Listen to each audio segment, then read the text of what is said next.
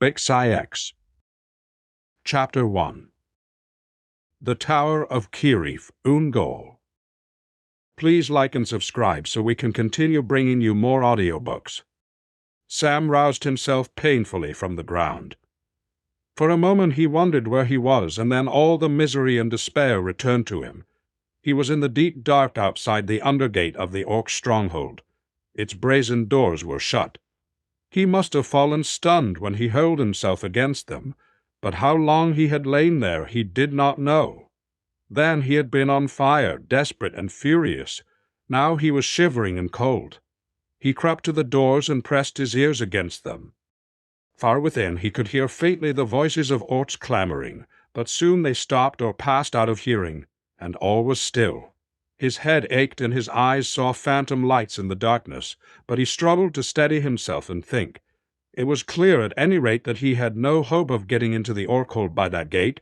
He might wait there for days before it was opened, and he could not wait. Time was desperately precious. He no longer had any doubt about his duty. He must rescue his master or perish. The perishing is more likely and will be a lot easier anyway, he said grimly to himself as he sheathed Sting and turned from the brazen doors.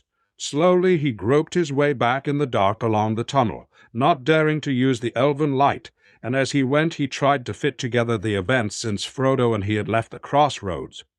He wondered what the time was. Somewhere between one day and the next, he supposed, but even of the days he had quite lost count. He was in a land of darkness where the world seemed, and where all who entered were forgotten too. "I wonder if they think of us at all," he said, "and what is happening to them all away there." He waved his hand vaguely in the air before him, but he was in fact now facing southwards as he came back to Shelob's tunnel, not west. Out westward in the world it was drawing to noon upon the 14th day of March in the Shire reckoning, and even now Aragorn was leading the Black Fleet from Pelargir, and Merry was riding with the Rohirrim down the Stonewain Valley, while in Minas Tirith flames were rising and Pippin watched the madness growing in. Yet amid all their cares and fear, the thoughts of their friends turned constantly to Frodo and Sam. They were not forgotten. But they were far beyond aid, and no thought could yet bring any help to Samwise Hamfast's son. He was utterly alone. He came back at last to the stone door of the Orc passage, and, still unable to discover the catch or bolt that held it, he scrambled over as before and dropped softly to the ground. Then he made his way stealthily to the outlet of Shelob's tunnel, where the rags of her great web were still blowing and swaying in the cold airs. For cold they seemed to Sam after the noisome darkness behind, but the breath of them revived him. He crept cautiously out. All was ominously quiet. The light was no more than that of dusk at a dark day's end. The vast vapors that arose in Mordor and went streaming westward passed low overhead, a great welter of cloud and smoke now lit again beneath with a sullen glow of red. Sam looked up towards the Orc Tower, and suddenly from its narrow windows lights stared out like small red eyes.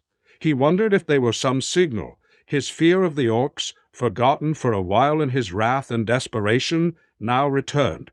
As far as he could see, there was only one possible course for him to take. He must go on and try to find the main entrance to the dreadful tower. But his knees felt weak, and he found that he was trembling. Bewraying into the jacks of a wab, he forced his unwilling feet to obey him, and slowly with all his earring styes the ways, and he forced his unwilling. He retraced his steps, past the place where Frodo fell, and still the stench of Shelob lingered, and then on and up, until he stood again in the very cleft where he had put on the ring and seen Shagrat's company go by. There he halted and sat down. For the moment he could drive himself no further. He felt that if once he went beyond the crown of the pass and took one step veritably down into the land of Mordor, that step would be irrevocable. He could never come back. Without any clear purpose, he drew out the ring and put it on again. Immediately he felt the great burden of its weight, and felt afresh, but now more strong and urgent than ever, the malice of the Eye of Mordor, searching, trying to pierce the shadows that it made for its own. For Sam found that his hearing was sharpened, but that to his sight the things of this world seemed thin and vague. The rocky walls of the path were pale, as if seen through a mist, but still at a distance he heard the bubbling of Shelob in her misery. And harsh and clear, and very close it seemed, he heard cries and the clash of metal. He sprang to his feet and pressed himself against the wall beside the road. He was glad of the ring, for here was yet another company of orcs on the march, or so it suddenly he realized that it was not so. He was glad of the ring, for here was yet another company of orcs. Sam shuddered and tried to force himself to move. There was plainly some devilry going on. Perhaps in spite of all orders the cruelty of the orcs had mastered them, and they were tormenting Frodo, or even savagely hacking him to pieces. He listened, and as he did so a gleam of hope came to him. There could not be much doubt. There was fighting in the tower. The orcs must be at war among themselves. Shagrat and Gorbeg had come to blows. Think as Wa Tim. There might a chance his love to his guest brought him. It was enough to rouse him. There might be just to brought him. Their pride allowed. He ran forward to the climbing path and over it. At once the road turned left and plunged deeply down. Sam had crossed into Mordor. He took off the ring, moved it may be by some deep premonition of danger, though to himself he thought only that he wished to see more clearly. "Better have a look at the worst," he muttered. "No good blundering about in a fog." Hard and cruel and bitter was the land that met his gaze. Before his feet, the highest ridge of the Afeldu fell steeply in great cliffs down into a dark trough, on the further side of which there rose another ridge, much lower, its edge notched and jagged with crags like fangs that stood out black against the red light behind them. It was the grim Morgai, the inner ring of the fences of the land.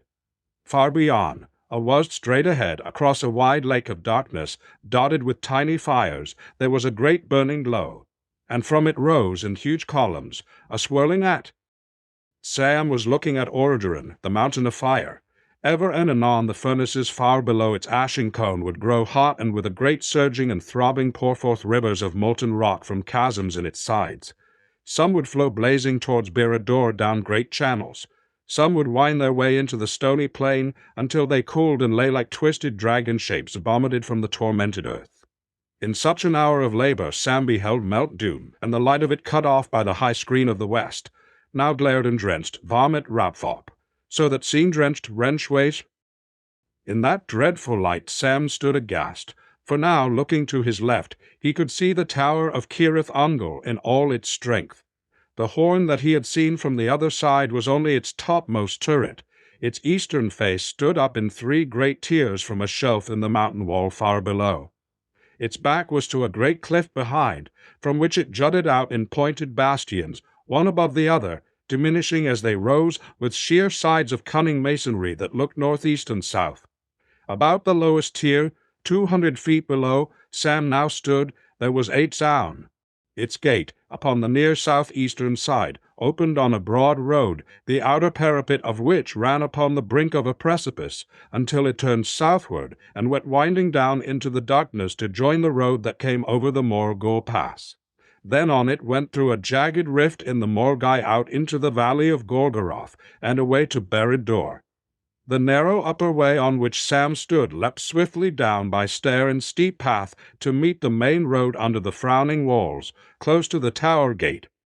As he gazed at it suddenly, Sam understood, almost with a shock, that this stronghold had been built not to keep enemies out of Mordor, but to keep them in. It was indeed one of the works of Gondor long ago, an eastern outpost of the defences of Ithilien, made when, after the last alliance, men of Western Essie kept watch on the evil land of Sauron, where his creatures still lurked. But as with Narcost and Carcost, the towers of the Teeth, so here too the vigilance had failed, and treachery had yielded up the tower to the Lord of the Ringwrits. Since his return to Mordor, Sauron had found it useful, for he had few servants but many slaves of fear, and still its chief purpose as of old was to prevent escape from Mordor.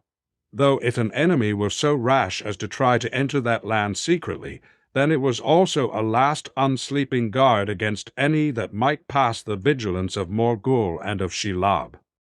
Only too clearly Sam saw how hopeless it would be for him to creep down under those many-eyed walls and pass the watchful gate.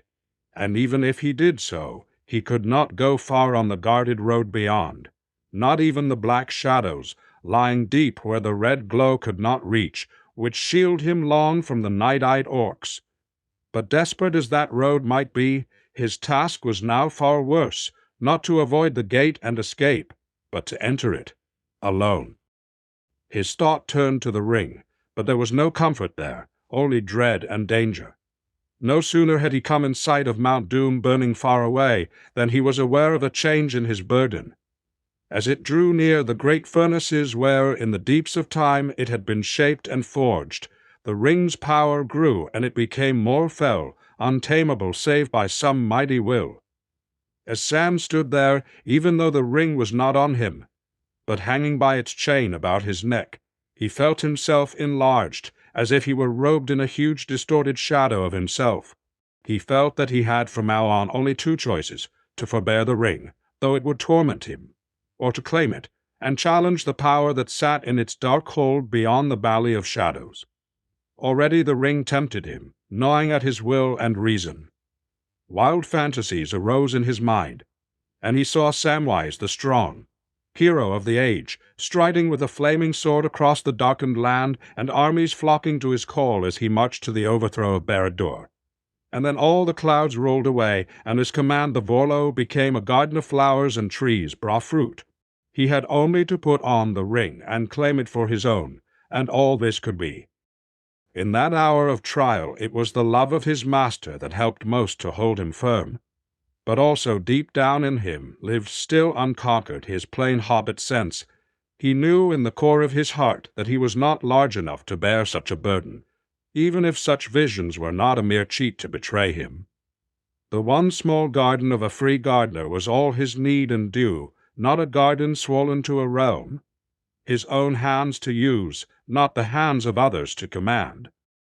And anyway, all these notions are only a trick, he said to himself. He'd spot me and cow me before I could so much as shout out.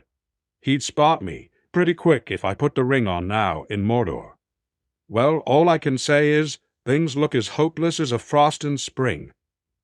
Just when being invisible would be really useful, I can't use the ring. And if ever I get any further, it's going to be nothing but a drag and a burden every step. So what's to be done?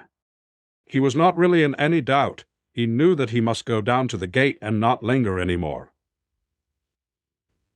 With a shrug of his shoulders, as if to shake off the shadow and dismiss the phantoms, he began slowly to descend.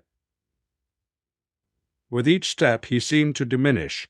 He had not gone far before he had shrunk again to a very small and frightened hobbit. He was now passing under the very walls of the tower, and the cries and sounds of fighting could be heard with his unaided ears. At the moment, the noise seemed to be coming from the court behind the outer wall. Sam was about halfway down the path when out of the dark gateway into the red glow there came two orcs running. They did not turn towards him. They were making for the main road, but even as they ran they stumbled and fell to the ground and lay still. Sam had seen no arrows, but he guessed that the orcs had been shot down by others on the battlements or hidden in the shadow of the gate. He went on, hugging the wall on his left.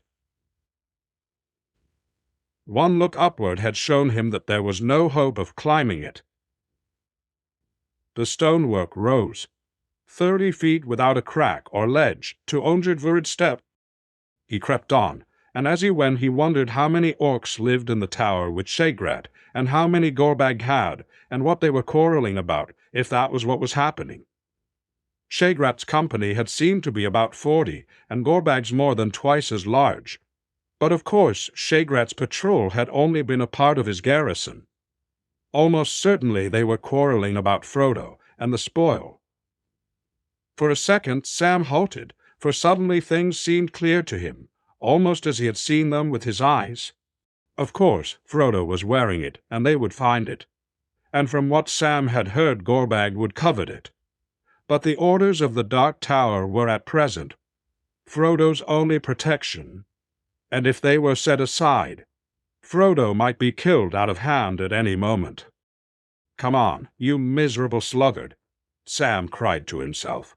Now for it. He drew Sting and ran towards the open gate, but just as he was about to pass under its great arch, he felt a shock, as if he had run into some web like Shelob's, only invisible. He could see no obstacle, but something too strong for his will to overcome barred the way. He looked about, and then within the shadow of the gate he saw the two watchers. They were like great figures seated upon thrones. Each had 3 joined bodies and 3 heads facing outward and inward and across the gateway.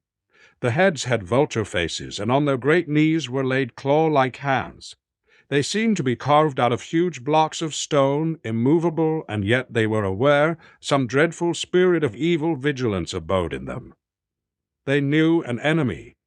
Visible or invisible, none could pass unheeded.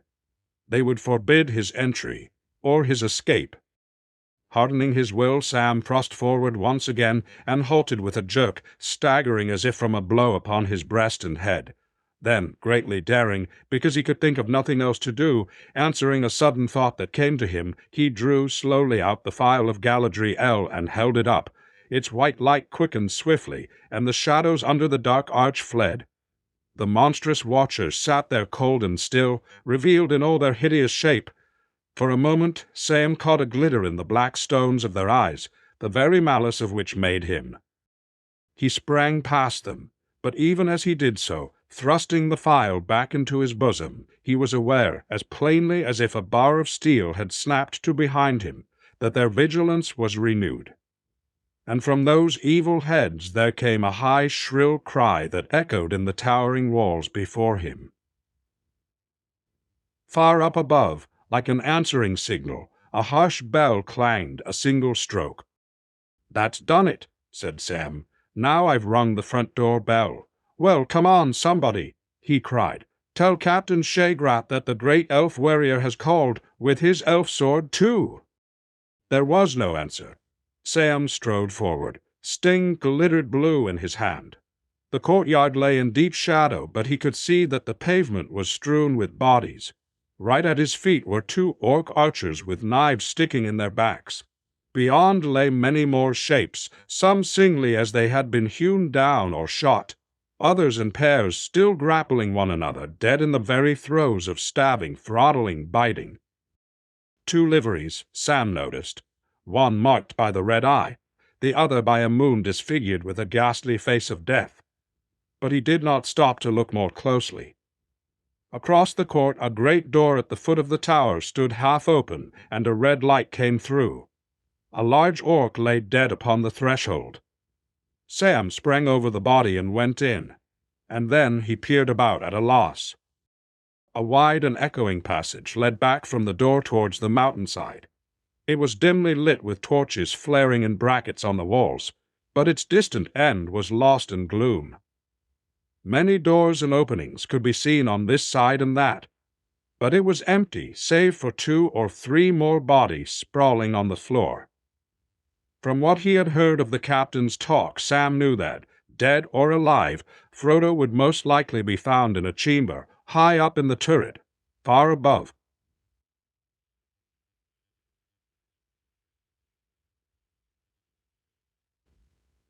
"A YEF-4? It'll be near the back, I guess," Sam muttered. "The whole tower climbs backwards like.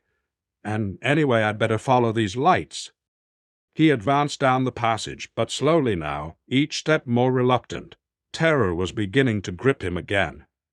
There was no sound save the rap of his feet, which seemed to grow to an echoing noise, like the slapping of great hands upon the stones.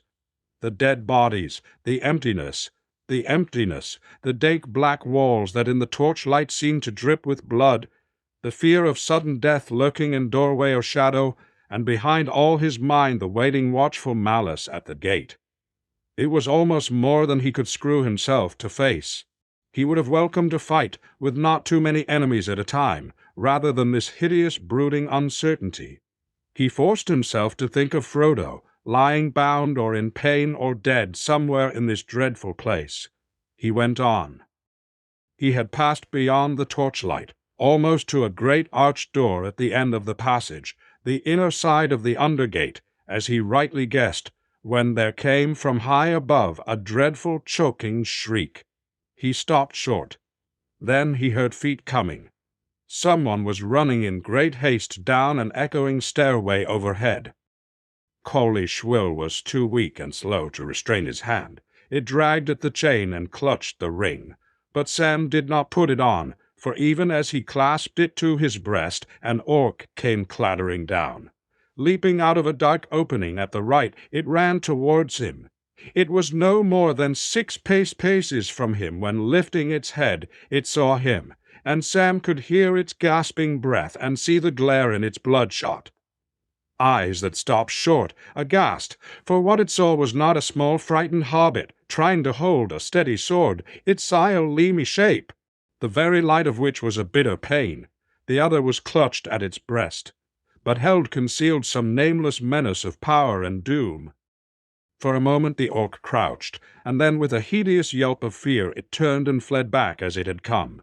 Never was any dog more heartened when its enemy turned tail than Sam at this unexpected flight. With a shout he gave chase. "Yes, the elf warrior is loose," he cried.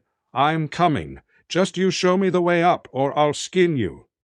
But the orc was in its own haunts, nimble and well-fed. Sam was a stranger, hungry and weary. The stairs were high and steep and winding. Sam's breath began to come in gasps. The orc had soon passed out of sight, and now only faintly could be heard the slapping of its feet as it went on and up. Every now and again it gave a yell, and the echo ran along the walls.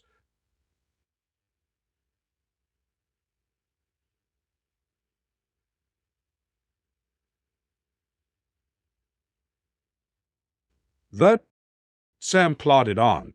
He felt that he was on the right road, and his spirits had risen a good deal. He thrust the ring away and tightened his belt. "Well, well," he said. "If only they all take such a dislike to me and my sting, this may turn out better than I hoped. And anyway, it looks as if Shagrat, Gorbag, and company have done nearly all my job for me. Except for that little frightened rat, I do believe there's nobody left alive in the place." And with that he stopped, brought up hard as if he had hit his head against the stone wall. The full meaning of what he had said struck him like a blow. Nobody left alive. Whose had been that horrible dying shriek? "Frodo! Frodo! Master!" he cried, half sobbing. "If they've killed you, what shall I do?" "Well, I'm coming at last, right to the top, to see what I must." Up he went. It was dark, save for an occasional torch flaring at a turn, or beside some opening that led into the higher levels of the tower. Sam tried to count the steps, but after 200 he lost his reckoning. He was moving quietly now, for he thought that he could hear the sound of voices talking, still some way above. More than one rat remained alive, it seemed. All at once, when he felt that he could pump out no more breath, nor force his knees to bend again, the stair ended. He stood still. The voices were now loud and near. Sam peered about. He had climbed right to the flat roof of the third and highest tier of the tower, an open space about 20 yards across, with a low parapet. There the stair was covered by a small domed chamber in the midst of the roof, with low doors facing east and west. Eastward, Sam could see the plain of Mordor, vast and dark below, and the burning mountain far away. A fresh turmoil was surging in its deep wells, and the rivers of fire blazed so fiercely that even at this distance of many miles, the light of them lit the tower top with a red glare. Westward, the view was blocked by the base of the great turret that stood at the back of this upper court and reared its horn high above the crest of the encircling hills. Light gleamed in a window slit. Its door was not 10 yards from where Sam stood. It was open but dark, and from just within its shadow the voices came. At first Sam did not listen. He took a pace out of the eastward door and looked about. At once he saw that up here the fighting had been fiercest. All the court was choked with dead orcs, or their severed and scattered heads and limbs. The place stank of death. A snarl followed by a blow and a cry sent him darting back into hiding. An orc voice rose in anger, and he knew it again at once, harsh, brutal, cold. It was Shagrat speaking, captain of the tower. "You won't go again, you say? Curse you, Snogga, you little maggot. If you think I'm so damaged that it's safe to flout me, you're mistaken. Come here, and I'll squeeze your eyes out, like I did to Radbug just now. And when some new lads come, I'll deal with you. I'll send you to Shelob." "They won't come. Not before you're dead anyway," answered Snogga surlily. "I've told you twice that Gorbag's swine got to the gate first, and none of ours got out. Lodoof and Musgash ran through, but they were shot. I saw it from a window, I tell you. And they were the last." "Then you must go. I must stay here anyway, but I'm hurt. The Black Pits take that filthy rebel Gorbag." Shagrat's voice trailed off into a string of foul names and curses. "I gave him better than I got, but he knifed me, the dung, before I throttled him. You must go, or I'll eat you. News must get through to Lugboo Roos, or we'll both be for the Black Pits. Yes, you too. You won't escape by skulking here." "I'm not going down those stairs again," growled Snagga.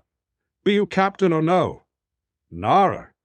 Keep your hands off your knife, or I'll put an arrow in your guts.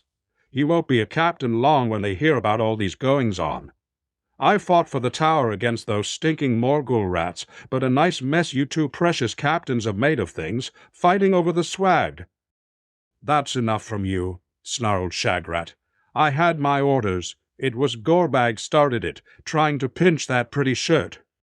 "Well, you put his back up, being so high and mighty. And he had more sense than you anyway.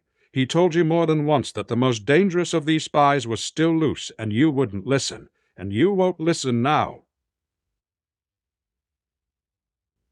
"Gorbag was right, I tell you. There's a great fighter about, one of those bloody-handed elves, or one of the filthy Tarks. He's coming here, I tell you." "You heard the bell. He's got past the watchers, and that's Tart's work." "He's coming here, I tell you."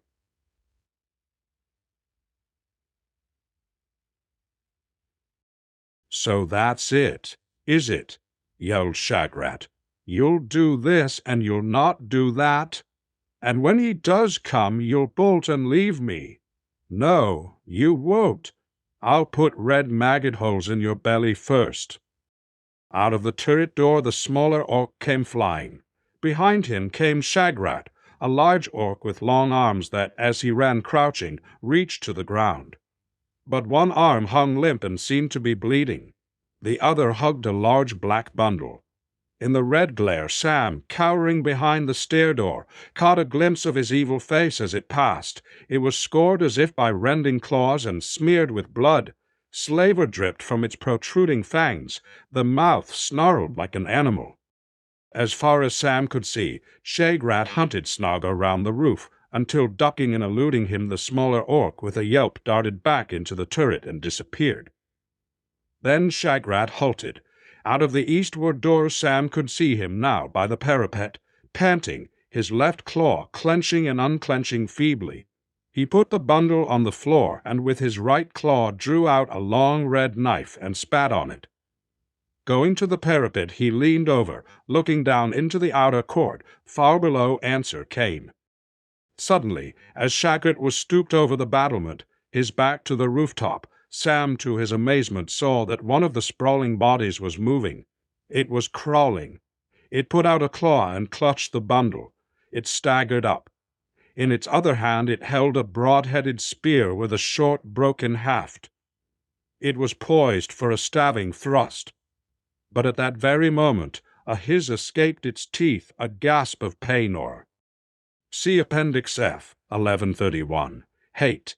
Quick as a snake, Shagrat slipped aside, twisted round, and drove his knife into his enemy's throat.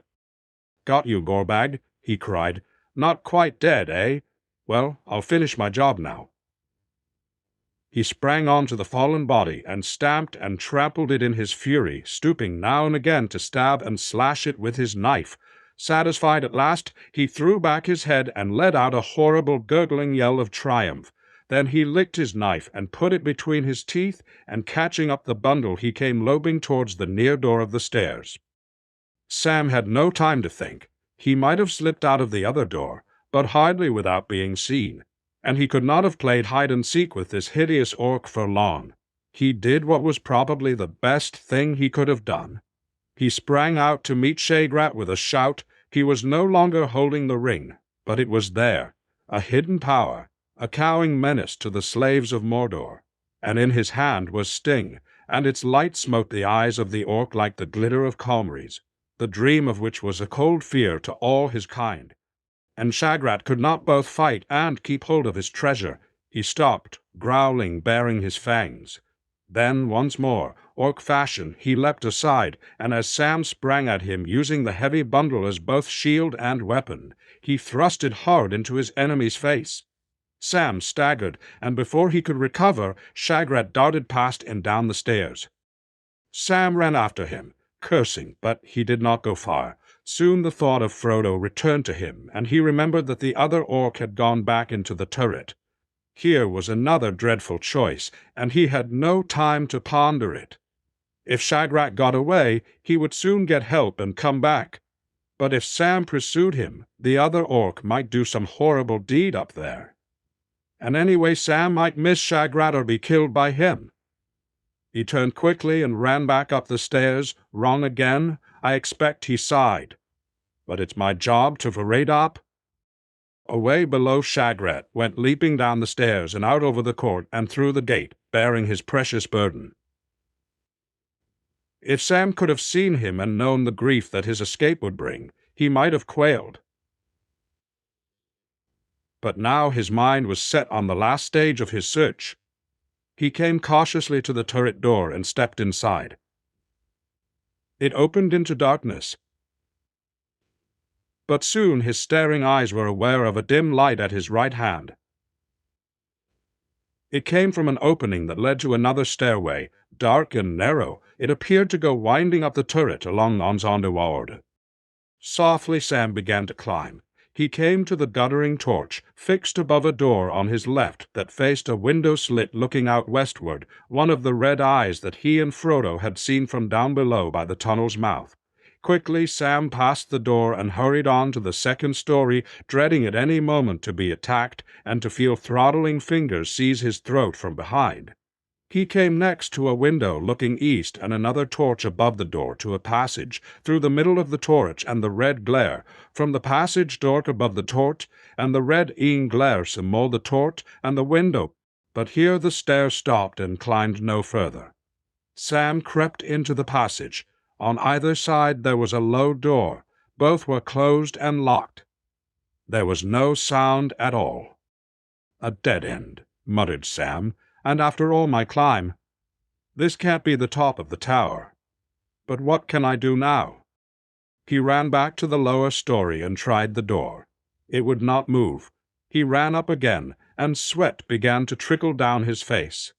He felt that even minutes were precious, but one by one they escaped, and he could do nothing. He cared no longer for Shagrat or Snaga or any other orc that was ever spawned. He longed only for his master, for one sight of his face or one touch of his hand. At last, weary and feeling finally defeated, he sat on a step below the level of the passage floor and bowed his head into his hands. It was quiet, horribly quiet. The torch, that was already burning low when he arrived, sputtered and went out, and he felt the darkness cover him like a tide. And then softly, to his own surprise, there at the vain end of his long journey and his grief, moved by what thought in his heart he could not tell, Sam began to sing. His voice sounded thin and quavering in the cold dark tower, the voice of a forlorn and weary hobbit that no listening orc could possibly mistake for the clear song of an elven lord. He murmured old childish tunes out of the Shire, and snatches of Mr. Bilbo's rhymes that came into his mind like fleeting glimpses of the country of his home. And then suddenly new strength rose in him, and his voice rang out, while words of his own came unbidden to fit the simple tune. In western lands, beneath the sun, the flowers may rise in spring, the trees may bud, the waters run, the merry finches sing, or there may be 'tis cloudless night, and swaying beeches bare, the elven stars as jewels, white, amid their branching hair. Though here at journey's end I lie, in darkness buried deep, beyond all towers, strong and high, beyond all mountains steep, above all shadows rides the sun, and stars forever dwell, I will not say the day is done, nor bid the stars farewell. Beyond all towers, strong and high, he began again, and then he stopped short. He thought that he had heard a faint voice answering him, but now he could hear nothing. Yes, he could hear something, but not a voice. Footsteps were approaching. Now a door was being opened quietly in the passage above. The hinges creaked. Sam crouched down, listening. The door closed with a dull thud, and then a snarling orc voice rang out. "Hola! You up there, you dunghill rat! Stop your squeaking, or I'll come and deal with you." "You hear?" There was no answer. "All right," growled Snogga, "but I'll come and have a look at you, all the same, and see what you're up to." The hinges creaked again, and Sam, now peering over the corner of the passage threshold, saw a flicker of light in an open doorway, and the dim shape of an orc coming out. He seemed to be carrying a ladder. Suddenly the answer dawned on Sam. The topmost chamber was reached by a trap door in the roof of the passage. Snogga thrust the ladder upwards, steadied it, and then clambered out of sight. Sam heard a bolt drawn back. Then he heard the hideous voice speaking again. "You lie quiet, or you'll pay for it. You've not got long to live in peace, I guess. But if you don't want the fun to begin right now, keep your trap shut, see? There's a reminder for you." There was a sound like the crack of a whip. At that rage blazed in Sam's heart to a sudden fury. He sprang up, ran, and went up the ladder like a cat. His head came out in the middle of the floor of a large round chamber. A red lamp hung from its roof. The westward window slit was high and dark. Something was lying on the floor by the wall under the window, but over it a black orc shape was straddled. It raised a whip a second time, but the blow never fell. With a cry, Sam leapt across the floor, sting in hand. The orc wheeled round, but before it could make a move, Sam slashed its whip hand from its arm. Howling with pain and fear, but desperate, the orc charged head down at him. Sam's next blow went wide, and thrown off his balance, he fell backwards, clutching at the orc as it stumbled over him. Before he could scramble up, he heard a cry and a thud. The orc in scramble up, he heard a cry and a thud. The orc in its wild haste had tripped on the ladder head and fallen through the open trap door. Sam gave no more thought to it. He was naked, lying as if in a swoon on a heap of filthy rags. His arm was flung up, shielding his head, and across his side there ran an ugly whip-wheel. "Frodo! Mr. Frodo, my dear!" cried Sam, tears almost blinding him. "It's Sam! I've come!" He half lifted his master and hugged him to his breast. Frodo opened his eyes. "Am I still dreaming?" he muttered. "But the other dreams were horrible." "You're not dreaming at all, master," said Sam. "It's real. It's me. I've come." "I can hardly believe it," said Frodo, clutching him.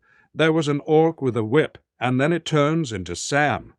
Then I wasn't dreaming after all when I heard that singing down below, and I tried to answer. Was it you?" "It was indeed, Mr. Frodo. I'd given up hope almost. I couldn't find you." "Well, you have now, Sam, dear Sam," said Frodo, and he lay back in Sam's gentle arms, closing his eyes like a child at rest when night fears are driven away by some loved voice or hand. Sam felt that he could sit like that in endless happiness, but it was not allowed. It was not enough for him to find his master. He had still to try and save him. He kissed Frodo's forehead. "Come, wake up, Mr. Frodo," he said, trying to sound as cheerful as he had when he drew back the curtains at Bag End on a summer's morning. Frodo sighed and sat up. "Where are we? How did I get here?" he asked. "There's no time for tales till we get somewhere else, Mr. Frodo," said Sam. "But you're in the top of that tower you and me saw from away down by the tunnel before the orcs got you. How long ago that was?" "I don't know. More than a day, I guess." "Only that?" said Frodo. "It seems weeks. You must tell me all about it if we get a chance. Something hit me, didn't it? And I fell into darkness and foul dreams and woke and found that waking was worse. Orcs were all round me. I think they had just been pouring some horrible burning drink down my throat. My head grew clear, but I was aching and weary. They stripped me of everything, and then two great brutes came and questioned me until I thought I should go mad, gloating fingering." "You won't if you talk about them, Mr. Frodo," said Sam. "And if we don't want to see them again, the sooner we get going the better. Can you walk?" "Yes, I can walk," said Frodo, getting up slowly. "I am not hurt, Sam. Only I feel very tired, and I've a pain here." He put his hand to the back of his neck above his left shoulder. He stood up, and it looked to Sam as if he was clothed in flame. His naked skin was scarlet in the light of the lamp above. Twice he paced across the floor. "That's better," he said, his spirits rising a little. "I didn't dare to move when I was left alone, or one of the guards came. Until the yelling and fighting began. The two big brutes, they quarreled, I think. Over me and my things. I lay here terrified. And then all went deadly quiet. And that was worse." "Yes, they quarreled, seemingly," said Sam. "There must have been a couple of hundred of the dirty creatures in this place.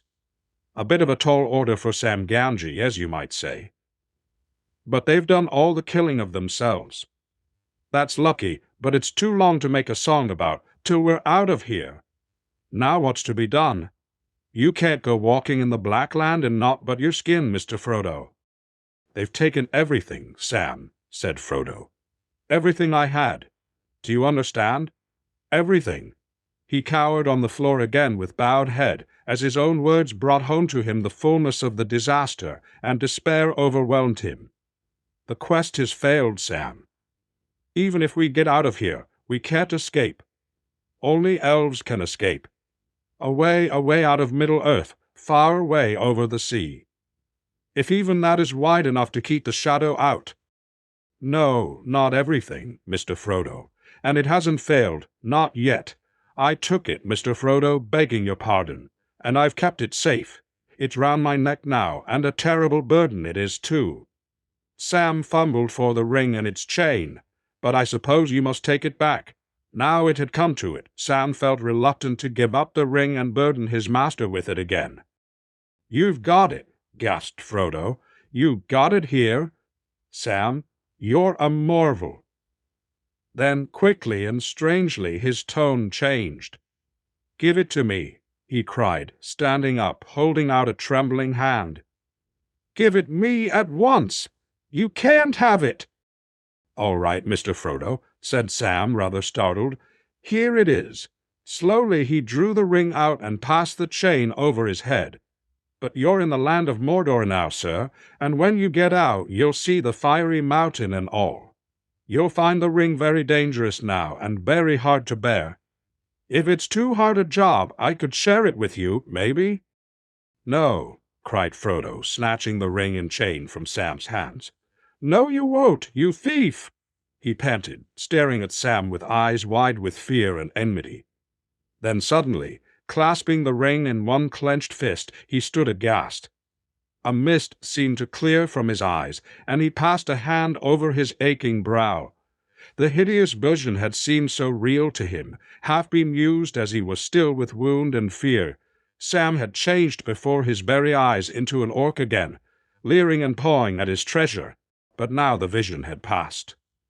There was Sam kneeling before him, his face wrung with pain, as if he had been stabbed in the heart. Tears welled from his eyes. "Oh, Sam!" cried Frodo. "What have I said? What have I done? Forgive me. After all you have done, it is the horrible power of the ring. I wish it had never, never been found. But don't mind me, Sam. I must carry the burden to the end. It can't be altered. You can't come between me and this doom." "That's all right, Mr. Frodo," said Sam, rubbing his sleeve across his eyes. "I understand, but I can still help, can't I? I've got to get you out of here. At once, see. But first you want some clothes and gear, and then some food. The clothes will be the easiest part. As we're in Mordor, we'd best dress up Mordor fashion, and anyway there isn't no choice. It'll have to be orc stuff for you, Mr. Frodo, I'm afraid. And for me. If we go together, we'd best match." Sam unclasped his grey cloak and cast it about Frodo's shoulders. Then, unslinging his pack, he laid it on the floor. He drew Sting from its sheath.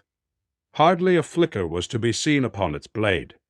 "I was forgetting this, Mr. Frodo," he said. "No, they didn't get everything. You lent me Sting, if you remember, and the lady's glass. I've got them both still, but lend them to me a little longer, Mr. Frodo. I must go and I confide. You stay here, walk about a bit in ease. You stay here, walk about a var." "Take care, Sam," said Frodo, "and be quick. There may be orcs still alive, lurking in wait." "I've got to chance it," said Sam. He stepped to the trapdoor and slipped down the ladder. In a minute his head reappeared. He threw a long knife on the floor. "There's something that might be useful," he said. "He's dead, the one that whipped you. Broke his neck, it seems, in his hurry.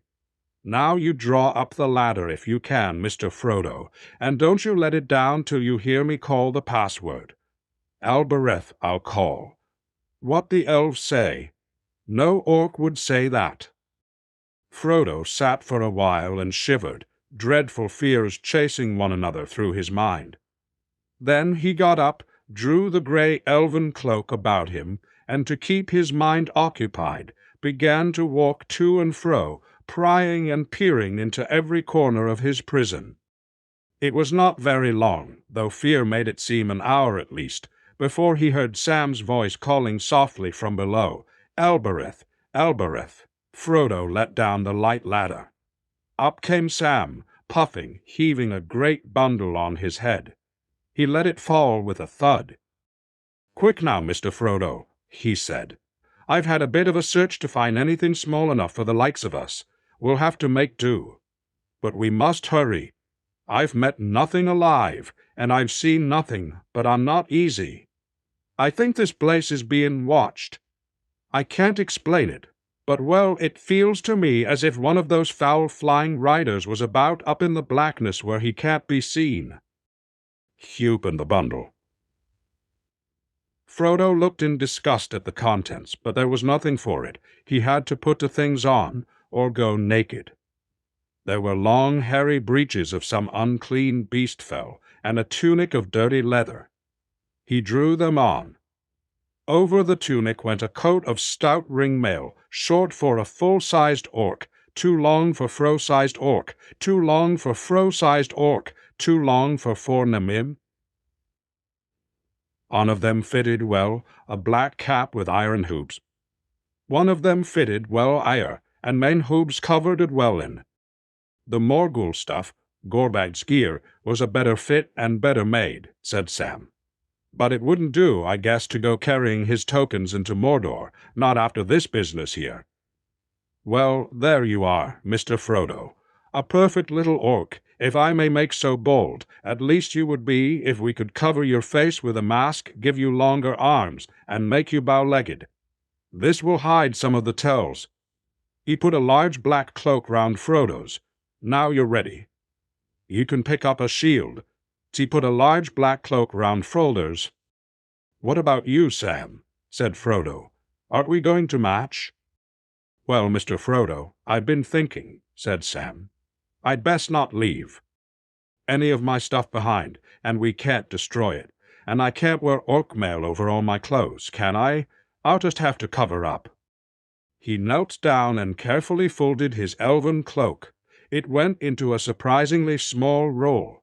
This he put into his pack that lay on the floor. Standing up, he slung it behind his back, put an orc helm on his head, and cast another black cloak about his shoulders. "There," he said. "Now we match, near enough, and now we must be off." "I can't go all the way at a run, Sam," said Frodo with a wry smile. "I hope you've made inquiries about inns along the road? Or have you forgotten about food and drink?" "Save me, but so I had," said Sam. He whistled in dismay. "Bless me, Mr. Frodo, but you gone and made me that hungry and thirsty. I don't know when drop or morsel last passed my lips. I've forgotten it, trying to find you. But let me think. Last time I looked I'd got about enough of that whey bread, and of what Captain Faramir gave us, to keep me on my legs for a couple of weeks at a pinch. But if there's a drop left in my bottle, there's no more. That's not going to muff for two, don't they, Jorobort?" "No, they eat and drink, Sam. The shadow that bred them can only mock. It cannot make, not real new things of its own. I don't think it gave life to the orcs. It only ruined them and twisted them. And if they are to live at all, they have to live like other living creatures. Foul waters and foul meats they'll take if they can get no better, but not poison. They've fed me, and so I'm better off than you. There must be food and water somewhere in this place. But there's no time to look for them," said Sam. "Well, things are a bit better than you think," said Frodo. "I have had a bit of luck while you were away. Indeed, they did not take everything. I found my food bag among some rags on the floor. They've rummaged it, of course. But I guess they dislike the very look and smell of the limbers worse than Gollum did. It's scattered about, and some of it is trampled and broken, but I've gathered it together. It's not far short of what you've got. But they've taken Faramir's food, and they've slashed up my water bottle." "Well, there's no more to be said," said Sam. "We've got enough to start on. But the water's going to be a bad business. But come, Mr. Frodo. Off we go, or a whole lake of it won't do us any good." "Not till you've had a mouthful, Sam," said Frodo. "I won't budge. Here, take this elven cake, and drink that last drop in your bottle. The whole thing is quite hopeless, so it's no good worrying about tomorrow. It probably won't come." At last they started. Down the ladder they climbed, and then Sam took it and laid it in the passage beside the huddled body of the fallen orc. The stair was dark, but on the rooftop the glare of the mountain could still be seen, though it was dying down now to a sullen red. They picked up 2 shields to complete their disguise, and then went on. Down the great stairway they plodded. The high chamber of the turret behind, where they had met again, seemed almost homely. They were out in the open again now, and terror ran along the walls. All might be dead in the tower of Cirith Ywengol, but it was steeped in fear and evil still. At length they came to the door upon the outer court, and they halted. Even from where they stood they felt the malice of the watchers beating on them. Black silent shapes on either side of the gate through which the glare of Mordor dimly showed. As they threaded their way among the hideous bodies of the orcs, each step became more difficult. Before they even reached the archway, they were brought to a stand. To move an inch further was a pain and weariness to will and limb. Frodo had no strength for such a battle. He sank to the ground. "I can't go on, Sam," he murmured. "I'm going to faint. I don't know what's come over me." "I do, Mr. Frodo. Hold up now. It's the gate. There's some devilry there. But I got through, and I'm going to get out. It can't be more dangerous than before. Now for it." Sam drew out the elven glass of Galadriel again, as if to do honor to his hardihood, and to grace with splendor his faithful brown hobbit hand that had done such deeds, the fire blazed forth suddenly, so that all the shadowy court was lit with a dazzling radiance like lightning. But it remained steady and did not pass. "Gilthoniel a Elbereth," Sam cried, for, why he did not know, his thought sprang back suddenly to the elves in the Shire and the song that drove away the Black Rider in the trees. "Aya Elenyon, and Kalema," cried Frodo once again behind him. The will of the watchers was broken with a suddenness like the snapping of a cord, and Frodo and Sam stumbled forward. Then they ran, through the gate and past the great seated figures with their glittering eyes. There was a crack. The keystone of the arch crashed almost on their heels, and the wall above crumbled and fell in ruin. Only by a hair did they escape. A bell clanged, and from the watchers there went up a high and dreadful wail. Far up above in the darkness it was answered. Out of the black sky there came dropping like a bolt a winged shape, rending the clouds with the ghastly. Chapter 2. The Land of Sado. Sam had just wits enough left to thrust the phial back into his breast. "Run, Mr. Frodo," he cried. "No, not that way. There's a sheer drop over the wall. Follow me." Down the road from the gate they fled. In 50 paces, with a swift bend round a jutting bastion of the cliff, it took them out of sight from the tower. They had escaped for the moment. Cowering back against the rock, they drew breath, and then they clutched at their hearts.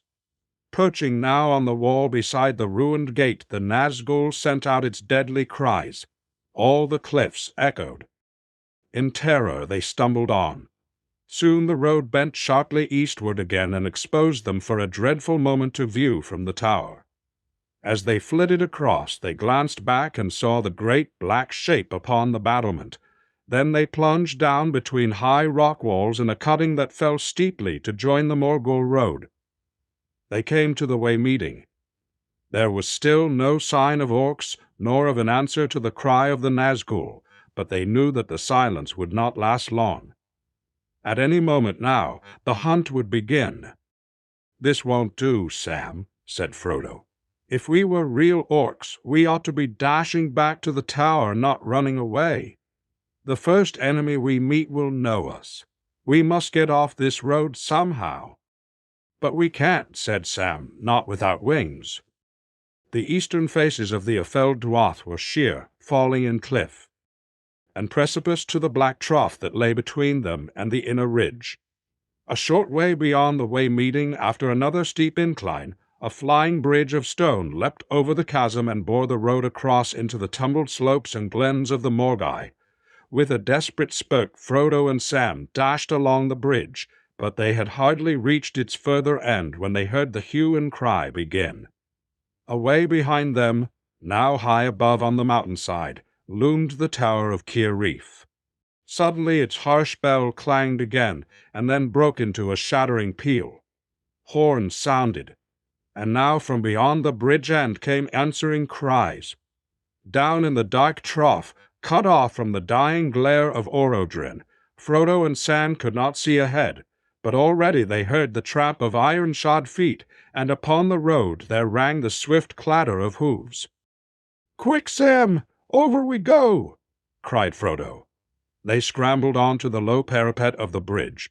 Fortunately, there was no longer any dreadful drop into the gulf, for the slopes of the Morgai had already risen almost to the level of the road. But it was too dark for them to guess the depth of the fall. "Well, here goes, Mr. Frodo," said Sam. "Goodbye." He let go. Frodo followed, and even as they fell, they heard the rush of horsemen sweeping over the bridge and the rattle of orc feet running up behind. But Sam would have laughed if he had dared. Half fearing a breaking plunge down onto unseen rocks, the hobbits landed, in a drop of no more than a dozen feet, with a thud and a crunch into the last thing that they had expected, a tangle of thorny bushes. There Sam lay still, softly sucking a scratched hand. When the sound of hoof and foot had passed, he ventured a whisper. "Bless me, Mr. Frodo." But I didn't know as anything grew in Mordor. But if I had known, this is just what I'd have looked for. These thorns must be a foot long by the feel of them. They've stuck through everything I've got on. Wish I'd put that mail shirt on." "Orc mail doesn't keep these thorns out," said Frodo. "Not even a leather jerkin is any good." They had a struggle to get out of the thicket. The thorns and briars were as tough as wire and as clinging as claws. Their cloaks were rent and tattered before they broke free at last. "Now down we go, Sam," Frodo whispered. "Down into the valley, quick, and then turn northward as soon as ever we can." Day was coming again in the world outside, and far beyond the glooms of Mordor the sun was climbing over the eastern rim of Middle-earth, but here all was still dark as night. The mountain smoldered and its fires went out. The glare faded from the cliffs. The easterly wind that had been blowing ever since they left Ithilien now seemed dead. Slowly and painfully they clambered down, groping, stumbling among rock and briar and dead wood, in the blind shadows, down and down until they could go no further and dead wood in the blind shadows. At length they stopped, and sat side by side, their backs against a boulder. Both were sweating. "If Shagrid himself was to offer me a glass of water, I'd shake his hand," said Sam. "Don't say such things," said Frodo. "It only makes it worse." Then he stretched himself out, dizzy and weary, and he spoke no more for a while. At last, with a struggle, he got up again. To his amazement, he found that Sam was asleep. "Wake up, Sam," he said. "Come on. It's time we made another effort." Sam scrambled to his feet. "Well, I never," he said. "I must have dropped off. It's a long time, Mr. Frodo, since I had a proper sleep, and my eyes just closed down on their own." Frodo now led the way, northward, as near as he could guess, among the stones and boulders lying thick at the bottom of the great ravine. But presently he stopped again. "It's no good, Sam," he said. "I can't manage it. This mail shirt, I mean. Not in my present state. Even my mithril coat seemed heavy when I was tired. This is far heavier. And what's the use of it? We shan't win through by fighting." "But we may have some to do," said Sam. "And there's knives and stray arrows. That golem isn't dead, for one thing. I don't like to think of you with naught but a bit of leather between you and a stab in the dark." "Look here, Sam, dear lad," said Frodo. "I am tired, weary. I haven't a hope left. But I have to go on trying to get to the mountain, as long as I can move. The ring is enough. This extra weight is killing me. It must go. But don't think I'm ungrateful. I hate to think of the foul work you must have had among the bodies to find it for me. Don't talk about it, Mr. Frodo. Bless you. I'd carry you on my back if I could. Let it go, then." Frodo laid aside his cloak and took off the orc mail and flung it away. He shivered a little. "What I really need is something warm," he said. "It's gone cold, or else I've caught a chill." "You can have my cloak, Mr. Frodo," said Sam.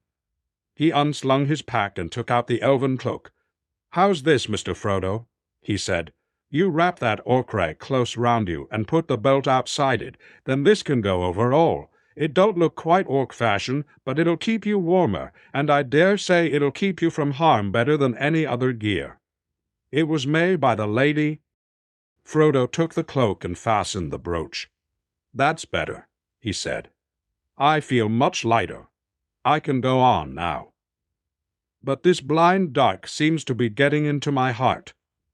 As I lay in prison, Sam, I tried to remember the Brandywine and Woody End and the water running through the mill at Hobbiton. But I can't see them now." "There now, Mr. Frodo, it's you that's talking of water this time," said Sam. "If only the lady could see us or hear us, I'd say to her, 'Your ladyship, all we want is light and water, just clean water and plain daylight, better than any jewels, begging your pardon.' But it's a long way to Lorien." Sam sighed and waved his hand towards the heights of the Ephel Duath. now only to be guessed as a deeper blackness against the black sky. They started off again. They had not gone far when Frodo paused. "There's a black rider over us," he said. "I can feel it. We had better keep still for a while." Crouched under a great boulder, they sat facing back westward, and did not speak for some time. Then Frodo breathed a sigh of relief. "It's past," he said. They stood up, and then they both stared in wonder.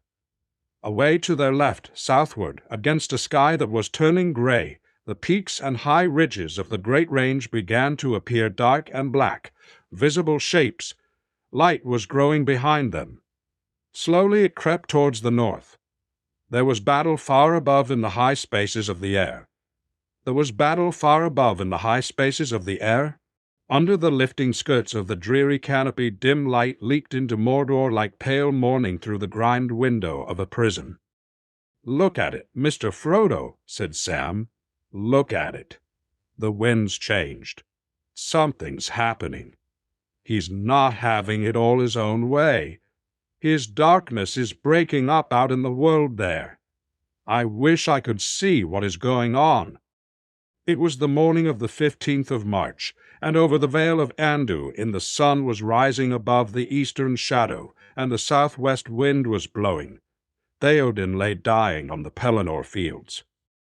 As Frodo and Sam stood and gazed, the rim of light spread all along the line of the Ephel Duath, and then they saw a shape moving at a great speed out of the west, at first only a black speck against the glimmering strip above the mountain-tops, but growing until it plunged like a bolt into the dark canopy and passed high above them. As it went, it sent out a long, shrill cry. The voice of a Nazgûl ill tidings for the Dark Tower. The Lord of the Ring waits had met, ill tidings for the Dark Tower. The Lord of the Ring waits had Dune. "What did I tell you? Something's happening," cried Sam. "The war's going well," said Shagrat, "but Gorbag he wasn't so sure, and he was right there too. Things are looking up, Mr. Frodo. Haven't you got some hope now?" "Well, no, not much, Sam," Frodo sighed. "That's away beyond the mountains. We're going east, not west, and I'm so tired, and the ring is so heavy, Sam, and I begin to see it in my mind all the time, like a great wheel of fire." Sam's quick spirit sank again at once. He looked at his master anxiously, and he took his hand. "Come, Mr. Frodo," he said. "I've got one thing I wanted, a bit of light, enough to help us, and yet I guess it's dangerous too. Try a bit further, and then we'll lie close and have a rest.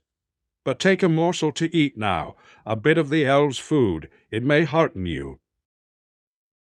Sharing a wafer of lembas, and munching it as best they could with their parched mouths, Frodo and Sam plodded on.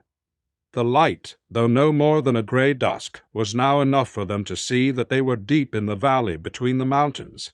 It sloped up gently northward, and at its bottom went the bed of a now dry and withered stream.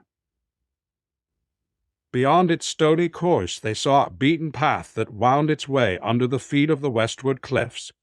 Had they known, they could have reached it quicker, for it was a track that left the main Morgult at the western bridge and went down. It was used by patrols or by messengers going swiftly to lesser posts and strongholds north away, between Cirith Ûangul and the narrows of Isenmouth, the iron jaws of Currach Angren. It was perilous for the hobbits to use such a path, but they needed speed, and Frodo felt that he could not face the toil of scrambling among the boulders or in the trackless glens of the Morgai. And he judged that northward was, maybe, the way that their hunters would least expect them to take. The road east to the plain, or the pass back westward, those they would first search most thoroughly. Only when he was well north of the tower did he mean to turn and seek for some way to take him east on the last desperate stage of his journey. So now they crossed the stony bed and took to the Orc path, and for some time they marched along it. The cliffs at their left were overhung, and they could not be seen from above. But the path made many bends, and at each bend they gripped their sword hilts and went forward cautiously. The light grew no stronger, for Orodruin was still belching forth a great fume that, beaten upwards by the opposing airs, mounted higher and higher until it reached a region above the wind, and spread in an immeasurable roof, whose central pillar rose out of the shadows beyond their view. They had trudged for more than an hour when they heard a sound that brought them to a halt. Unbelievable, but unmistakable. Water trickling out of a gully on the left, so sharp and narrow that it looked as if the black cliff had been cloving. Last water came down.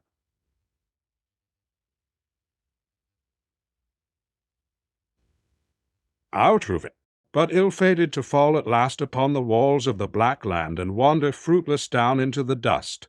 Here it came out of the rock in a little falling streamlet, and flowed across the path, and turning south ran away swiftly to be lost among the dead stones.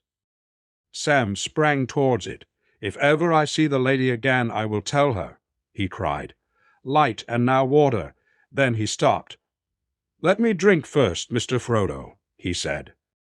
"All right, but there's room enough for two." "I didn't mean that," said Sam. "I mean if it's poisonous, or some thing that will show its badness quick. Well, better me than you, master, if you understand me." "I do, but I think we'll trust our luck together, Sam, or our blessing. Still, be careful now if it's very cold." The water was cool but not icy, and it had an unpleasant taste, at once bitter and oily, or so they would have said at home. Here it seemed beyond all praise, and beyond fear or prudence. They drank their fill, and Sam replenished his water bottle. After that, Frodo felt easier, and they went on for several miles, until the broadening of the road and the beginnings of a rough wall along its edge warned them that they were drawing near to another orkhold. "This is where we turn aside, Sam," said Frodo, "and we must turn east." He sighed as he looked at the gloomy ridges across the valley. "I have just about enough strength left to find some hole away up there, and then I must rest a little." The riverbed was now some way below the path. They scrambled down to it and began to cross it. To their surprise, they came upon dark pools fed by threads of water trickling down from some source higher up the valley. Upon its outer marges, under the westward mountains, Mordor was a dying land. But it was not yet dead. And here things still grew, harsh, twisted, bitter, struggling for life. In the glens of the Morgai on the other side of the valley, low scrub and coarse gray grass stalks fought with stones. Some had long stabbing thorns, some hooked barbs that rent like knives. The sullen, shriveled leaves of a past year hung on them, grating and rattling in the sad airs, but their maggot-ridden buds were only just opening. Flies, dun or gray or black, marked like orcs with a red eye-shaped blotch, buzzed and stung, and above the briar thickets clouds of hungry midges danced and reeled. "Orc ear's no good," said Sam, waving his arms. "I wish I'd got an orc's hide." At last Frodo could go no further. They had climbed up a narrow shelving ravine, but they still had a long way to go before they could even come in sight of the last craggy ridge. "I must rest now, Sam, and sleep if I can," said Frodo. He looked about, but there seemed nowhere even for an animal to crawl into in this dismal country. At length, tired out, they slunk under a curtain of brambles that hung down like a mat over a low rock face.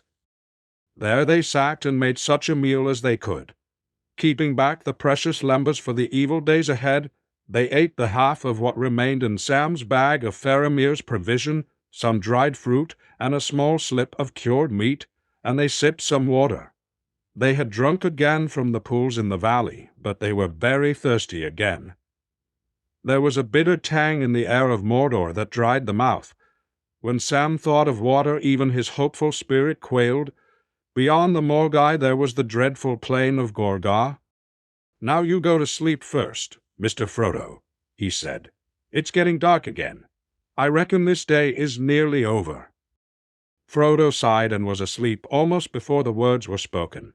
Sam struggled with his own weariness, and he took Frodo's hand, and there he sat silent till deep night fell. Then at last, to keep himself awake, he crawled from the hiding-place and looked out. The land seemed full of creaking and cracking and sly noises, but there was no sound of voice or of foot. Far above the fell dew ath in the west the night sky was still dim and pale. There, peeping among the cloud above, or dark tor high up in the wounds, Sam saw a twinkle for a while. The beauty of it smote his heart as he looked up out of the forsaken land, and hope returned to him. For like a shaft, clear and cold, the thought pierced him that in the end the shadow was only a small and passing thing. There was light and high beauty forever beyond its reach. His song in the tower had been defiance rather than hope, for then he was thinking of himself. Now, for a moment, his own fate, and even his master's, ceased to trouble him. He crawled back into the brambles and laid himself. On putting away all fear, passed into a deep, untroubled sleep. They woke together hand in hand. Sam was almost fresh, ready for another day, but Frodo sighed. His sleep had been uneasy, full of dreams of fire, and waking brought him no comfort. Still his sleep had not been without all healing virtue. He was stronger, more able to bear his burden one stage further. They did not know the time, nor how long they had slept, but after a morsel of food and a sip of water, they went on up the ravine, until it ended in a sharp slope of screes and sliding stones. There the last living things gave up their struggle.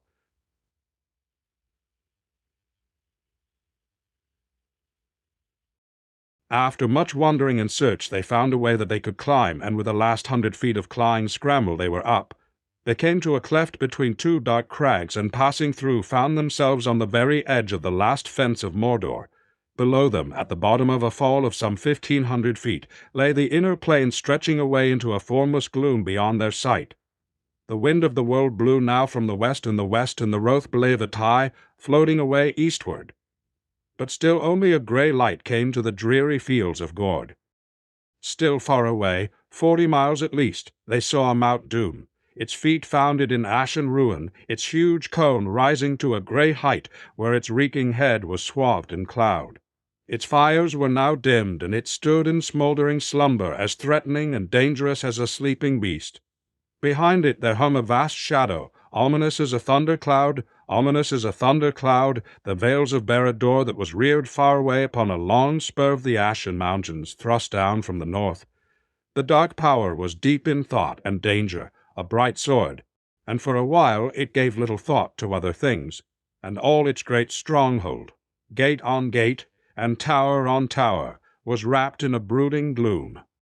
Frodo and Sam gazed out in mingled loathing and wonder on this hateful land. Between them and the smoking mountain, and about it north and south, all seemed ruinous and dead, a desert burned and choked. They wondered how the lord of this realm maintained and fed his slaves and his armies. Yet armies he had, as far as their eyes could reach, along the skirts of the Morgai and away southward. There were camps, some of tents, some ordered like small towns. One of the largest of these was right below them, barely a mile out into the plain. About it the ground was busy with folk going to and fro. A wide road ran from it southeast to join the Morgul Way, and along it many lines of small black shapes were hurrying. "I don't like the look of things at all," said Sam. "Pretty hopeless, I call it. Saving that where there's such a lot of folk there must be wells or water, not to mention food. And these are men, not orcs, or my eyes are all wrong."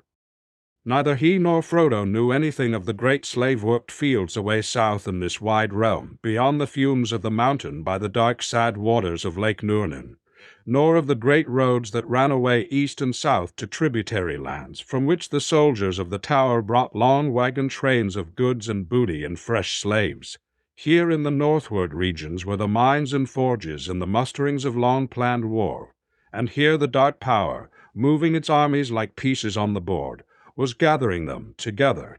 Its first moves, the first feelers of its strength, had been checked upon its western line, southward and northward. For the moment it withdrew them, and brought up new forces. massing them about Cirith Gorgor for an avenging stroke, and if it had also been its purpose to defend the mountain against all approach, it could scarcely have done more.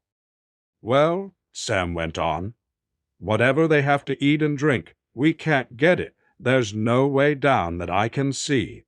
And we couldn't cross all that open country crawling with enemies, even if we did get down.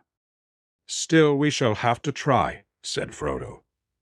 It's no worse than I expected. I never hoped to get across. I can't see any hope of it now. But I've still got to do the best I can.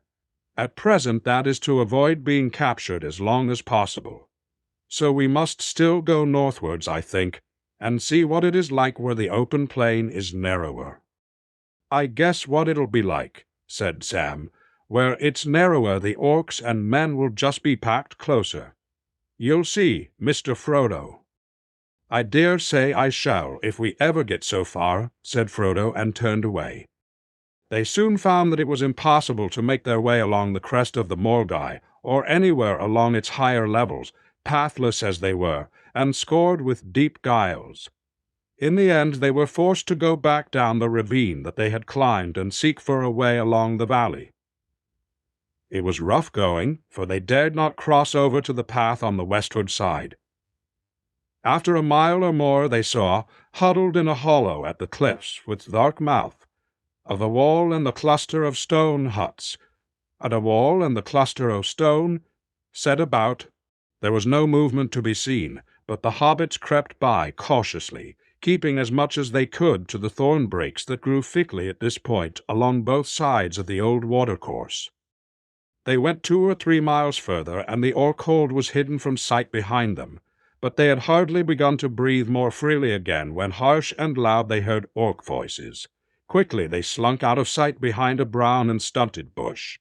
The voices drew nearer. Presently 2 orcs came into view. One was clad in ragged brown and was armed with a bow of horn. It was of a small breed, black-skinned with wide and ragged brown, and was armed with a bow of horn. It was of a small breed, light-skinned with wide and snuffling nostrils, evidently.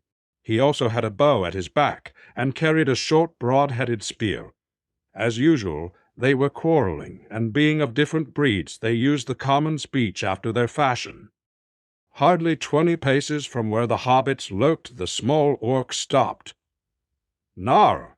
it snarled. "I'm going home." It pointed across the valley to the orc hold. "No good wearing my nose out on stones any more. There is not a trace left, I say. I've lost a scent through giving way to you. It went up into the hills, not along the valley, I tell you." "Not much use are you, you little snufflers," said the big orc. "I reckon eyes are better than your snotty noses." "Then what have you seen with them?" snarled the other. "Garn! You don't even know what you're looking for." "Whose blame's that?" said the soldier. "Not mine. That comes from higher up. First they say it's a great elf in bright armor, then it's a sort of small dwarf man, then it must be a pack of rebel Uruk-hai, or maybe it's all the lot together." "Arr," said the tracker. "They've lost their heads, that's what it is. And some of the bosses are going to lose their skins too, I guess, if what I hear is true. Tower raided in all, and hundreds of your lads done in, and prisoner got away. If that's the way you fighters go on, small wonder there's bad news from the battles." "Who says there's bad news?" shouted the soldier. "Arr, who says there isn't? That's cursed rebel talk, and I'll stick you if you don't shut it. Down, see?" All right, said the tracker. "I'll say no more and go on thinking. But what's the black snake got to do with it all? That gobbler with the flapping hands?" "I don't know. Nothing maybe. But he's up to no good nosing around, I'll wager. Curse him. No sooner had he slipped us and run off than word came he's wanted alive, wanted quick." "Well, I hope they get him and put him through it," growled the tracker. "He messed up the scent back there, pinching that cast-off mail shirt that he found, and paddling all round the place before I could get there. It saved his life anyhow, said the soldier. "Why, before I knew he was wanted, I shot him, as neat, at 50 paces right in the back. But he ran on." "Garn, you missed him," said the tracker. "First you shoot wild, then you run too slow, and then you send for the poor trackers. I've had enough of you." He loped off. "You come back," shouted the soldier, "or I'll report you." "Who to?" "Not to your precious Shagrat. He won't be captain any." "More." "I'll give your name and number to the Nazgul," said the soldier, lowering his voice to a hiss. "One of them's in charge at the tower now." The other halted, and his voice was full of fear and rage. "You cursed peaching sneak thief," he yelled. "You can't do your job, and you can't even stick by your own folk. Go to your filthy shriekers, and may they freeze the flesh off you. If the enemy doesn't get them first, they've done in number 1. I've heard, and I hope it's true." The big orc, spear in hand, leapt after him, but the tracker, springing behind a stone, put an arrow in his eye as he ran up, and he fell with a crash. The other ran off across the valley and disappeared. For a while the hobbits sat in silence. At length Sam stirred. "Well, I call that neat as neat," he said. "If this nice friendliness would spread about in Mordor, half our trouble would be over." "Quietly, Sam," Frodo whispered. "There may be others about. We have evidently had a very narrow escape, and the hunt was hotter on our tracks than we guessed. But that is the spirit of Mordor, Sam, and it has spread to every corner of it. Orcs have always behaved like that, or so all tales say, when they are on their own. But you can't get much hope out of it. They hate us far more, altogether and all the time. If those two had seen us, they would have dropped all their quarrel until we were dead." There was another long silence. Sam broke it again, but with a whisper this time. "Did you hear what they said about that gobbler, Mr. Frodo?" "I told you Gollum wasn't dead yet, didn't I?" "Yes, I remember, and I wondered how you knew," said Frodo. "Well, come now. I think we had better not move out from here again, until it has gone quite dark. So you shall tell me how you know, and all about what happened. If you can do it quietly." "I'll try," said Sam, "but when I think of that stinker I get so hot I could shout." There the hobbit sat under the cover of the thorny bush, while the drear light of Mordor faded slowly into a deep and starless night, and Sam spoke into Frodo's ear all that he could find words for of Gollum's treacherous attack, the horror of Shelob, and his own adventures with the orcs. When he had finished, Frodo said nothing but took Sam's hand and pressed it. At length he stirred. "Well, I suppose we must be going on again," he said. "I wonder how long it will be before we really are caught, and all the toiling and the slinking will be over, and in vain." He stood up. "It's dark, and we cannot use the lady's glass. Keep it safe from me, Sam. I have nowhere to keep it now, except in my hand, and I shall need both hands in the blind night. But Sting, it will be my part to strike any blow again." It was difficult and dangerous moving in the night in the pathless land, but slowly and with much stumbling the two hobbits toiled on hour by hour northward along the eastern edge of the stony valley. When a grey light crept back over the western heights, long after day had opened in the lands beyond, they went into hiding again and slept a little. Turn by turn. In his times of waking, Sam was busy with thoughts of food. At last, when Frodo roused himself and spoke of eating and making ready for yet another effort, he asked the question most. "Begging your pardon, Mr. Frodo," he said, "but have you any notion how far there is still to go?" "No, not any clear notion, Sam," Frodo answered. "In Rivendell before I set out I was shown a map of Mordor that was made before the enemy came back here, but I only remember it vaguely. I remember clearest that there was a place in the north where the western range and the northern range send out spurs that nearly meet. That must be 20 leagues at least from the bridge back by the tower. It might be a good point at which to cross, but of course if we get there, we shall be further than we were from the mountain, 60 miles from it. I guess that we have gone about 12 leagues north from the bridge now. Even if all goes well, I could hardly reach the mountain in a week. I am afraid, Sam, that the burden will get very heavy, and I shall go still slower as we get nearer." Sam sighed. "That's just as I feared," he said. "Well, to say nothing of water, we've got to eat less, Mr. Frodo, or else move a bit quicker at any rate while we're still in this valley. One more bite and all the food's ended, save the elves' whey bread." "I'll try and be a bit quicker, Sam," said Frodo, drawing a deep breath. "Come on, then. Let's start another march." It was not yet quite dark again. They plodded along, on into the night. The hours passed in a weary, stumbling trudge with a few brief halts. At the first hint of gray light under the skirts of the canopy of shadow, they hid themselves again in a dark hollow under an overhanging stone. Slowly the light grew, until it was clearer than it yet had been. A strong wind from the west was now driving the fumes of Mordor from the upper airs. Before long the hobbits could make out the shape of the land for some miles about them.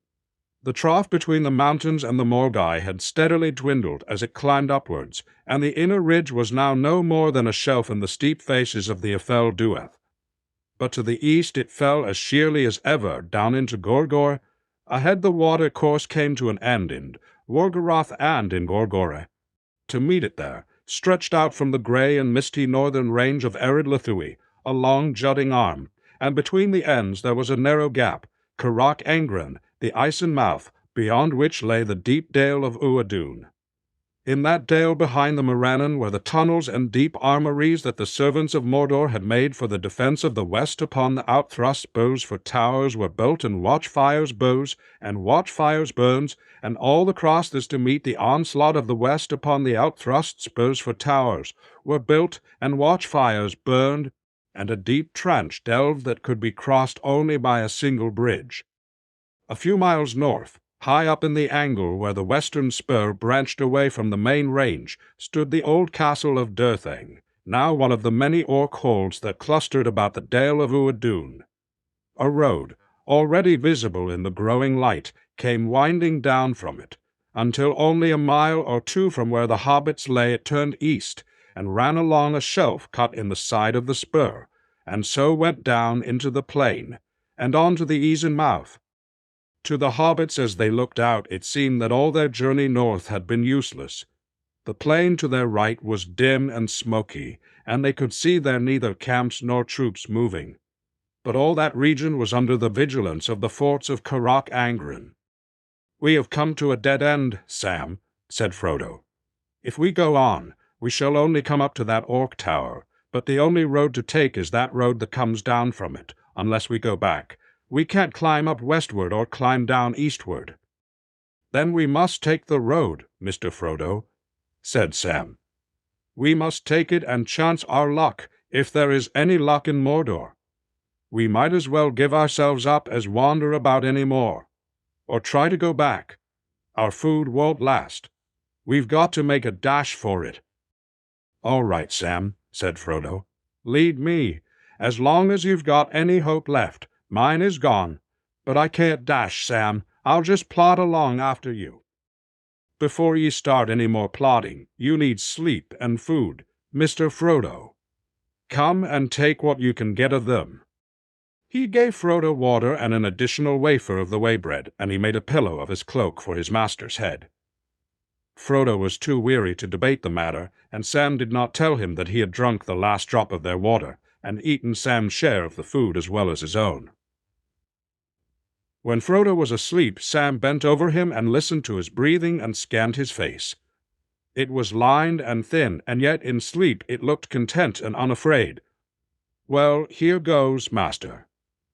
I'll have to leave for a bit." "I'll what?"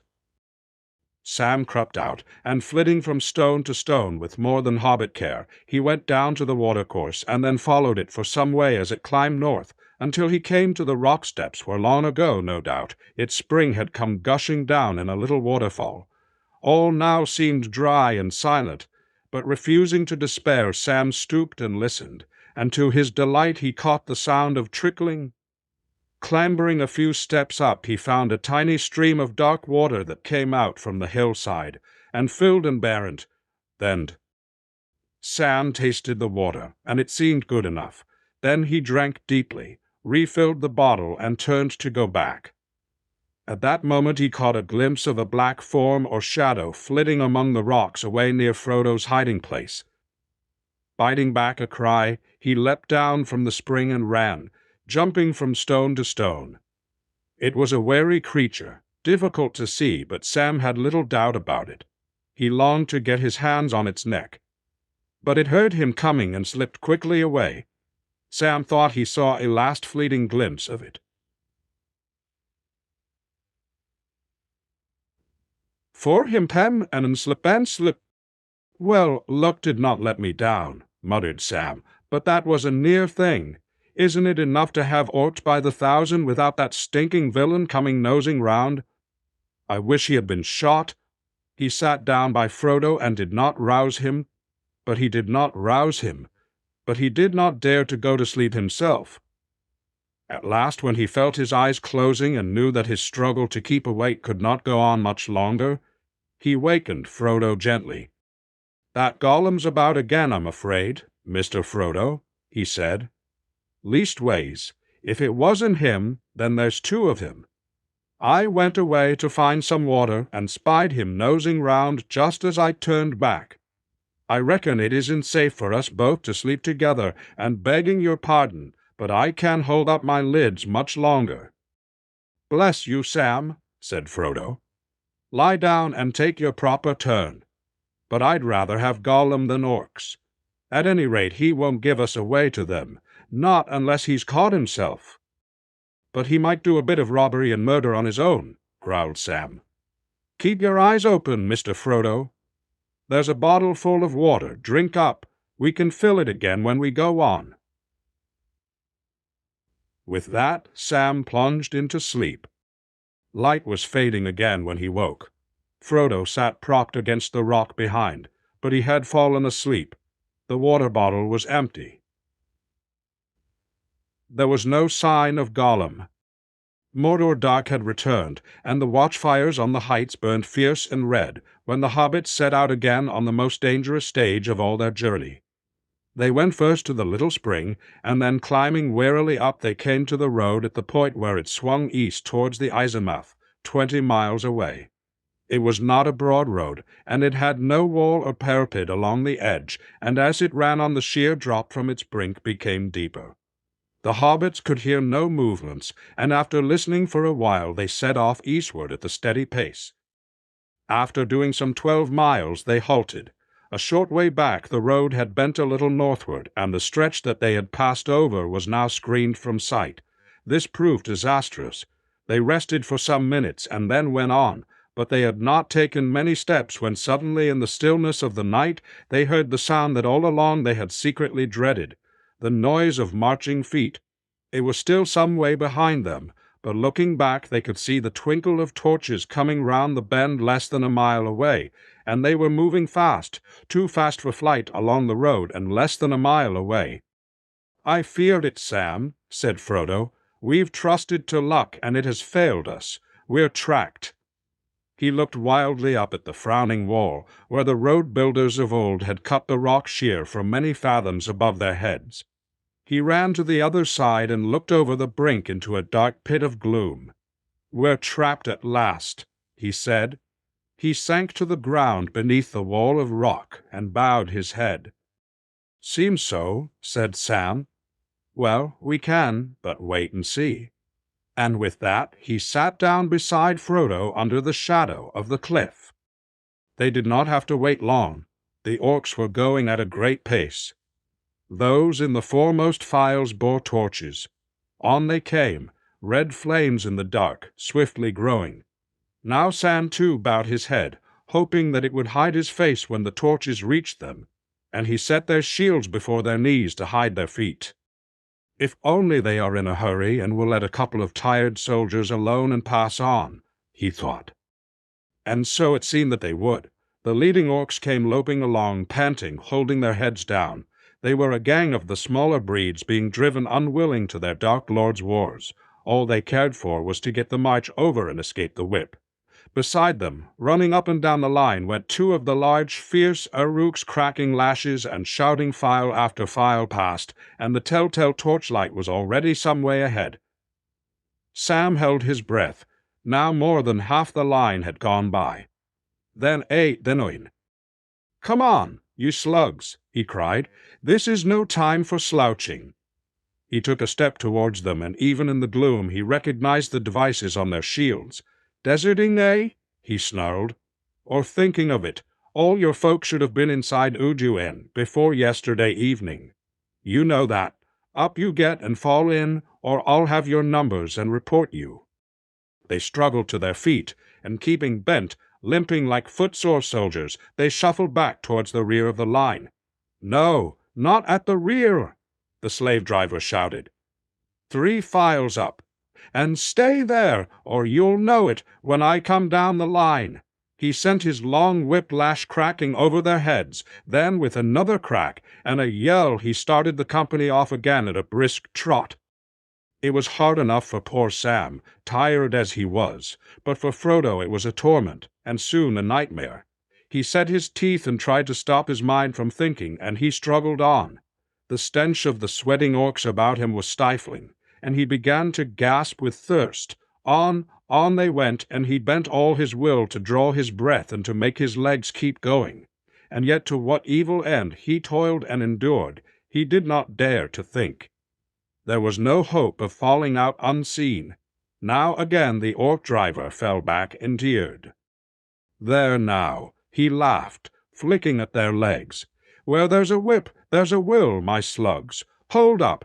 I'd give you a nice freshener now, only you'll get as much lash as your skins will carry when you come in late to your camp. Do you good? Don't you know we're at war?" They had gone some miles, and the road was at last running down a long slope into the plain, when Frodo's strength began to give out and his will wavered. He lurched and stumbled.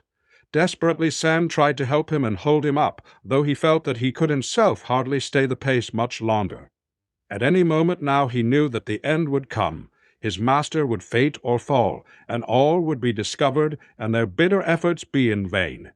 "I'll have that big slave-driving devil anyway," he thought. Then, just as he was putting his hand to the hilt of his sword, there came an unexpected relief. They were out on the plain now, and drawing near the entrance to Oedun. Some way in front of it, before the gate at the bridge end, the road from the west converged with others coming from the south, and from Barad-dûr. Along all the roads troops were moving. For the captains of the west were advancing, and the Dark Lord was speeding his forces north, so it chanced that several companies came together at the road meeting. In the dark beyond, the light beyond the white, at once there was great jostling and cursing as each troop tried to get first to the gate and the ending of their march. Though the drivers yelled and plied their whips, scuffles broke out and some blades were drawn. A troop of heavy-armed Uruks from Barad-dûr charged into the Durthang line and threw them into confusion. Dazed as he was with pain and weariness, Sam woke up, grasped quickly at his chance, and threw himself to the ground, dragging Frodo down with him. Orcs fell over them, snarling and cursing.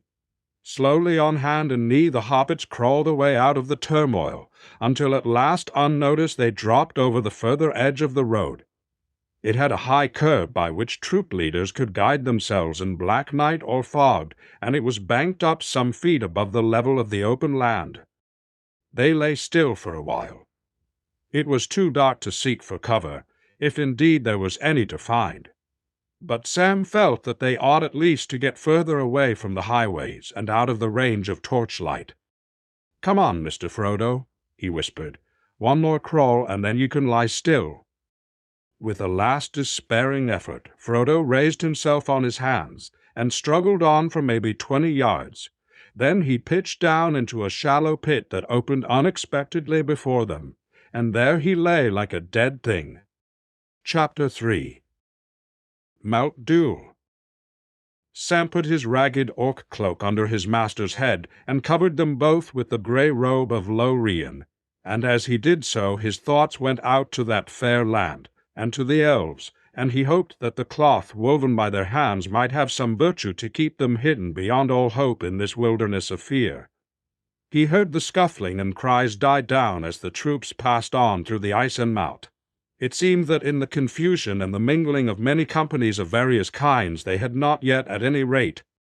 Sam took a sip of water, but pressed Frodo to drink, and when his master had recovered a little, he gave him a whole wafer of their precious whey bread and made him eat it. Then, too worn out even to feel much fear, they stretched themselves out.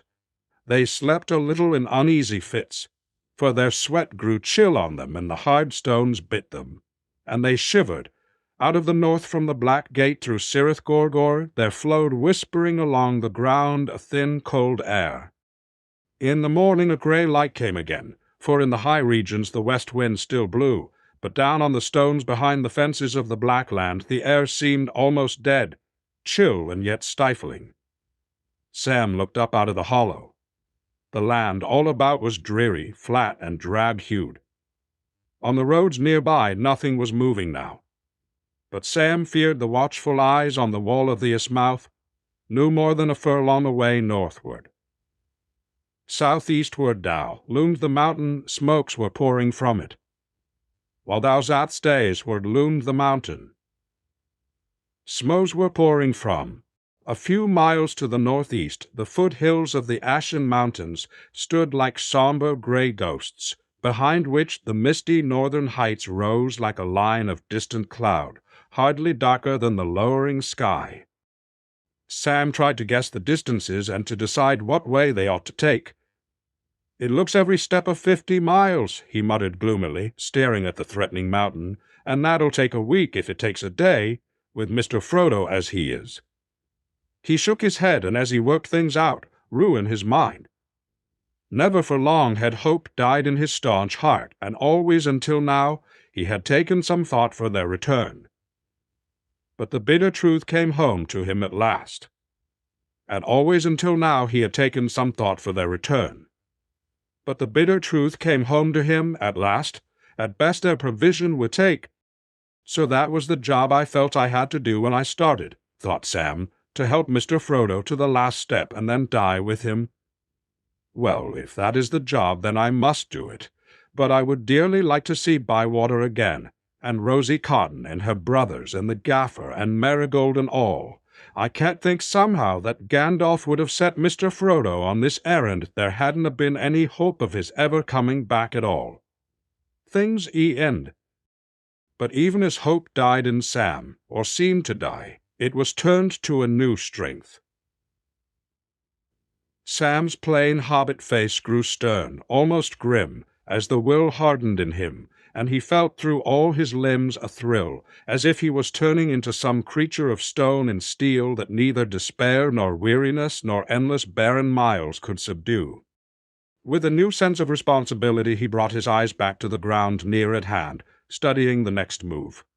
As the light grew a little, he saw to his surprise that what from a distance had seemed wide and featureless flats were in fact all broken and tumbled.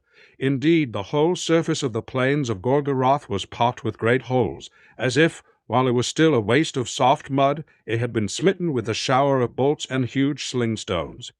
The largest of these holes were rimmed with ridges of broken rock, and broad fissures ran out from them all direction. It was a land in which it would be possible to creep from hiding to hiding, unseen by all but the most watchful eyes, possible at least for one who was strong and had no need for speed. For the hungry and worn, who had far to go before life failed, it had an evil look.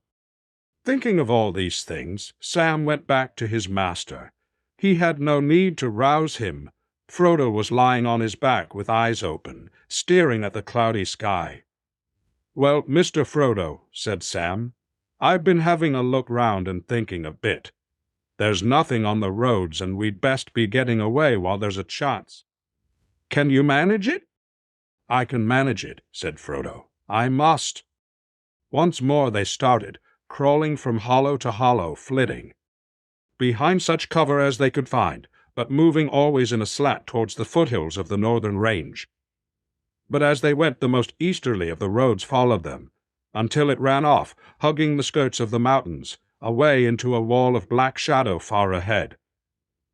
Neither man nor orc now moved along its flat gray stretches, for the Dark Lord had almost completed the movement of his forces, and even in the fastness of his own realm he sought the secrecy of night, fearing the winds of the world that had turned against him, tearing aside his veils, and troubled with tide's tin. The hobbits had gone a few weary miles when they halted. Frodo seemed nearly spent. Sam saw that he could not go much further in this fashion, crawling, stooping, now picking a doubtful way very slowly, now hurrying at a stumbling run. "I'm going back onto the road while the light lasts, Mr. Frodo," he said. "Trust to luck again. It nearly failed us last time, but it didn't quite. A steady pace for a few more miles, and then a rest." He was taking a far greater risk than he knew, but Frodo was too much occupied with his burden and with the struggle in his mind to debate, and almost too hopeless to care. They climbed on to the causeway and trudged along, down the hard, cruel road that led to the Dark Tower itself. But their luck held, and for the rest of that day they met no living or moving thing, and when night fell they vanished into the darkness of Mordor. All the land now brooded as at the coming of a great storm, for the captains of the West had passed the crossroads and sent the deadly fields of Morgul. So the desperate journey went on, as the ring went south and the banners of the kings rode north. For the hobbits each day, each mile, was more bitter than the one before, as their strength lessened and the land became more evil. They met no enemies by day. At times by night, as they cowered or drowsed uneasily in some hiding beside the road, they heard cries and the noise of many feet or the swift passing of cruelly ridden steed. But far worse than all such perils was the ever-approaching threat that beat upon the mace of the bow Waedelis behind. Nearer and nearer it drew, looming blacker, like the oncoming of a wall of night at the last end of the world. There came at last a dreadful nightfall, and even as the captains of the West drew near to the end of the living lands, the two wanderers came to an hour of blank despair. 4 days had passed since they had escaped from the orcs, but the time lay behind them like an ever-darkening dream. All this last day Frodo had not spoken, but had walked half-bowed, often stumbling, as if his eyes no longer saw the way before his feet. Sam guessed that among all their pains he bore the worst, the growing weight of the ring. Anxiously, Sam had noted how his master's left hand would often be raised as if to ward off a blow, or to screen his shrinking eyes from a dreadful eye that sought to look in them, and sometimes his right hand would creep to his breast, clutching, and then slowly, as the will recovered mastery, it would be withdrawn. Now as the blackness of night returned, Frodo sat, his head between his knees, his arms hanging wearily to the ground where his hands lay feebly twitching. Sam watched him, till night covered them both and hid them from one another. He could no longer find any words to say, and he turned to his own dark thoughts. As for himself, though weary and under a shadow of fear, he still had some strength left. The Lumbers had a virtue without which they would long ago have lain down. It did not satisfy, and at times Sam's mind was filled with he would long ago have lain down. And yet this way bread of the elves had a potency that increased as travelers relied on it alone and did not mingle it with other foods. It fed the will, and it gave strength to endure and to master sinew and limb beyond the measure of mortal kind. But now a new decision must be made. They could not follow this road any longer, for it went on eastward into the great shadow, but the mountain now loomed upon their right, almost due south, and they must turn towards it. Yet still before it there stretched a wide region of fuming, barren, ash-ridden land. Watered Sam. He had stinted himself, and in his parched mouth his tongue seemed thick and swollen, but for all his care they now had very little left, perhaps half his bottle, and maybe there were still days to go. All would long ago have been spent if they had not dared to follow the Orc road. for at long intervals on that highway cisterns had been built for the use of troops sent in haste through the waterless regions. In one Sam had found some water left, stale, muddied by the orcs, but still sufficient for their desperate case. At last, wearied with his cares, Sam drowsed, leaving the morrow till it came. He could do no more. Dream and waking mingled uneasily. He saw lights like gloating eyes and dark creeping shapes, and he heard noises as of wild beasts or the dreadful cries of tortured things, and he would start up to find the world all dark and only empty blackness all about him.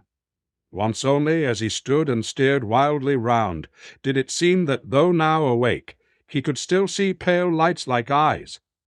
The hateful night passed slowly and reluctantly. Such daylight as followed was dim. For here as the mountain drew near the air was ever murky, while out from the dark tower there crept the veils of shadow that Sauron wove about himself. Frodo was lying on his back, not moving. Sam stood beside him, reluctant to speak, and yet knowing that the word now lay with him. He must set his master's will to work for another effort. At length, stooping and caressing Frodo, he spoke in his ear. "Wake up, master," he said. "Time for another start." As if roused by a sudden bell, Frodo rose quickly and stood up, and looked away southwards. But when his eyes beheld the mountain and the desert, he quailed again. "I can't manage it, Sam," he said. "It is such a weight to carry, such a weight." Sam knew before he spoke that it was vain, and that such words might do more harm than good.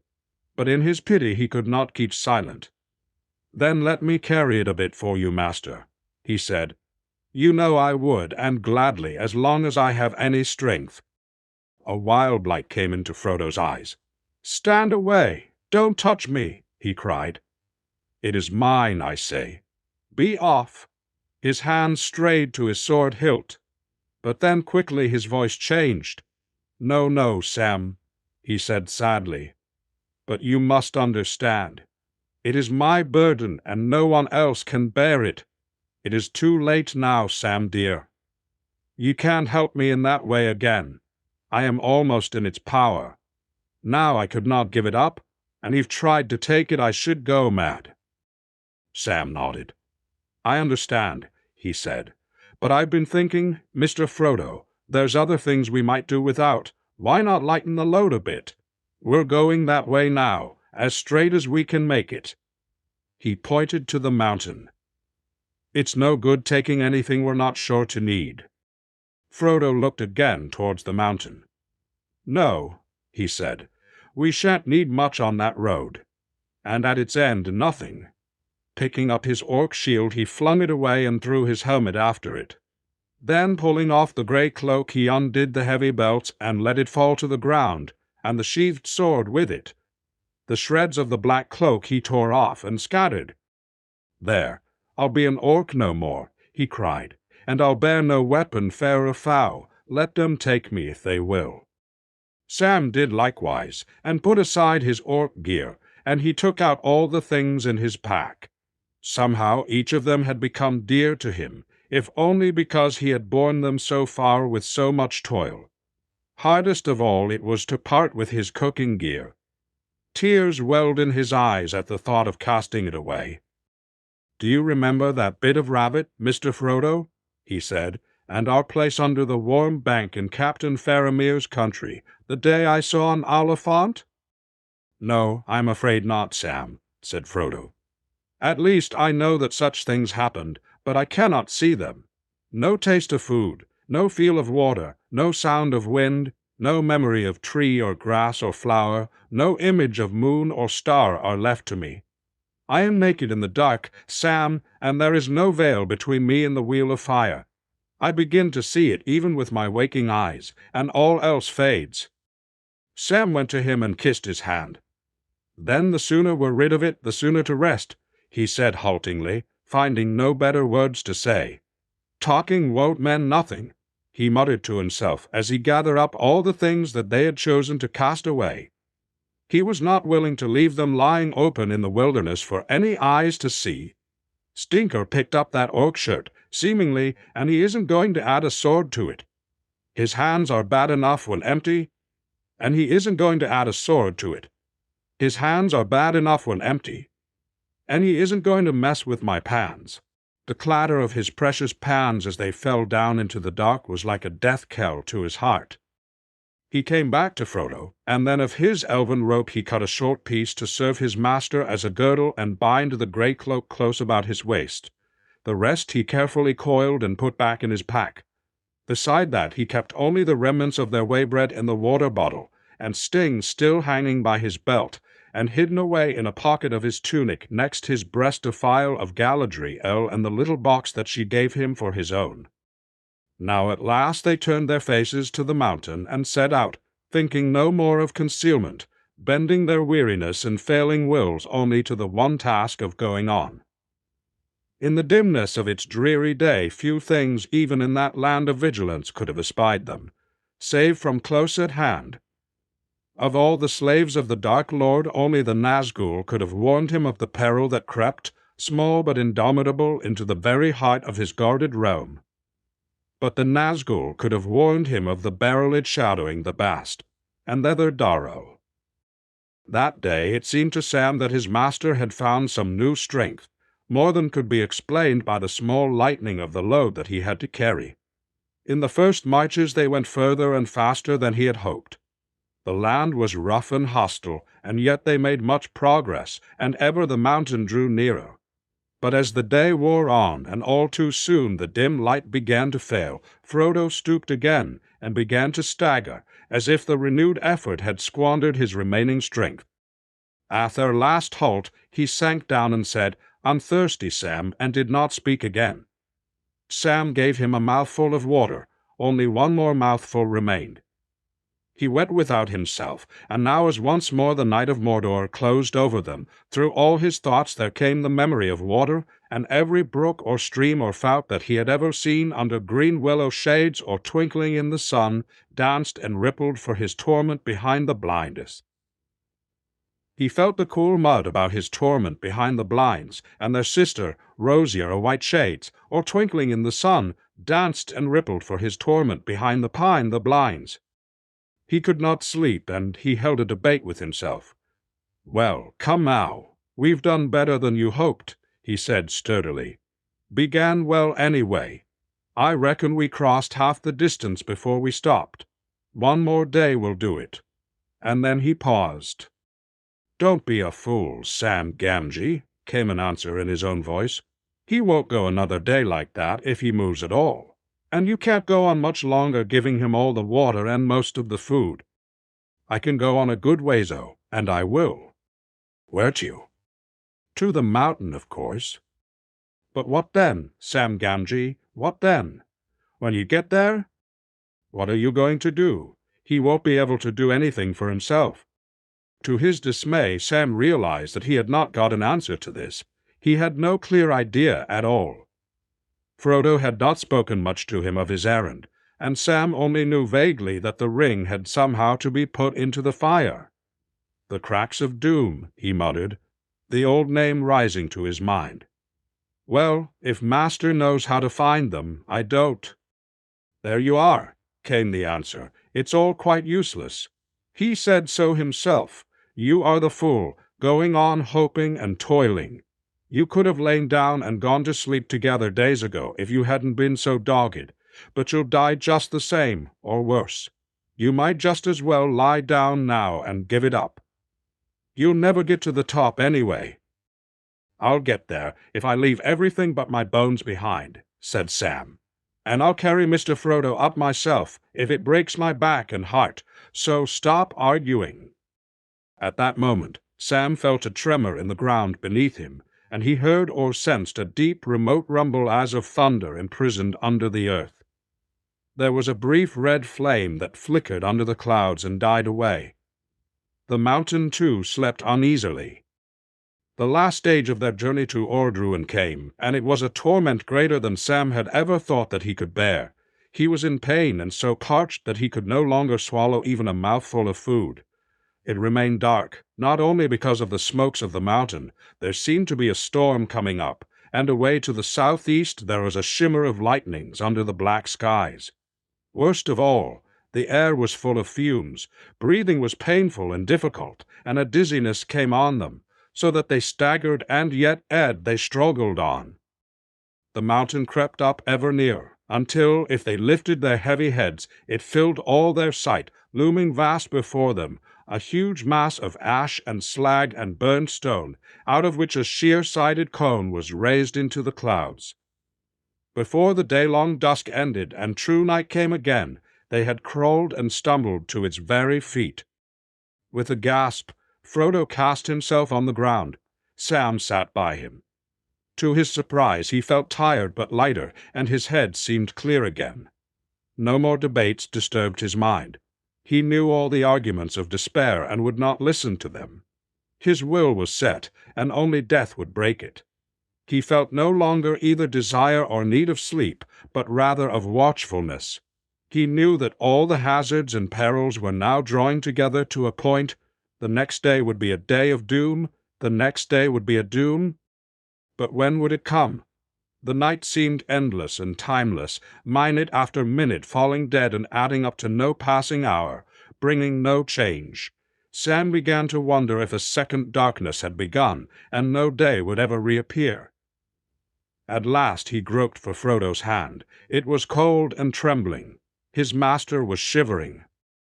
"I didn't ought to have left my blanket behind," muttered Sam. And lying down he tried to comfort Frodo with his arms and body. Then sleep took him, and the dim light of the last day of their quest found them side by side. The wind had fallen the day before as it shifted from the west, and now it came from the north and began to rise, and slowly the light of the unseen sun filtered down into the shadows where the hobbits lay. "Now for it, now for the last gasp," said Sam as he struggled to his feet. He bent over Frodo, rousing him gently. Frodo groaned, but with a great effort of will he staggered up, and then he fell upon his knees again. He raised his eyes with difficulty to the dark slopes of Mount Doom towering above him, and then pitifully he began to crawl forward on his hands.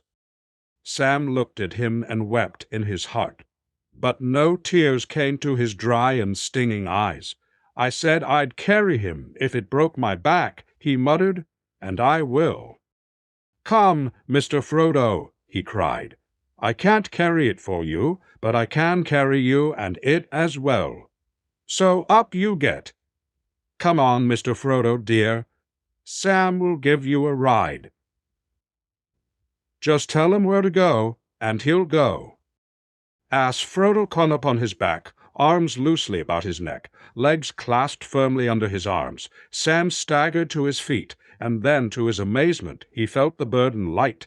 He had feared that he would have barely strength to lift his master alone, and beyond that he'd expected to share in the dreadful dragging weight of the accursed ring, but it was not so. Whether because Frodo was so worn by his long pains, wound of knife and venomous sting and sorrow, fear and homeless wandering, or because some gift of final strength was given to him, Sam lifted Frodo with no more difficulty. He took a deep breath and started off. They had reached the mountain's foot on its northern side, and a little to the westward. There its long gray slopes, though broken, were not sheer. Frodo did not speak, and so Sam struggled on as best he could, having no guidance but the will to climb as high as might be before his strength gave out and his will broke. On he toiled, up and up, turning this way and that to lessen the slope, often stumbling forward, and at the last crawling like a snail with a heavy burden on its back. When his will could drive him no further, and at the last crawling like a snail with a snail. Frodo opened his eyes and drew a breath.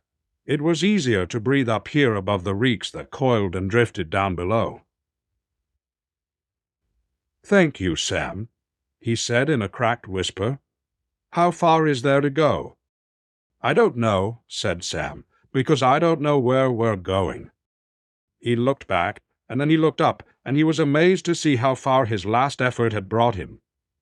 The mountain, standing ominous and alone, had looked taller than it was. Sam saw now that it was less lofty than the high passes of the Ephel Duath which he and Frodo had scaled. The confused and tumbled shoulders of its great base rose for maybe 3,000 feet above the plain. and above them was reared half as high again its tall central cone, like a vast oast or chimney, capped with a jagged crater. But already Sam was more than halfway. As he looked up, he would have given a shout if his parched throat had allowed him, for amid the rugged humps and shoulders above him he saw plainly a path or road. It climbed like a rising girdle from the west and wound snake-like about the mountain, until before it went round out of view it reached the foot of the cone upon its eastern side. Sam could not see the course immediately above him, where it was lowest, for a steep slope went up from where he stood. But he guessed that if he could only struggle on just a little way further up, they would strike this path. A gleam of hope returned to him. They might conquer the mountain yet. Why, it might have been put there a purpose. He said to himself, if it wasn't there, I'd have to say I was beaten in the end. The base was not put there for the purposes of Sam. He did not know it, but he was looking at Sauron's road from Barad-dûr through Samath Naur, the Chambers of Fire. Out from the Dark Tower's huge western gate it came over a deep abyss by a vast bridge of iron, and then passing into the plain it ran for a league between two smoking chasms, and so reached a long sloping causeway that led up onto the mountain's eastern side.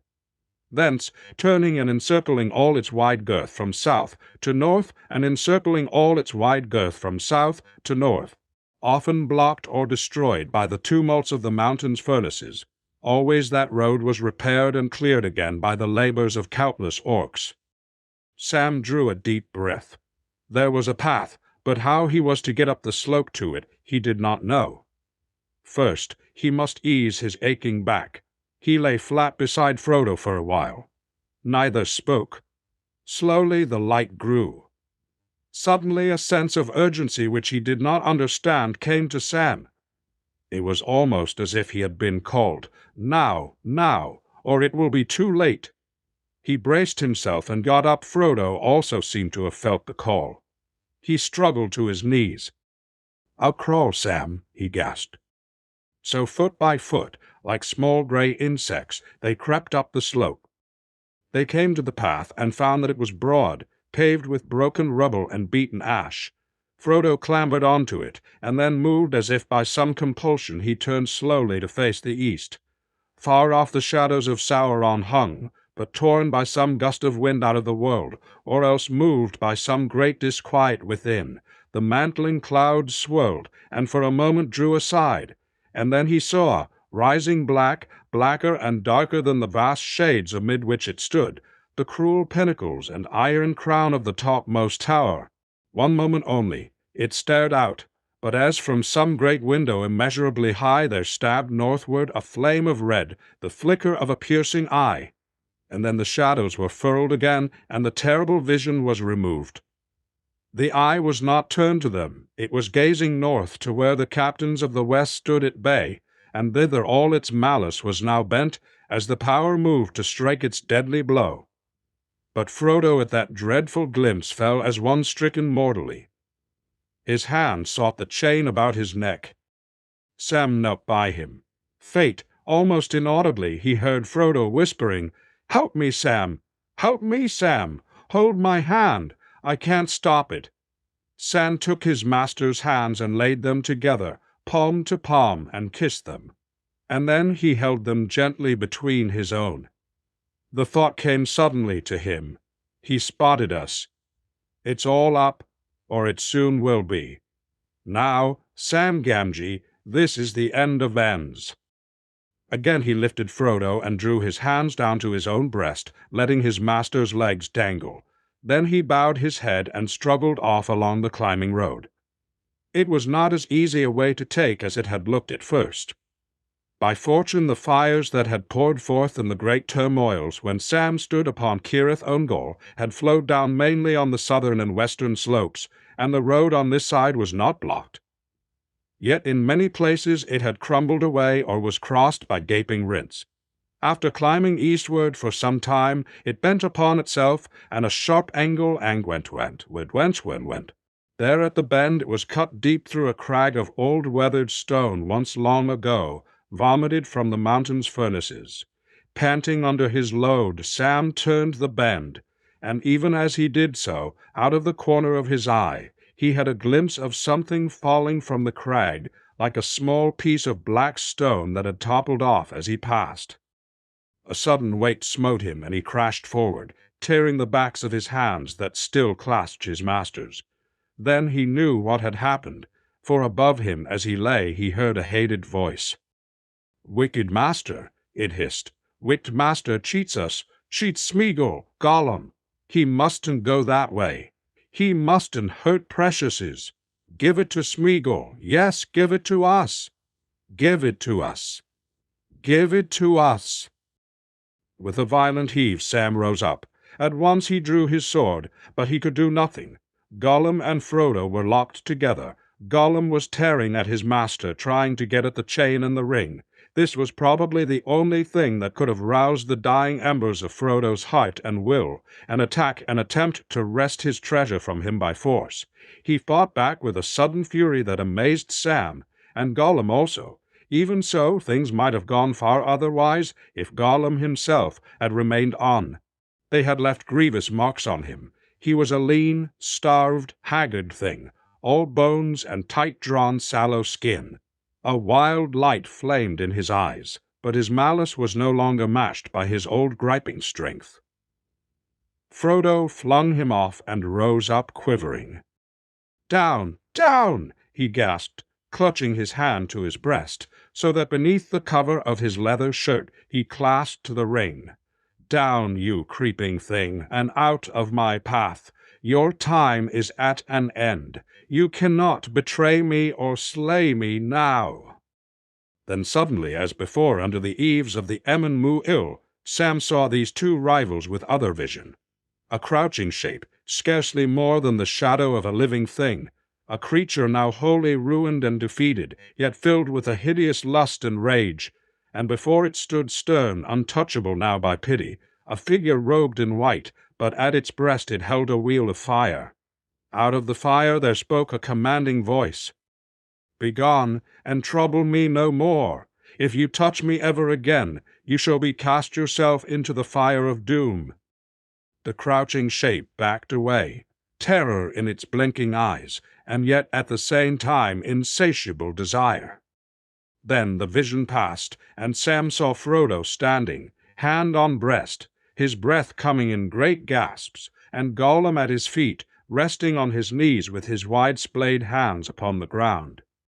"Look out!" cried Sam. "He'll spring!" He stepped forward, brandishing his sword. "Quick, master!" he gasped. "Go on! Go on! No time to lose. I'll deal with him. Go on!" Frodo looked at him as if at one now far away. "Yes, I must go on," he said. "Farewell, Sam. This is the end at last. On Mount Doom doom shall fall. Farewell." He turned and went on, walking slowly but erect, up the climbing path. "Now," said Sam, "at last I can deal with you." He leaped forward with drawn blade ready for battle. But Gollum did not spring. He fell flat upon the ground and whimpered. "Don't kill us," he wept. "Don't hurt us with nasty, cruel steel. Let us live, yes, live just a little longer. Lost, lost, we're lost. And when Precious goes, we'll die, yes, die into the dust." He clawed up the ashes of the path with his long, fleshless fingers. "Dust," he hissed. He hissed. Sam's hand wavered. His mind was hot with wrath and the memory of evil. It would be just to slay this treacherous, murderous creature, just and many times deserved, and also it seemed the only safe thing to do. But deep in his heart there was something that restrained him. He could not strike this thing lying in the dust, forlorn, ruinous, utterly wretched. He himself, though only for a little while, had borne the ring, and now dimly he guessed the agony of Gollum's shriveled mind and name, and able to find peace or relief. "Ever lief, ever a wine, and now Dimware's three shall mind." "Oh, curse you, you stinking thing," he said. "Go away. Be off. I don't trust you, not as far as I could kick you, but be off, or I shall hurt you, yes, with nasty, cruel steel." Gollum got up on all fours and backed away for several paces, and then he turned, and as Sam aimed a kick at him, he fled away down the path. Sam gave no more heed to him. He suddenly remembered his master. He looked up the path and could not see him. As fast as he could, he trudged up the road. If he had looked back, he might have seen not far below Gollum turn again, and then with a wild light of madness glaring in his eyes come, swiftly but warily, creeping on, a slinking shadow among the stones. The path climbed on. Soon it bent again, and with a last eastward course passed in a cutting along the face of the cone, and came to the dark door in the mountain side, the door of the Samath Naur. Far away, now rising towards the south, the sun, piercing the smokes in haze, burned ominous, a dull bleared disk of red. But all Mordor lay about the mountain like a dead land, silent.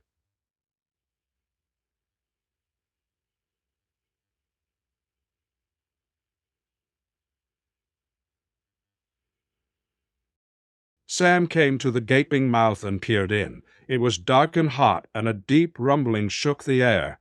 "Frodo! Master!" he called. There was no answer. For a moment he stood, his heart beating with wild fears, and then he plunged in. A shadow followed him. At first he could see nothing.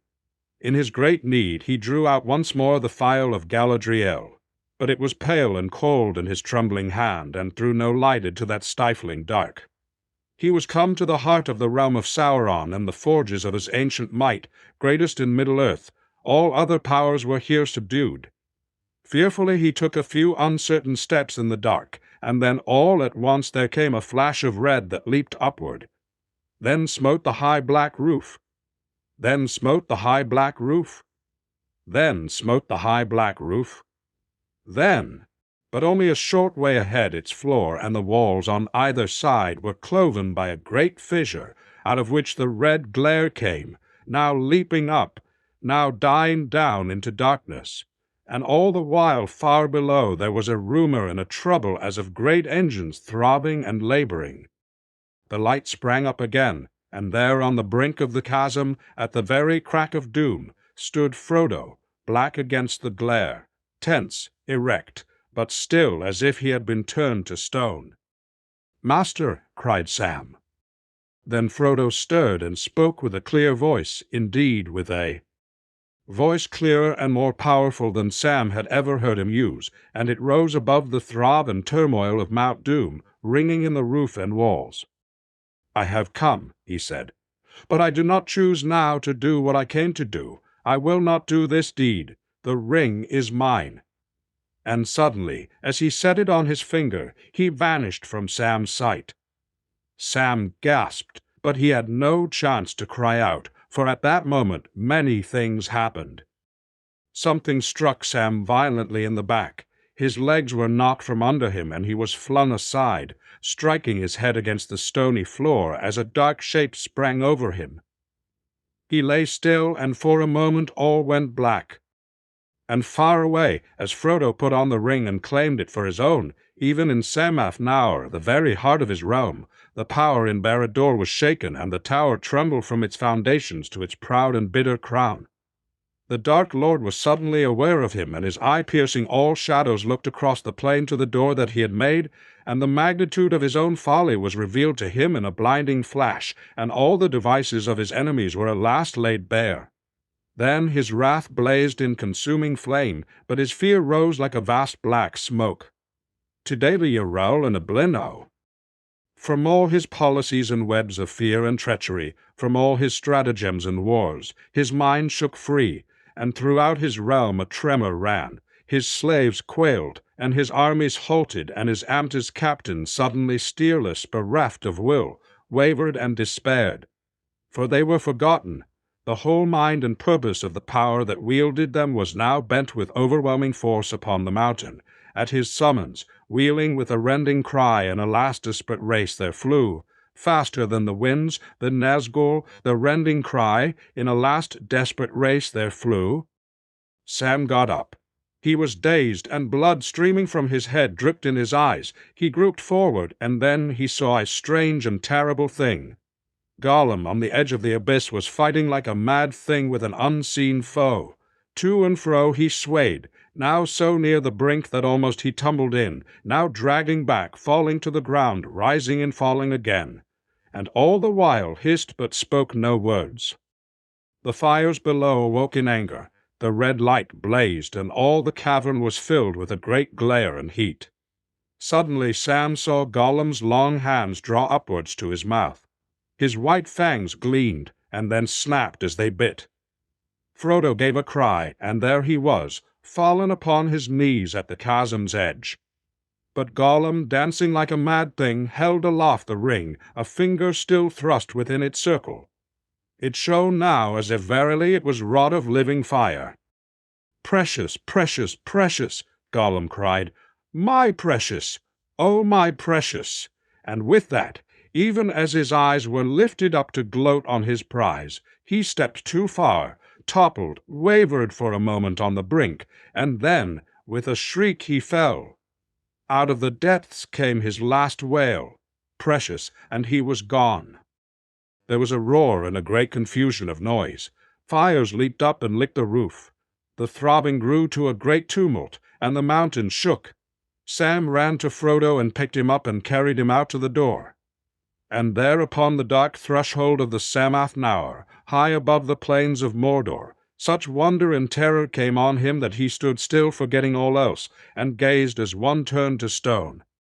A brief vision he had of swirling cloud, and in the midst of it towers and battlements, tall as hills, founded upon a mighty mountain thrown above immeasurable pits, great courts and dungeons, eyeless prisons sheer as cliffs, and gaping gates of steel and adamant, and then all passed. Towers fell and mountains slid, walls crumbled and melted crashing down, vast spires of smoke and spouting steams went billowing up, until they toppled like an overwhelming wave, and its wild crest came foaming down upon the land, and then at last over the miles between there came a rumble. Rising to a deafening crash and roar, the earth shook. The plain heaved and cracked, and Orodruin and reeled. Fire belched from its riven summit. The skies burst into thunder seared with lightning. Down like lashing whips fell a torrent of black rain, and into the heart of the storm, with a cry that pierced all other sounds, tearing the clouds asunder. Then as you came, shooting like flaming bolts, as caught in the fiery ruin of hill and sky, they crackled. With it. "Well, this is the end, Sam Gamgee," said a voice by his side. And there was Frodo, pale and worn, and yet himself again. And in his eyes there was peace now, neither strain of will, nor madness, nor any fear. His burden was taken away. There was the dear master of the sweet days in the Shire. "Master!" cried Sam, and fell upon his knees. In all that ruin of the world for the moment he felt only joy, great joy. The burden was gone. His master had been saved. He was himself again. He was free. And then Sam caught sight of the maimed and bleeding hand. "Your poor hand," he said, "and I have nothing to bind it with or comfort it. I would have spared him a whole hand of mine rather. But he's gone now beyond recall, gone forever." "Yes," said Frodo, "but do you remember Gandalf's words? Even Gollum may have something yet to do." "But for him, Sam, I could not have destroyed the ring. The quest would have been in vain, even at the bitter end. So let us forgive him, for the quest is achieved, and now all is over. I am glad you are here with me, here at the end of all things, Sam." Chapter 4. The Field of Cormorant. All about the hills the hosts of Mordor raged. The captains of the west were foundering in a gathering sea. The sun gleamed red, and under the wings of the Nazgul Lee the shadows of death fell dark upon the earth. Aragorn stood beneath his banner, silent and stern as one lost in thought of things long past or far away. But his eyes gleamed like stars that shine the brighter as the night deepens. Upon the hilltop stood Gandalf. and he was white and cold, and no shadow fell on him. The onslaught of Mordor broke like a wave on the tide and a crash of arm. As if to his eyes some sudden vision had been given, Gandalf stirred, and he turned, looking back north where the skies were pale and clear. Then he lifted up his hands and cried in a loud voice ringing above the din, "The eagles are coming!" And many voices answered, crying, "The eagles are coming! The eagles are coming!" The hosts of Mordor looked up and wondered what this sign might mean. There came Gwaihir the Windlord, and Landroval his brother, greatest of all the eagles of the north, mightiest of the descendants of old Thorondor, who built his eyries in the inaccessible peaks of the encircling mountains when Middle-earth was young. Behind them, in long, swift lines, came all their vassals from the northern mountains, speeding on a gathering wind. Straight down upon the Nazgul they bore, stooping suddenly out of the high airs, and the rush of their wide wings as they passed over was like a gale's. But the Nazgul turned and fled, and vanished into Mordor's shadows, hearing a sudden terrible call out of the dark tower. And even at that moment all the hosts of Mordor trembled, doubt clutched their hearts, their laughter failed, their hands shook, and their limbs were loosed. The power that drove them on and filled them with hate and fury was wavering, its will was removed from them. And now, looking in the eyes of their enemies, they saw a deadly light and were afraid. Then all the captains of the west cried aloud, for their hearts were filled with a new hope in the midst of darkness. Out from the beleaguered hills, knights of Gondor, riders of Rohan, Dú-9 of the north, close serried companies, drove against their wavering foes, piercing the press with the thrust of bitter spears. But Gandalf lifted up his arms and called once more in a clear voice, "Stand, men of the west, stand and wait. This is the hour of doom." And even as he spoke, the earth rocked beneath their feet. Then, rising swiftly up, far above the towers of the Black Gate, high above the mountains, a vast soaring darkness sprang into the sky, flickering with fire. The earth groaned and quaked. The towers of the Teeth swayed, tottered, and fell down. The mighty rampart crumbled. The Black Gate was hurled in ruin, and from far away, now dim, now growing, now mounting to the clouds, there came a drumming rumble, a roar, a long echoing roll of ruinous noise. "The realm of Sauron is ended," said Gandalf. "The ring-bearer has fulfilled his quest." And as the captains gazed south to the land of Mordor, it seemed to them that, black against the pall of cloud, there rose a huge shape of shadow, impenetrable, lightning-crowned, filling all the sky. Enormous it reared above the world, and stretched out towards them a vast threatening hand, terrible but impotent. For even as it leaned over them, a great wind took it, and it was all blown away and passed. The captains bowed their heads, and when they looked up again, behold, their enemies were flying, and the power of Mordor was scattering like dust in the wind. As when death smites the swollen brooding thing that inhabits their crawling hill and holds them all in sway, ants will wander witless and purposeless, and then feebly die. So the creatures of Sauron, orc or troll or beast spell enslaved, ran hither and thither mindless, and some slew themselves, or cast themselves in pits, or fled wailing back to hide and hole in dark light places far from hope. But the men of Rhushun and of Harad, Easterling and Southron, saw the ruin of their war and the great majesty and glory of the captains of the West. And those that were deepest and longest in evil servitude, hating the West, and yet were men proud and bold, in their turn now gathered themselves for a last stand of desperate battle. But the most part fled eastward as they could, and some cast their weapons down and sued for mercy. Then Gandalf, leaving all such matters of battle and command to Aragorn and the other lords, stood upon the hilltop and called. And down to him came the great eagle, Gwaihir the Windlord, and stood before him. "Twice you have borne me, Gwaihir, my friend," said Gandalf. "Thrice shall pay for all if you are willing. You will not find me a burden much greater than when you bore me from Sigil, where my old life burned away. I would bear you, answered Gwaihir. "Whither you will, even were you made of stone." "Then come, and let your brother go with us, and some other of your folk who is most swift, for we have need of speed greater than any wind, outmatching the wings of the Nazgul." "The north wind blows, but we shall outfly it," said Gwaihir. And he lifted up Gandalf and sped away south, and with him went Landroval, and Meneldor young and swift. And they passed over Odun and Gorgoroth, and saw all the land in ruin and tumult beneath them, and before them Mount Doom blazing, pouring out its fire. "I am glad that you are here with me," said Frodo. "Here at the end of all things, Sam." "Yes, I am with you, master," said Sam, laying Frodo's wounded hand gently to his breast. "And you're with me. And the journey's finished. But after coming all that way, I don't want to give up yet. It's not like me, somehow, if you understand." "Maybe not, Sam," said Frodo. "But it's like things are in the world. Hopes fail. An end comes.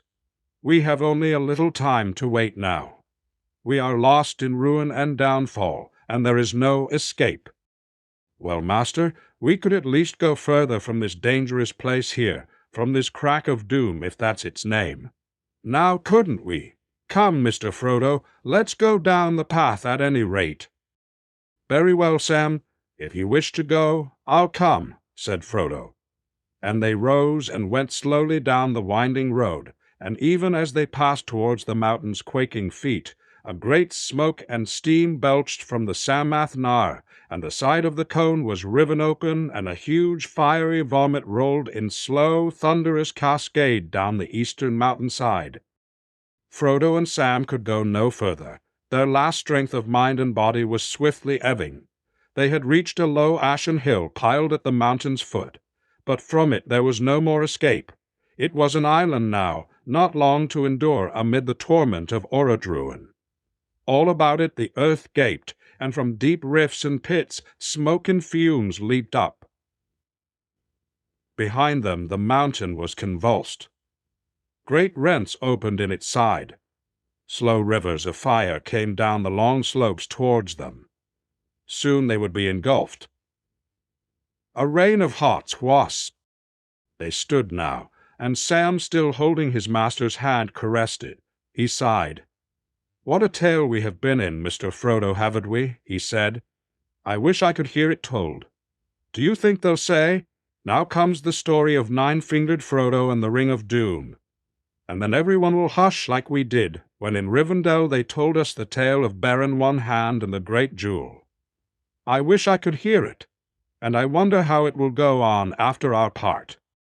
But even while he spoke so, to keep fear away until the very last, his eyes still strayed north, north into the eye of the wind, to where the sky far off was clear, as the cold blast, rising to a gale, drove back the darkness and the ruin of the clouds. And so it was that Gwaihir saw them with his keen, far-seeing eyes, as down the wild wind he came, and daring the great peril of the skies, he circled in the air, two small dark figures, forlorn, hand in hand upon a little hill, while the world shook under them and gasped, and rivers of fire drew near. And even as he espied them and came swooping down, he saw them fall, worn out, or choked with fumes and heat, or stricken down by despair at last, hiding their eyes from death. Side by side they lay, and down swept Gwaihir, and down came Landroval and Meneldor the Swift. And in a dream, not knowing what fate had befallen them, the wanderers were lifted up and borne far away out of the darkness and the fire. When Sam awoke, he found that he was lying on some soft bed, but over him gently swayed wide beechen boughs, and through their young leaves sunlight glimmered, green and gold. All the air was full of a sweet mingled scent. He remembered that smell, the fragrance of Ithilien. "Bless me," he mused, "how long have I been asleep?" For the scent had borne him back to the day when he had lit his little fire under the sunny bank, and for the moment all else between was out of waking memory. He stretched and drew a deep breath. "Why, what a dream I've had!" he muttered. "I'm glad to wake. He sat up, and then he saw that Frodo was lying beside him and slept peacefully, one hand behind, and the other resting upon the cover. It was the right hand. Full memory flooded back, and Sam cried aloud, "It wasn't a dream." Then, "Where are we?" And a voice spoke softly behind him, "In the land of Ithilien, and in the keeping of the king, and he awaits you." With that Gandalf stood before him, robed in white, his beard now gleaming like pure snow in the twinkling of the leafy sunlight. "Well, Master Samwise, how do you feel?" he said. But Sam lay back and stared with open mouth, and for a moment, between bewilderment and great joy, he could not answer. At last he gasped, "Gandalf, I thought you were dead. But then I thought I was dead myself. Is everything sad going to come untrue? What's happened to the world?" "A great shadow has departed," said Gandalf, and then he laughed, and the sound was like music, or like water in a parched land. And as he listened, the thought came to Sam that he had not heard laughter, the pure sound of merriment, for days upon days without count. It fell upon his ears like the echo of all the joys he had ever known. But he himself burst into tears. Then, as a sweet rain will pass down a wind of spring, and the sun will shine out the clearer, his ceased, and his laughter welled up, and laughing from his bed. "How do I feel?" he cried. "Well, I don't know how to say it. I feel. He waved his arms in the air. "I feel like spring after winter and sun on the leaves, and like trumpets and harps and all the songs I have ever heard." He stopped, and he turned towards his master. "But how's Mr. Frodo?" he said. "Isn't it a shame about his poor hand? But I hope he's all right otherwise. He's had a cruel time." "Yes, I am all right otherwise," said Frodo, sitting up and laughing in his turn. "I fell asleep again waiting for you, Sam. You sleepy head. I was awake early this morning, and now it must be nearly noon." "Noon?" said Sam, trying to calculate. "Noon of what day?" "The 14th of the new year," said Gandalf. "Or, if you like, the 8th day of April in the Shire reckoning, but in Gondor the new year will always now begin upon the 25th of March, when Sauron fell, and when you were brought out of the fire to the king. He has tended you, and now he awaits you. You shall eat and drink with him. When you are ready, I will lead you to him." "The king?" said Sam. "What king, and who is he?" "The king of Gondor and lord of the western lands," said Gandalf, "and he has taken back all his ancient realm. He will ride soon to his crowning, but he waits for you." "What shall we wear?" said Sam, for all he could see was the old and tattered clothes that they had journeyed in, lying folded on the ground beside their beds. "The clothes that you wore on your way to Mordor," said Gandalf. "Even the orc rags that you bore in the Black Land, Frodo, shall be preserved. No silks and linens, nor any armor or heraldry could be more honorable. But later I will find some other clothes, perhaps." Then he held out his hands to them, and they saw that one shone was light. "What have you got there?" Frodo cried. "Can it be?" "Yes, I have brought your two treasures. They were found on Sam when you were rescued. The Lady Galadriel's gifts, your glass, Frodo, and your box, Sam. You will be glad to have these safe again." When they were washed and clad, and had eaten a light meal, the hobbits followed Gandalf. They stepped out of the Beech Grove Inn. There were 30 days in March, or Retha, in the Shire calendar, which they had lain and passed on to a long green lawn, glowing in sunshine, bordered by stately dark-leaved trees laden with scarlet blossom. Behind them they could hear the sound of falling water, and a stream ran down before them between flowering banks, until it came to a greenwood at the lawn's foot and passed then on under an archway of trees, through which they saw the shimmer of water far away. As they came to the opening in the wood, they were surprised to see knights in bright mail and tall guards in silver and black standing there, who greeted them with honor and bowed before them. And then one blew a long trumpet, and they went on through the isle of trees beside the singing stream. So they came to a wide green land, and beyond it was a broad river in a silver haze, out of which rose a long wooded isle, and many ships lay by its shores. But on the field where they now stood a great host was drawn up, in ranks and companies, glittering in the sun. And as the hobbits approached, swords were unsheathed, and spears were shaken, and horns and trumpets sang, and men cried with many voices and in many tongues. Long live the halflings! Praise them with great praise. Quio e feriein annan, e glarni ferien eth. Praise them with great praise, Frodo and Samwise. Dor ebed hei, Conan ananyun, Eglerio. Praise them. Eglerio, a later ti, later te, and devli tu vomet. Praise them. Cormacalandor, a later Tariana. Praise them. The ring-bearers, praise them with great praise. And so the red blood blushing in their faces and their eyes shining. With wonder, Frodo and Sam went forward and saw that amidst the clamorous host were set 3 high seats built of green turves. Behind the seat upon the right floated, white on green, a great horse running free. Upon the left was a banner, silver upon blue, a ship swan-prowed, faring on the sea. But behind the highest throne in the midst of all a great standard was spread in the breeze, and there a white tree flowered upon a sable field beneath a shining crown and 7 glittering stars. On the throne sat a mail-clad man, a great sword was laid, but shining crown and 7 glittering stars. As they drew near he rose, and then they knew him, changed as he was, so high and glad of face, kingly lord of men, dark-haired with eyes of grey. Frodo ran to meet him, and Sam followed close behind. "Well, if this isn't the crown of all," he said, "Strider, or I'm still asleep." "Yes, Sam, Strider," said Aragorn.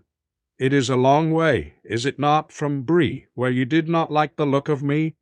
A long way for us all, but yours has been the darkest road." And then, to Sam's surprise and utter confusion, he bowed his knee before them, and taking them by the hand, Frodo upon his right and Sam upon his left, he led them to the throne, and setting them upon it, he turned to the men and captains who stood by and spoke, so that his voice rang over all the host, crying, "Praise them with great praise." And when the glad shout had swelled up and died away again, to Sam's final and complete satisfaction and pure joy, a minstrel of Gondor stood forth and knelt, and begged leave to sing.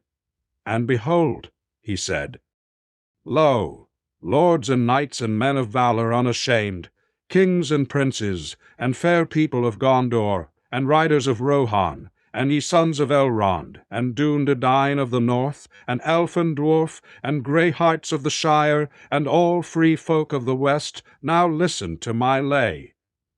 For I will sing to you of Frodo of the 9 fingers and the Ring of Doom." And when Sam heard that, he laughed aloud for sheer delight, and he stood up and cried, "O great glory and splendor! And all my wishes have come true." And then he wept. And all the host laughed and wept, and in the midst of their merriment and tears the clear voice of the minstrel rose like silver and gold, and all men were hushed. And he sang to them, now in the elven tongue, now in the elven tongue, on the speech of the West, until their hearts, wounded with sweet words, overflowed, and their joy was like swords, and they passed in thought out to regions where pain and delight flow together, and tears are the very wine of blessedness. And at the last, as the sun fell from the noon and the shadows of the trees lengthened, he ended, "Praise them with great praise," he said, and knelt. And then Aragorn stood up, and all the host arose, and they passed to pavilions made ready, to eat and drink and make merry while the day lasted. Frodo and Sam were led apart and brought to a tent, and there their old raiment was taken off, but folded and set aside with honor, and clean linen was given to them. Then Gandalf came, and in his arms, to the wonder of Frodo, he bore the sword and the elven cloak and the mithril coat that had been taken from him in Mordor. For Sam he brought a coat of gilded mail, and his elven cloak all healed of the soils and hurts that it had suffered. And then he laid before them 2 swords. "I do not wish for any sword," said Frodo. "Tonight at least you should wear one," said Gandalf. Then Frodo took the small sword that had belonged to Sam, and had been laid at his side in Cirith Ungol. "Sting I gave to you, Sam," he said. "No, master. Mr. Bilbo gave it to you, and it goes with his silver coat. He would not wish anyone else to wear it now." Frodo gave way, and Gandalf, as if he were their esquire, knelt and girt the sword belts about them, and then rising he set circlets of silver upon their heads. And when they were arrayed, they went to the great feast, and they sat at the king's table with Gandalf and King Eomer of Rohan and the Prince Imrahil and all the chief captains, and there also were Gimli and Legolas. But when, after the standing silence, wine was brought, there came in 2 esquires to serve the kings. Or so they seemed to be. One was clad in the silver and sable of the guards of Minas Tirith, and the other in white and green. But Sam wondered what such young boys were doing in an army of mighty men. Then suddenly, as they drew near and he could see them plainly, he exclaimed, "Why, look, Mr. Frodo, look here! Well, if it isn't Pippin! Mr. Peregrine Took, I should say, and Mr. Merry, how they have grown! Bless me! But I can see there's more tales to tell than ours." "There are indeed," said Pippin, turning towards him, "and we'll begin telling them as soon as this feast is ended. In the meantime, you can try Gandalf. He's not so close as he used to be, though he laughs now more than he talks. For the present, Merry and I are busy. We are knights of the city and of the mark, as I hope you observe." At last the glad day ended, and when the sun was gone and the round moon rode slowly above the mists of Anduin and flickered through the fluttering leaves, Frodo and Sam sat under the whispering trees amid the fragrance of fair Ithilien, and they talked deep into the night with Merry and Pippin and Gandalf, and after a while Legolas and Gimli joined them.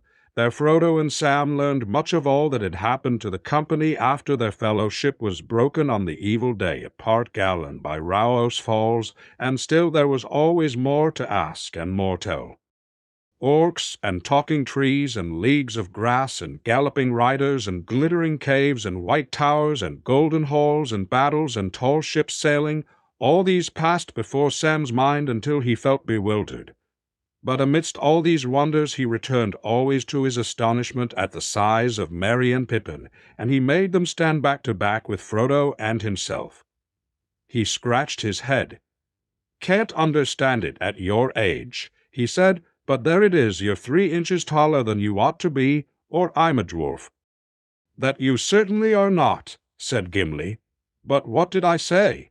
Mortals cannot go drinking draughts and expect no more to come of them than of a pot of beer." "And draughts?" said Sam.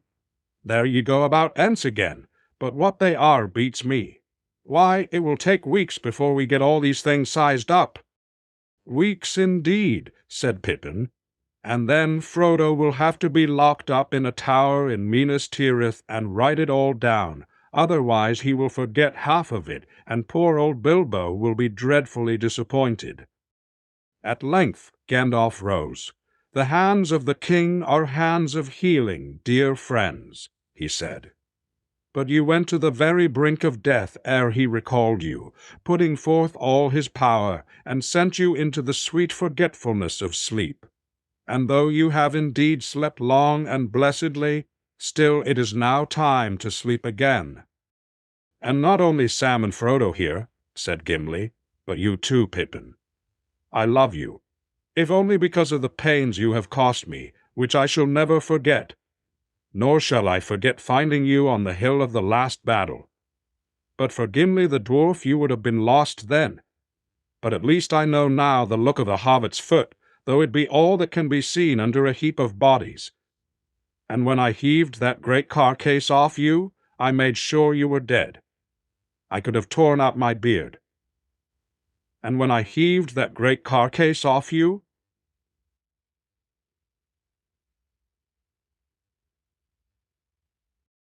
And I, said Legolas, shall walk in the woods of this fair land, which is rest enough.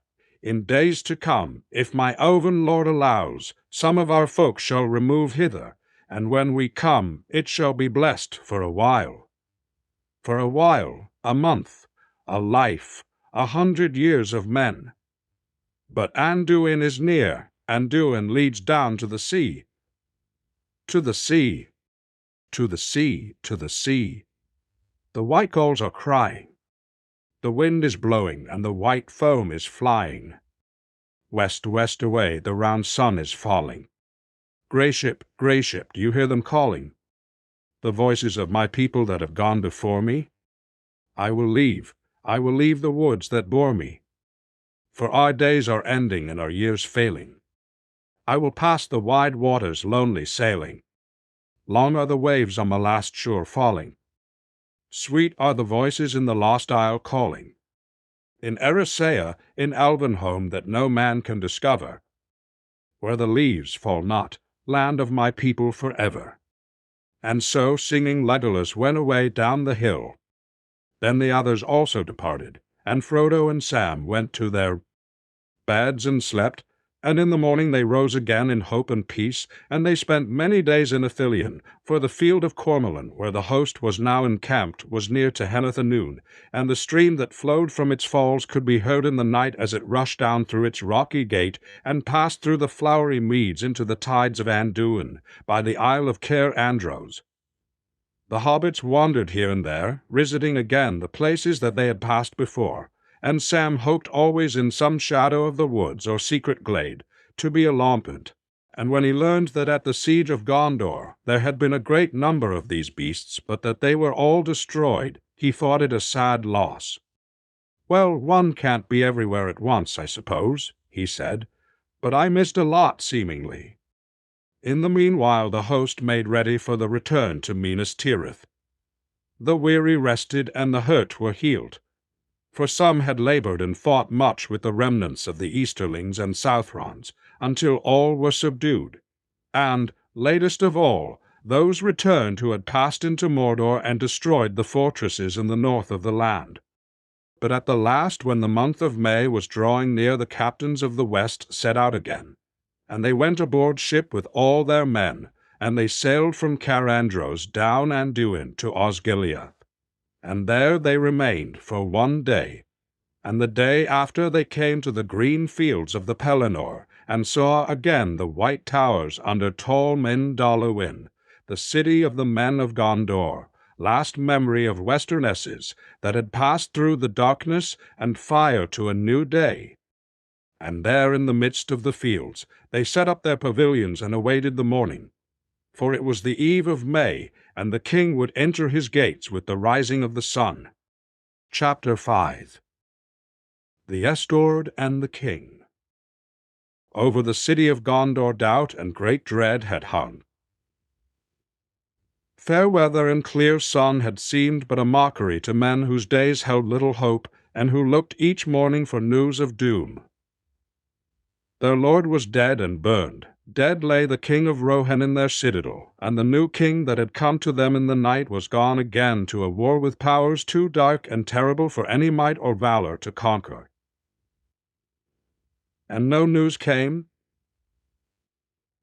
After the host left Morgul and took the northward beneath the shadow of the mountains, no mention and rumour of Laughlin. When the captains were but 2 days gone, the lady Eowyn bade the women who tended her to bring her raiment, and she would not be gainsayed, but rose. And when they had clothed her and set her arm in a sling of linen, she went to the warden of the houses of healing. "Sir," she said, "I am in great unrest, and I cannot lie longer in sloth." "Lady," he answered, "you are not yet healed, and I was commanded to tend you with especial care. You should not have risen from your bed for 7 days yet, or so I was bidden. I beg you to go back." "I am healed," she said, "healed at least in body, save my left arm only, and that is at ease. but I shall sicken anew, if there is naught that I can do. Are there no tidings of war?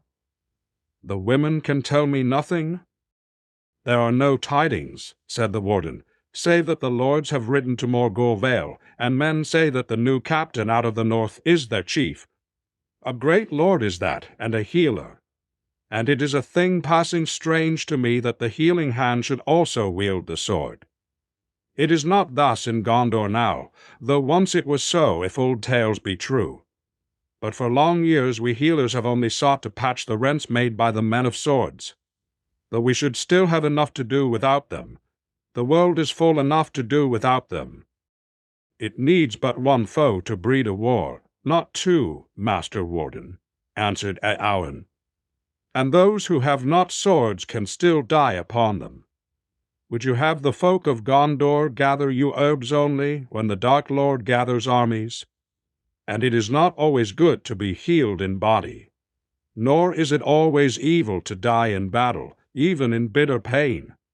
Were I permitted in this dark hour, I would choose the latter. The warden looked at her. Tall she stood there, her eyes bright in her white face, her right hand clenched as she turned and gazed out of his window that opened to the east. He sighed and shook his head. After a pause she turned to him again. "Is there no deed to do?" she said. "Who commands in this city?" "I do not rightly know," he answered. "Such things are not my care. There is a marshal over the riders of Rohan, and the Lord Horan, I am told, commands the men of Gondor. But the Lord Faramir is by right the steward of the city." "Where can I find him?" "In this house, lady. He was sorely hurt, but is now set again on. The way to health, but I do not know. Will you not bring me to him? Then you will know." The Lord Faramir was walking alone in the garden of the houses of healing, and the sunlight warmed him, and he felt life run new in his veins. But his heart was heavy, and he looked out over the walls eastward. And coming, the warden spoke his name, and he turned and saw the Lady Eowyn of Rohan. And he was moved with pity, for he saw that she was hurt, and his clear sight perceived her sorrow and unrest. "My lord," said the warden, "here is the Lady Eowyn of Rohan. She rode with the king and was sorely hurt, and dwells now in my keeping. But she is not content, and she wishes to speak to the steward of the city." "Do not misunderstand him, lord," said Eowyn. "It is not lack of care that grieves me. No houses could be fairer, for those who desire to be healed. But I cannot lie in sloth, idle, caged. I looked for death in battle. But I have not died, and battle still goes on." At a sign from Faramir, the warden bowed and departed. "What would you have me do, lady?" said Faramir. "I also am a prisoner of the healers." He looked at her, and being a man whom pity deeply stirred, it seemed to him that her loveliness amid her grief would pierce his heart. And she looked at him and saw the grave tenderness in his eyes, and yet knew, for she was bred among men of war, that here was one whom no rider of the mark would outmatch in battle. "What do you wish?" he said again. "If it lies in my power, I will do it." "I would have you command this warden, and bid him let me go," she said. But though her words were still proud, her heart faltered, and for the first time she doubted herself. She guessed that this tall man, both stern and gentle, might think her merely wayward, like a child that has not the firmness of mind to go on with a dull task to the end. "I myself am in the warden's keeping," answered Faramir, "nor have I yet taken up my authority in the city. But had I done so, I should still listen to his counsel, and should not cross his will in matters of his craft, unless in some great need. But I do not desire healing," she said. "I wish to ride to war like my brother Aemir, or better like Theoden the king, for he died and has both honor and peace. It is too late, lady, to follow the captains, even if you had the strength," said Faramir. "But death in battle may come to us all yet, willing or unwilling. You will be better prepared to face it in your own manner if while there is still time you do as the healer commanded. You and I, we must endure with patience the hours of waiting." She did not answer, but as he looked at her it seemed to him that something in her softened, as though a bitter frost were yielding at the first faint presage of spring. A tear sprang in her eye and fell down her cheek like a glistening raindrop. Her proud head drooped a little, then quietly, more as if speaking to herself than to him. "But the healers would have me lie abed 7 days yet," she said, "and my window does not look eastward." Her voice was now that of a maiden and sad. Faramir smiled, though his heart was filled with pity. "Your window does not look eastward," he said. "That can be amended. In this I will command the warden. If you will stay in this house in our care, lady, and take your rest, then you shall walk in this garden in the sun as you will, and you shall look east, whither all our hopes have gone. And here you will find me, walking and waiting, and also looking east. It would ease my care, if you would speak to me, or walk it in waiting, and also looking east." Then she raised her head and looked him in the eyes again, and a color came in her pale face. "How should I ease your care, my lord?" she said, "and I do not desire the speech of living men." "Would you have my plain answer?" he said. "I would." "Then, at Awen of Rohan, I say to you that you are beautiful. In the valleys of our hills there are flowers fair and bright, and maidens fairer still, but neither flower nor lady have I seen till now in Gondor so lovely, and so sorrowful. It may be that only a few days are left ere darkness falls upon our world, and when it comes I hope to face it steadily. But it would ease my heart if while the sun yet shines, I could see you still, for you and I have both passed under the wings of the shadow, and the same hand drew us back." "Alas, not me, lord," she said. "Shadow lies on me still. Look not to me for healing. I am a shield maiden, and my hand is ungentle. But I thank you for this at least, that I need not keep to my chamber. I will walk abroad by the grace of the steward of the city." And she did him a courtesy and walked back to the house. But Faramir for a long while walked alone in the garden, and his glance now strayed rather to the house than to the eastward walls.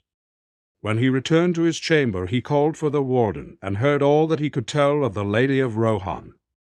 "But I doubt not, lord," said the warden, "that you would learn more from the halfling that is with us. For he was in the riding of the king, and with the lady at the end, they say."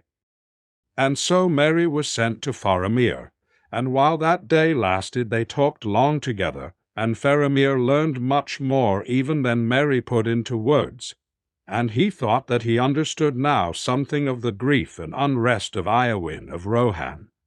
And in the fair evening Faramir and Merry walked in the garden, but she did not come. But in the morning as Faramir came from the houses, he saw her as she stood upon the walls, and she was clad all in white, and gleamed in the sun. And he called to her, and she came down, and they walked on the grass or sat under a green tree together, now in silence, now in speech, and each day after they did likewise. And the warden looking from his window was glad in heart, for he was a healer, and his care was lightened, and certain it was that, heavy as was dread and foreboding of those days, upon them. And so the 5th day came since the Lady Iowin went first to Faramir, and they stood now together once more upon the walls of the city and looked out. No tidings had yet come, and all hearts were darkened. The weather, too, was bright no longer. It was cold. A wind that had sprung up in the night was blowing now keenly from the north, and it was rising. But the lands about looked grey and drear. They were clad in warm raiment and heavy cloaks, and over all the Lady Eowyn wore a great blue mantle of the colour of deep summer night, and it was set with silver stars about hem and throat. Faramir had sent for this robe and had wrapped it about her, and he thought that she looked fair and queenly indeed as she stood there at his side. The mantle was wrought for his mother. Findelas of Amroth, who died untimely, and was to him but a memory of loveliness in far days, and were robes seen to him. Fedi! But she now shivered beneath the starry mantle, and she looked northward, above the grey hither lands, into the eye of the cold wind, where far away the sky was hard and clear. "What do you look for, Ieuan?" said Faramir. "Does not the black gate lie yonder?" said she, "and must he not? Now be come thither. It is 7 days since he rode away." "7 days," said Faramir. "But think not ill of me, if I say to you, they have brought me both a joy and a pain that I never thought to know. Joy to see you, but pain, because now the fear and doubt of this evil time are grown dark indeed. Ieuan, I would not have this world end now, or lose so soon what I have found." "Lose what you have found, Lord?" she answered, but she looked at him gravely, and her eyes were kind. "I know not what in these days you have found that you could lose. But come, my friend, let us not speak of it. Let us not speak at all. I stand upon some dreadful brink, and it is utterly dark in the abyss before my feet. But whether there is any light behind me I cannot tell, for I cannot turn yet. I wait for some stroke of doom." "Yes, we wait for the stroke of doom," said Faramir, and they said no more.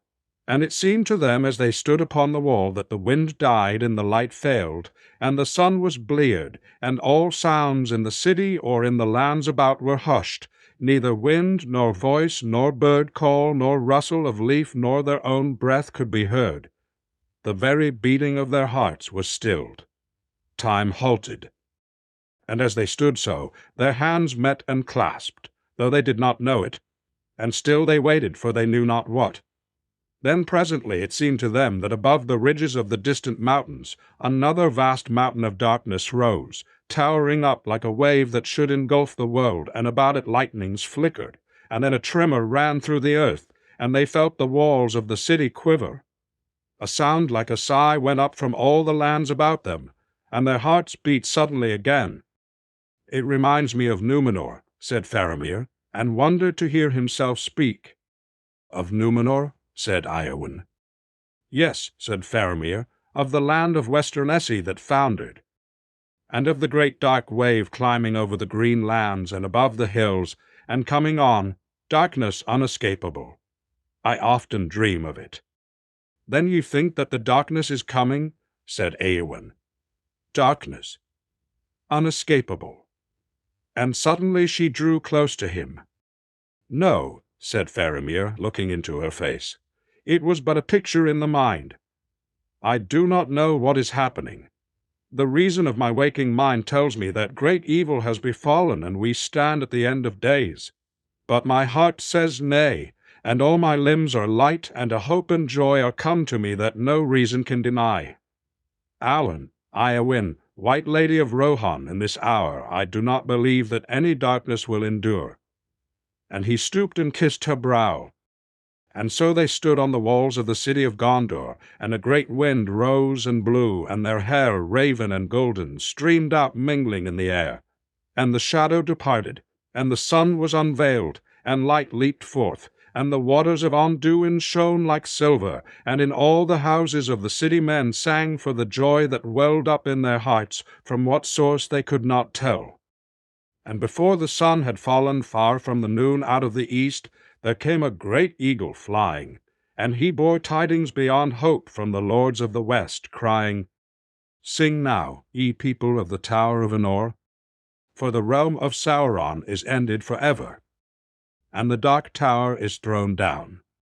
Sing and rejoice, ye people of the Tower of Guard, for your watch has not been in vain, and the black gate is broken, and your king hath passed through, and he is victorious. Sing and be glad, all ye children of the west, for your king shall come again, and he shall dwell among you all the days of your life. And the tree that was withered shall be renewed, and he shall plant it in the high places, and the city shall be blessed. Sing all ye people. and the people sang in all the ways of the city. The days that followed were golden, and spring and summer joined and made revel together in the fields of Gondor. And tidings now came by swift riders from Caer Andros of all that was done, and the city made ready for the coming of the king. Mary was summoned, and rode away with the wains that took store of goods to Osgiliath, and thence by ship to Caer Andros. But Faramir did not go, for now being healed he took upon him his authority and the stewardship. Although it was only for a little while, and his duty was to prepare for one should replace him. And Eowyn did not go, though her brother sent word begging her to come to the field of Cormoran. And Faramir wondered at this, but he saw her seldom, being busy with many matters. And she dwelt still in the houses of healing, and walked alone in the garden. And her face grew pale again, and it seemed that in all the city she only was ailing and sorrowful. And the warden of the houses was troubled, and he spoke to Faramir. Then Faramir came and sought her, and once more they stood on the walls together. And he said to her, Eowyn, why do you tarry here, and do not go to the rejoicing in Cornwall and beyond Caer Andros, where your brother awaits you? And she said, Do you not know? But he answered, 2 reasons there may be, but which is true? I do not know. And she said, I do not wish to play at riddles. Speak plainer.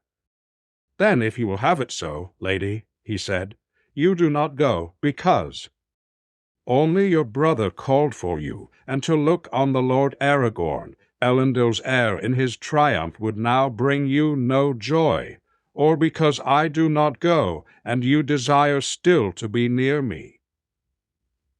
And maybe for both these reasons, and you yourself cannot choose between them. Eowyn, do you not love me, or will you not? I wish to be loved by another, she answered, but I desire no man's pity. That I know, he said. You desire to have the love of the Lord Aragorn, because he was high and puissant, and you wish to have renown and glory, and to be lifted far above the mean things that crawl on the earth. And as a great captain may to a young soldier, he seemed to you admirable. For so he is, a lord among men, the greatest that now is. But when he gave you only understanding and pity, then you desired to have nothing, unless a brave death in battle. Look at me, Eowyn. And Eowyn looked at Faramir long and steadily, and Faramir said, Do not scorn pity that is the gift of a gentle heart, Eowyn, but I do not offer you my pity.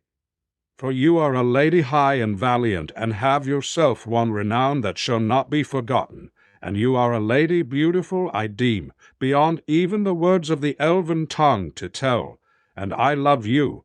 Once I pitied your sorrow, but now, were you sorrowless, without fear or any lack, were the blissful queen of Gondor, still I would love.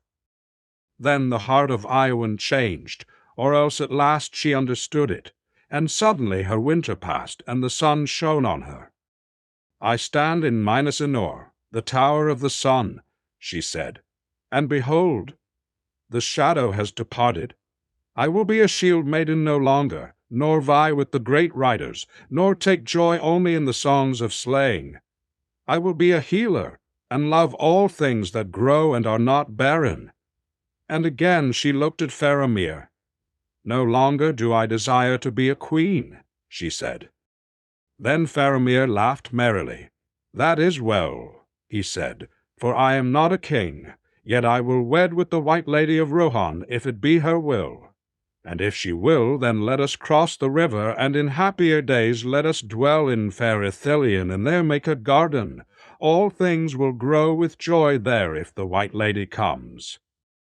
Then must I leave my own people, man of Gondor, she said. And would you have your proud folk say of you, There goes a lord who tamed a wild shield maiden of the north. Was there no woman of the race of Númenor to choose?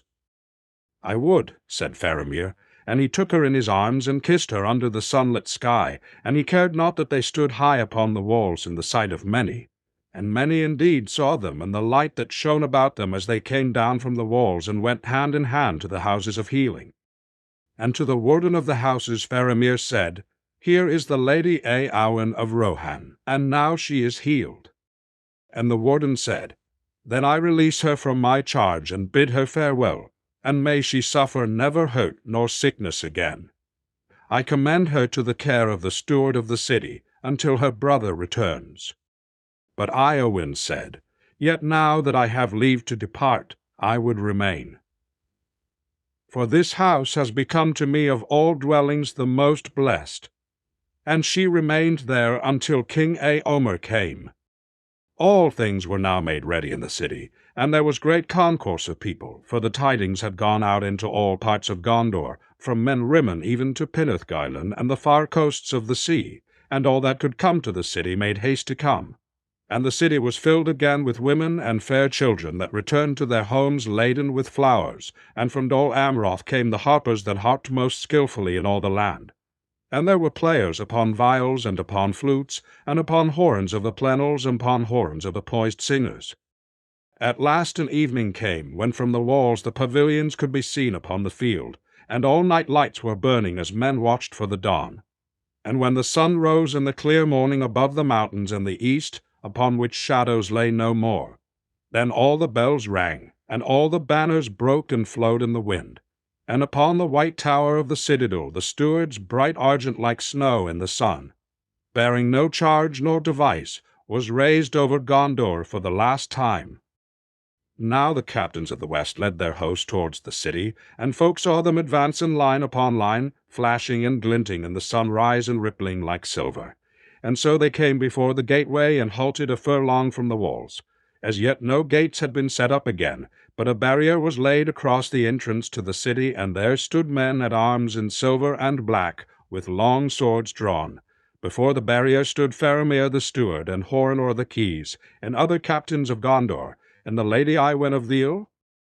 So now there was a wide space before the walls of Minas Tirith, and it was hemmed in upon all sides by the knights and the soldiers of Gondor and of Rohan, and by the people of the city and of all parts of the land. A hush fell upon all as out from the host stepped the Dunedain in silver and grey, and before them came walking slow the Lord Aragorn. He was clad in black mail-girt with silver and grey, and before them came walking slow the Lord Aragorn. He was clad in black mail-girt with silver, and he wore a long mantle of pure white clasped at the throat with a great jewel of green that shone from afar. With him were Eomer of Rohan, and the Prince Imrahil, and Gandalf robed all in white, and 4 small figures that many men marvelled to see. Nay, cousin, they are not boys, said Iorth to her kinswoman from Imlath Malui, who stood beside her. Those are Periane, out of the far country of the halflings, where they are princes of great fame, it is said. I should know, for I had one to tend in the houses. They are small, but they are valiant. Why, cousin, one of them went with only his esquire into the Black Country, and fought with the Dark Lord all by himself, and set fire to his tower, if you can believe it.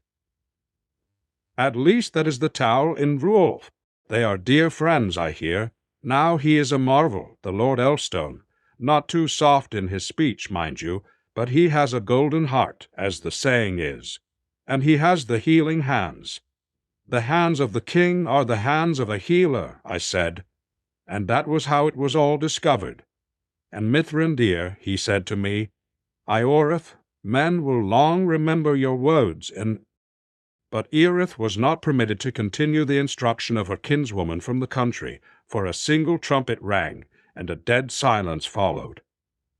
Then forth from the gate went Faramir with Horin of the keys, and no others, save that behind them walked 4 men in the high helms and armor of the citadel, and they bore a great casket of black lebethron bound with silver. Faramir met Aragorn in the midst of those there assembled, and he knelt and said, The last steward of Gondor begs leave to surrender his office. And he held out a white rod, but Aragorn took the rod and gave it back, saying, That office is not ended, and it shall be thine and thy heirs as long as my line shall last. Do now thy office. Then Faramir stood up and spoke in a clear voice. Men of Gondor, hear now the steward of this realm. Behold, one is come to claim the kingship again at last. Here is Aragorn, son of Arathorn, chieftain of the Dune at Arnor, captain of the host of the west, bearer of the star of the north, wielder of the sword reforged, victorious in battle, whose hands bring healing. The Elfstone, Elessar of the line of Volendil, Isilzun, Múmir, shall be king, and to the city, and ze dwell there. And all the host and all the people cried yea with one voice. And Ioreth said to her kinswoman, This is just a ceremony such as we have in the city, cousin, for he has already entered, as I was telling you. And he said to me, and then again she was obliged to silence, for Faramir spoke again. Men of Gondor, the lore-masters tell that it was the custom of old that the king should receive the crown from his father ere he died, or if that might not be, that he should go alone and take it from the hands of his father in the tomb where he was laid. But since things must now be done otherwise, using the authority of the steward, I have today brought hither from Rath Dinan the crown of Eärnur, the last king, whose days passed in the time of our long fathers of old. Then the guard stepped forward, and Faramir opened the casket, and he held up an ancient crown. It was shaped like the helms of the guards of the citadel, save that it was loftier, and it was all white, and the wings at either side were wrought of pearl and silver in the likeness of the wings of a sea-bird, for it was the emblem of kings who came over the sea, and 7 gems of adamant were set in the circlet, and upon its summit was set a single jewel, the light of which went up like a flame. Then Aragorn took the crown and held it up, and said, Et Yerelo and Dorena Wutulian, se no me marovan ar Hildinya 10. Ambar Meda. And those were the words that Elendil spoke when he came up out of the sea on the wings of the wind. Out of the great sea to Middle-earth I am come. In this place will I abide, and my heirs unto the ending of the world. Then to the wonder of many Aragorn did not put the crown upon his head, but gave it back to Faramir, and said, By the labor and valor of many I have come into my inheritance. In token of this I would have the ring-bearer bring the crown to me, and let Mithrandir set it upon my head, if he will, for he has been the mover of all that has been accomplished, and this is his victory. Then Frodo came forward and took the crown from Faramir and bore it to Gandalf. And Aragorn knelt, and Gandalf set the white crown upon his head, and said, Now come the days of the king, and may they be blessed while the thrones of the Valar endure. But when Aragorn arose, all that beheld him gazed in silence, for it seemed to them that he was revealed to them now for the first time.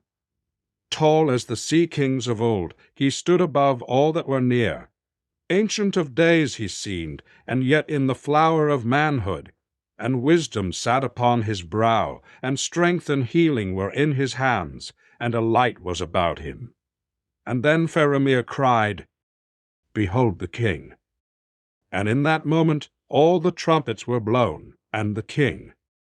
Elessar went forth and came to the barrier, and Hurin of the keys thrust it back, and amid the music of harp and of viol and of flute, and the singing of clear voices, the king passed through the flower-laden streets, and came to the citadel, and entered in, and the banner of the tree and the stars was unfurled upon the topmost tower, and the reign of King Elessar began, of which many songs have told.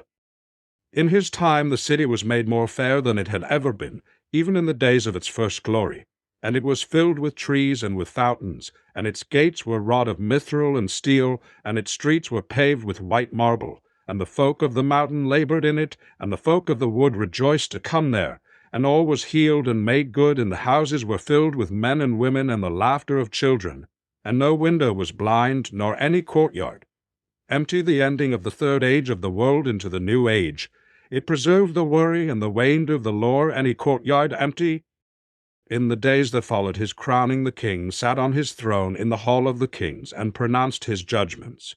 And embassies came from many lands and peoples, from the east and the south, and from the borders of Mirkwood, and from Dunland in the west. And the king pardoned the Easterlings that had given themselves up, and sent them away free, and he made peace with the peoples of Haradand, than Barabord before, and the slaves of Mordor he released, and gave to them all the lands about Lake Nunan. And there were brought before him many to receive his praise, and gave to them all the lands about Lake Nunan. And the king said to Beregond, Beregond, by your sword blood was spilled in the hallows, where that is forbidden. Also you left your post without leave of lord or of captain. For these things of old death was the penalty. Now therefore I must pronounce your doom. All penalty is remitted for your valor in battle, and still more, because all that you did was for the love of the Lord Faramir. None the less you must leave the guard of the citadel, and you must go forth from the city of Minas Tirith. Then the blood left Beregond's face, and he was stricken to the height and bowed his head. But the king said, So it must be, for you are appointed to the White Company, the guard of Faramir, Prince of Ithilien, and you shall be its captain, and dwell in Emen Arnon in honor and peace, and in the service of him for whom ye risked all, to save him from death.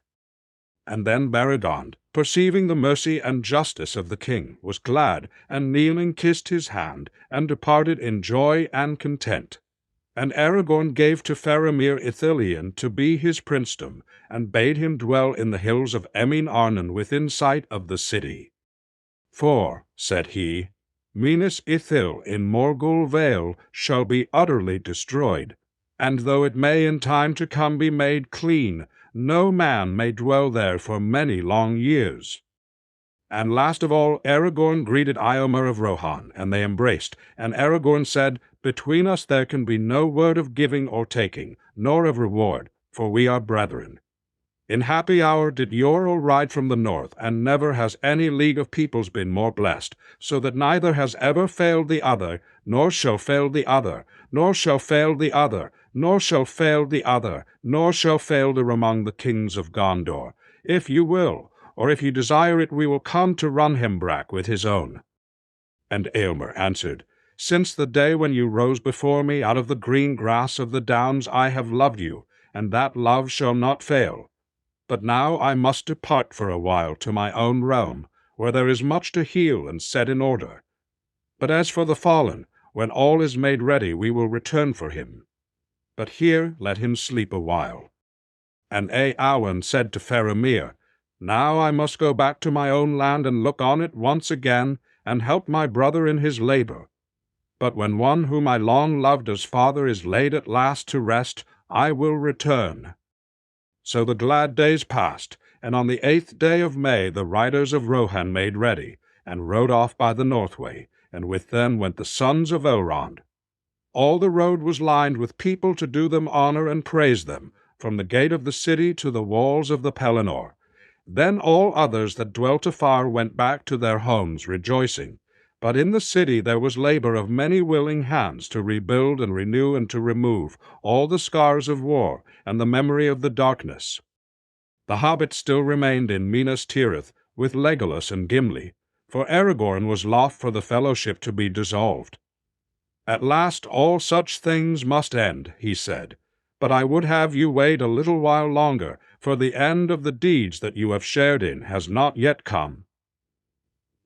A day draws near that I have looked for in all the years of my manhood, and when it comes I would have my friends beside me. But of that day he would say no more. In those days the companions of the ring dwelt together in a fair house with Gandalf, and they went to and fro as they wished. And Frodo said to Gandalf, Do you know what this day is that Aragorn speaks of? For we are happy here, and I don't wish to go. But the days are running away, and Bilbo is waiting, and the Shire is my home. As for Bilbo, said Gandalf, he is waiting for the same day, and he knows what keeps you. And as for the passing of the days, it is now only May, and high summer is not yet in, and though all things may seem changed, as if an age of the world had gone by, yet to the trees and the grass it is less than a year since you set out. Pippin, said Frodo, didn't you say that Gandalf was less close than of old? He was weary of his labors then, I think. Now he is recovering." And Gandalf said, "Many folk like to know beforehand what is to be set on the table, but those who have labored to prepare the feast like to keep their secret, for wonder makes the words of praise louder. And Aragorn himself waits for a sign." There came a day when Gandalf could not be found, and the companions wondered what was going forward. But Gandalf took Aragorn out from the city by night, and he brought him to the southern feet of Mount Mendaluin, and there they found a path made in ages past that few now dared to tread. For it led up onto the mountain to a high hollow where only the kings had been wont to go. And they went up by steep ways until they came to a high field below the snows that clad the lofty peaks, and it looked down over the precipice that stood behind the city. And standing there they surveyed the lands, for the morning was come, and they saw the towers of the city far below them like white pencils touched by the sunlight, and all the vale of Anduin was like a garden, and the mountains of shadow were veiled in a golden mist.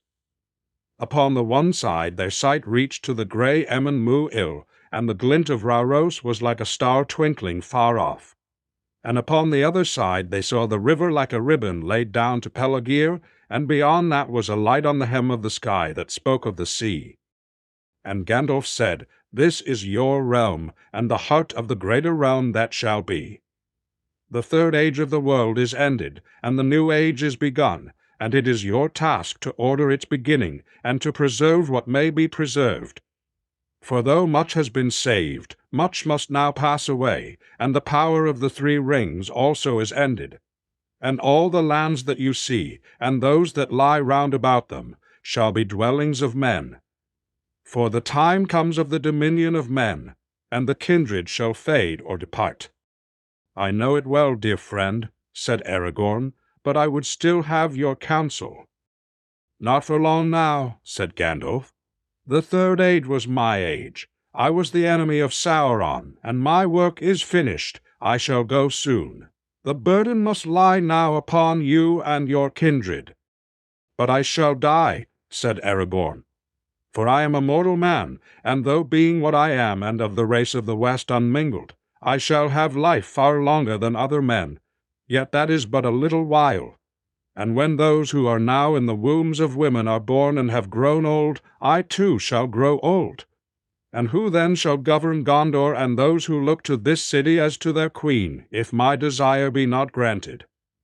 The tree in the court of the fountain is still withered in those who look to this city as to their queen, if my desire be othered. Turn your face from the green world and look where all seems barren and cold," said Gandalf. Then Aragorn turned, and there was a stony slope behind him running down from the skirts of the snow, and as he looked he was aware that alone there in the waste a growing thing stood, and he climbed to it, and saw that out of the very edge of the snow there sprang a sapling tree no more than 3 foot high. Already it had put forth young leaves, long and shapely, dark above and silver beneath, and upon its slender crown it bore one small cluster of flowers, whose white petals shone like the sunlit snow. Then Aragorn cried, "Yea, Lutuvianese, I have found it. Lo, here is a scion of the eldest of trees. But how comes it here? For it is not itself yet 7 years old." And Gandalf coming looked at it, and said, "Verily this is a sapling of the line of Nimloth the Fair, and that was a seedling of Gasfilian, and that a fruit of Telperion of many names, eldest of trees. Who shall say how it comes here in the appointed hour? But this is an ancient hallow, and ere the kings failed or the tree withered in the court, a fruit must have been set here. For it is said that though the fruit of the tree comes seldom to ripeness, yet the life within may then lie sleeping through many. Yet the life, remember this, for if ever a fruit ripens, it should be planted, lest the line die out of the world.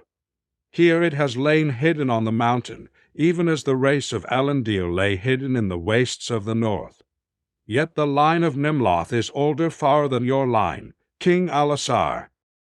Then Aragorn laid his hand gently to the sapling, and lo, it seemed to hold only lightly to the earth, and it was removed without hurt. And Aragorn bore it back to the citadel. Then the withered tree was uprooted, but with reverence, and they did not burn it, but laid it to rest in the silence of Rathdenan. And Aragorn planted the new tree in the court by the fountain, and swiftly and gladly it began to grow. And when the month of June entered and it was laden with blossom, "The sign has been given," said Aragorn, "and the day is not far off." And he set watchmen upon the walls. It was the day before midsummer when messengers came from Aed, to the city, and they said that there was a riding of fair folk out of the north, and they drew near now to the walls of the Pelennor. And the king said, "At last they have come. Let all the city be made ready." Upon the very eve of midsummer, when the sky was blue as sapphire and white stars opened in the east, but the west was still golden, and the air was cool and fragrant, the riders came down the north way to the gates of Minas Tirith. First rode Alrohir and Aladane with a banner of silver, and then came Glorfindel and Aristor and all the household of Rivendell, and after them came the Lady Galadriel and Celegrone, Lord of Lothreen, riding upon white steeds, and around came the Lady Galadri, and beside him upon a grey palfrey rode Arwen his daughter, Evenstar of her people. And Frodo, when he saw her come glimmering in the evening, with stars on her brow and a sweet fragrance about her, was moved with great wonder, and he said to Gandalf, "At last I understand why we have waited. This is the ending. Now not day only shall be beloved, but night too shall be beloved. But night too shall be beautiful and blessed, and all its fear pass away." Then the king welcomed his guests, and they alighted, and Elrond surrendered the scepter, and laid the hand of his daughter in the hand of the king, and together they went up into the high city, and all the stars flowered in the sky. And Aragorn the king Elisar wedded Arwen Undomile in the city of the kings upon the day of midsummer, and the tale of their long waiting and labors was come to fulfillment. Chapter 6. Many Pardons. When the days of rejoicing were over at last, the companions thought of returning to their own homes. And Frodo went to the king as he was sitting with the Queen Arwen by the fountain, and she sang a song of Valinor, while the tree grew and blossomed. They welcomed Frodo and rose to greet him. And Aragorn said, "I know what you have come to say, Frodo. You wish to return to your own home. Well, dearest friend, the tree grows best in the land of its sires. But for you and all the lands of the west there will ever be a welcome. And though your people have had little fame in the legends of the great, they will now have more renown than many wide realms that are no more." "It is true that I wish to go back to the Shire," said Frodo. "But first I must go to Rivendell. For if there could be anything wanting in a time so blessed, I missed Bilbo. And I was grieved when among all the household of Elrond I saw that he was not come." "Do you wonder at that, ring-bearer?" said Arwen. "For you know the power of that thing which is now destroyed, and all that was done by that power is now passing away. But your kinsman possessed this thing longer than you. He is ancient in years now, according to his kind, and he awaits you, for he will not again make any long journey save one." "Then I beg leave to depart soon," said Frodo. "In 7 days we will go," said Aragorn, "for we shall ride with you far on the road, even as far as the country of Rohan. In 3 days now Eomer will return hither to bear Theoden back to rest in the Mark, and we shall ride with him to honor the fallen. But now before you go I will confirm the words that Faramir spoke to you, and you are made free for ever of the realm of Gondor, and all your companions likewise. And if there were any gifts that I could give to match with your deeds, you should have them. But whatever you desire you shall take with you, and ye shall ride in honor and arrayed as princes of the land." But the Queen Arwen said, "A gift I will give you. For I am the daughter of Elrond. I shall not go with him now when he departs to the havens. For mine is the choice of Luthien, and as she so have I chosen, both the sweet and the bitter. But in my stead you shall go, ring-bearer. But in my stead you shall go, ring-bearer, when the time comes, and if you then desire it. If your hurts grieve you still, and the memory of your burden is heavy, then you may pass into the west until all your weanings are healed.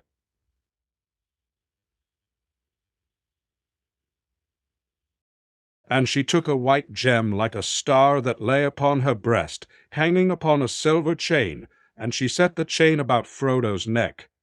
When the memory of the fear and the darkness troubles you, she said, this will bring you aid. In 3 days, as the king had said, Eomer of Rohan came riding to the city, and with him came an Aelraid of the fairest knights of the Mark. He was welcomed, and when they sat all at table in Mirathrond, the great hall of feasts, he beheld the beauty of the ladies that he saw, and was filled with great wonder. And before he went to his rest, he sent for Gimli the dwarf, and he said to him, Gimli Glóin's son, have your axe ready. May, Lord, said Gimli, but I can speedily fetch it if there be need. You shall judge, said Ealmodda, for there are certain rash words concerning the lady in the golden wood that lie still between us, and now I have seen her with my eyes. Well, Lord, said Gimli, and what say you now? Alas, said Eomer, I will not say that she is the fairest lady that lives. Then I must go for my axe, said Gimli. But first I will plead this excuse, said Eomer, had I seen her in other company, I would have said all that you could wish. But now I will put Queen Arwen Evenstar first, and I am ready to do battle on my own part with any who deny me. Shall I call for my sword? Then Gimli bowed low. Nay, you are excused for my part, Lord, he said. You have chosen the evening, but my love is given to the morning, and my heart forebodes that soon it will pass away forever. At last the day of departure came, and a great and fair company made ready to ride north from the city. Then the kings of Gondor and Rohan went to the Hallows, and they came to the tombs in Rathdennen, and they bore away King Theoden upon a golden bier, and passed through the city in silence. Then they laid the bier upon a great wain with riders of Rohan, all about it, and his banner borne before. And Merry being Theodan's esquire rode upon the wain, and kept the arms of the king. For the other companion steeds were furnished according to their stature, and Frodo and Samwise rode at Aragorn's side, and Gandalf rode upon Shadowfax, and Pippin rode with the knights of Gondor, and Legolas and Gimli as ever rode together upon Arad. In that riding went also Queen Arwen and Celeborn and Galadriel with their folk, and Elrond and his sons, and the princes of Dol Amroth and of Ithilien, and many captains and knights. Never had any king of the Mark such company upon the road as went with Theoden Thengel's son to the land of his home. Without haste and at peace they passed into Enol Rien, and they came to the grey wood under Amandine Naund. And there they heard a sound as of drums beating in the hills, though no living thing could be seen.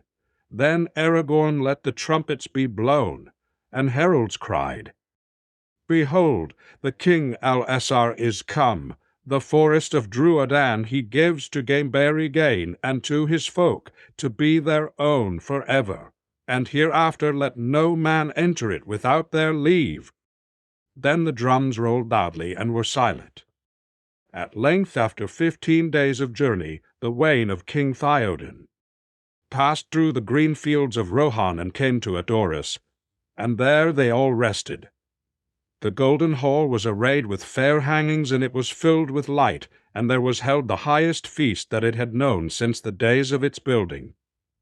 For after 3 days the men of the Mark prepared the funeral of Theoden, and he was laid in a house of stone with his arms and many other fair things that he had possessed, and over him was raised a great mound, covered with green turves of grass of white evermind. And now there were 8 mounds on the east side of the Barfield. Then the riders of the king's house upon white horses rode round about the barrow, and sang together a song of Theoden, Thengel's son that Gleowine his minstrel made, and he made no other song after. The slow voices of the writer stirred the hearts even of those who did not know the speech of that people. But the words of the song brought a light to the eyes of the folk of the mark as they o'er the cellar brown of the hoves of the north and north and north. And the tale of the kings rolled on, and the mountains turned the horn, and the porn of the mountains. Till the kings rolled on, and the horn of the mountains came and rode to row, and died in splendor, even as the sun, returning beyond hope, gleamed upon Mindalluin in the morning. Out of doubt, out of dark, to the day's rising, he rode singing in the sun, sword unsheathing. Hope he rekindled, and in hope ended. Over death, over dread, over doom lifted. Out of loss, out of life, unto long glory. But Mary stood at the foot of the green mound, and he wept. And when the song was ended, he arose and cried, Theoden King, farewell, as a father you were to me for a little while. Farewell. When the burial was over, and the weeping of women was stilled, and Theoden was left at last alone in his barrow, then folk gathered to the golden hall for the great feast and put away sorrow. For Theoden had lived to full years, and ended in honor no less than the greatest of his sires.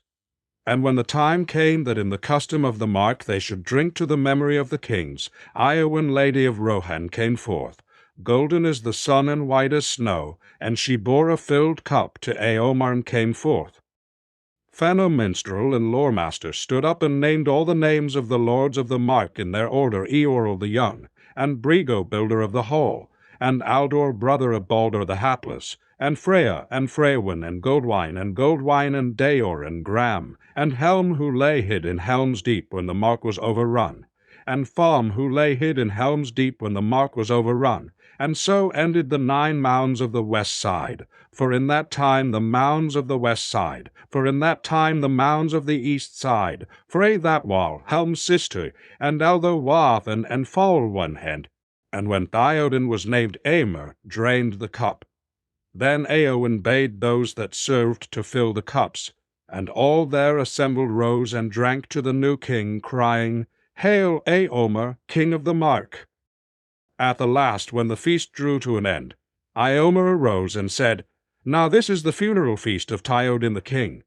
But I will speak ere we go of tidings of joy, for he would not grudge that I should do so, since he was ever a father to Eowyn my sister. Hear then all my guests, fair folk of many realms, such as have never before been gathered in this hall. Faramir, steward of Gondor and prince of Ithilien, asks that Eowyn, lady of Rohan, should be his wife, and she grants it Itholde, and she grants it Wiln. And Faramir and Eowyn stood forth and set hand in hand, and all there drank to them and were glad. Thus, said Eomer, is the friendship of the mark and of Gondor bound with a new bond, and the more do I rejoice. No niggard are you, Eomer, said Aragorn, to give thus to Gondor the fairest thing in your realm. Then Eowyn looked in the eyes of Aragorn, and she said, Wish me joy, my liege lord and healer. And he answered, I have wished thee joy ever since first I saw thee. It heals my heart to see thee now in bliss. When the feast was over, those who were to go took leave of King Eomer. Aragorn and his knights, and the people of Lorien and of Rivendell, made ready to ride. But Faramir and Emrahil remained at Edoras, and Arwen Evenstar remained also, and she said farewell to her brethren. None saw her last meeting with Elrond her father. For they went up into the hills, and there spoke long together, and bitter was their parting that should endure beyond the ends of the world. At the last, before the guests set out, Eomer and Eowyn came to Merry, and they said, Farewell now, merry Addoc of the Shire and Holdwine of the Mark. Ride to good fortune, and ride back soon to our welcome. And Eomer said, Kings of old would have laden you with gifts that Owain could not bear for your deeds upon the fields of Munburg. And yet you will take naught, ye say, but the arms that were given to you. This I suffer, for indeed I have no gift that is worthy. But my sister begs you to receive this small thing, as a memorial of Durnhelm and of the horns of the mark at the coming of the morning." Then Eowyn gave to Merry an ancient horn, small but cunningly wrought all of fair silver with a baldric of green, and Wrights had engraven upon it swift horsemen riding in a line that wound about it from the tip to the mouth, and there were set runes of great virtue. "This is an heirloom of our house," said Eowyn. "It was made by the dwarves, and came from the hoard of Scatha the Worm. Yorl the Young brought it from the north. He that blows it at need shall set fear in the hearts of his enemies, and joy in the hearts of his friends, and they shall hear him and come to him." Then Merry took the horn, for it could not be refused, and he kissed Eowyn's hand, and they embraced him, and so they parted for that time. Now the guests were ready, and they drank the stirrup cup, and with great praise and friendship they departed, and came at length to Helm's Deep, and there they rested 2 days. Then Legolas repaid his promise to Gimli and went with him to the glittering caves. And when they returned he was silent, and would say only that Gimli alone could find fit words to speak of them. "And never before has a dwarf claimed a victory over an elf in a contest of words," said he. "Now therefore has a dwarf claimed a victory over an elf in a contest of words." From Deeping Combe they rode to Isengard, and saw how the Ents had busied themselves. All the stone circle had been thrown down and removed, and the land within was made into a garden filled with orchards and trees, and a stream ran through it. But in the midst of all there was a lake of clear water, and out of it the tower of Orthanc rose, still, tall and impregnable, and its black rock was mirrored in the pool. For a while the travellers sat where once the old gates of Isengard had stood, and there were now 2 tall trees like sentinels at the beginning of a green-bordered path that ran towards Orthanc, and they looked in wonder at the work that had been done, but no living thing could they see far or near. But presently they heard a voice calling "Home, home, home," and there came Treebeard striding down the path to greet them with Quickbeam at his side. "Welcome to the Treegarth of Orthanc," he said. "I knew that you were coming, but I was at work up the valley. There is much still to be done. But you have not been idle either away in the south and the east, I hear. And all that I hear is good, very good." Then Treebeard praised all their deeds, of which he seemed to have full knowledge, and at last he stopped and looked long at Gandalf. "Well, come now," he said. "You have proved mightiest, and all your labors have gone well. Where now would you be going? And why do you come here?" "To see how your work goes, my friend," said Gandalf, "and to thank you for your aid in all that has been achieved." Well, that is fair enough," said Treebeard, "for to be sure Ents have played their part, and not only in dealing with that accursed tree-slayer that dwelt here.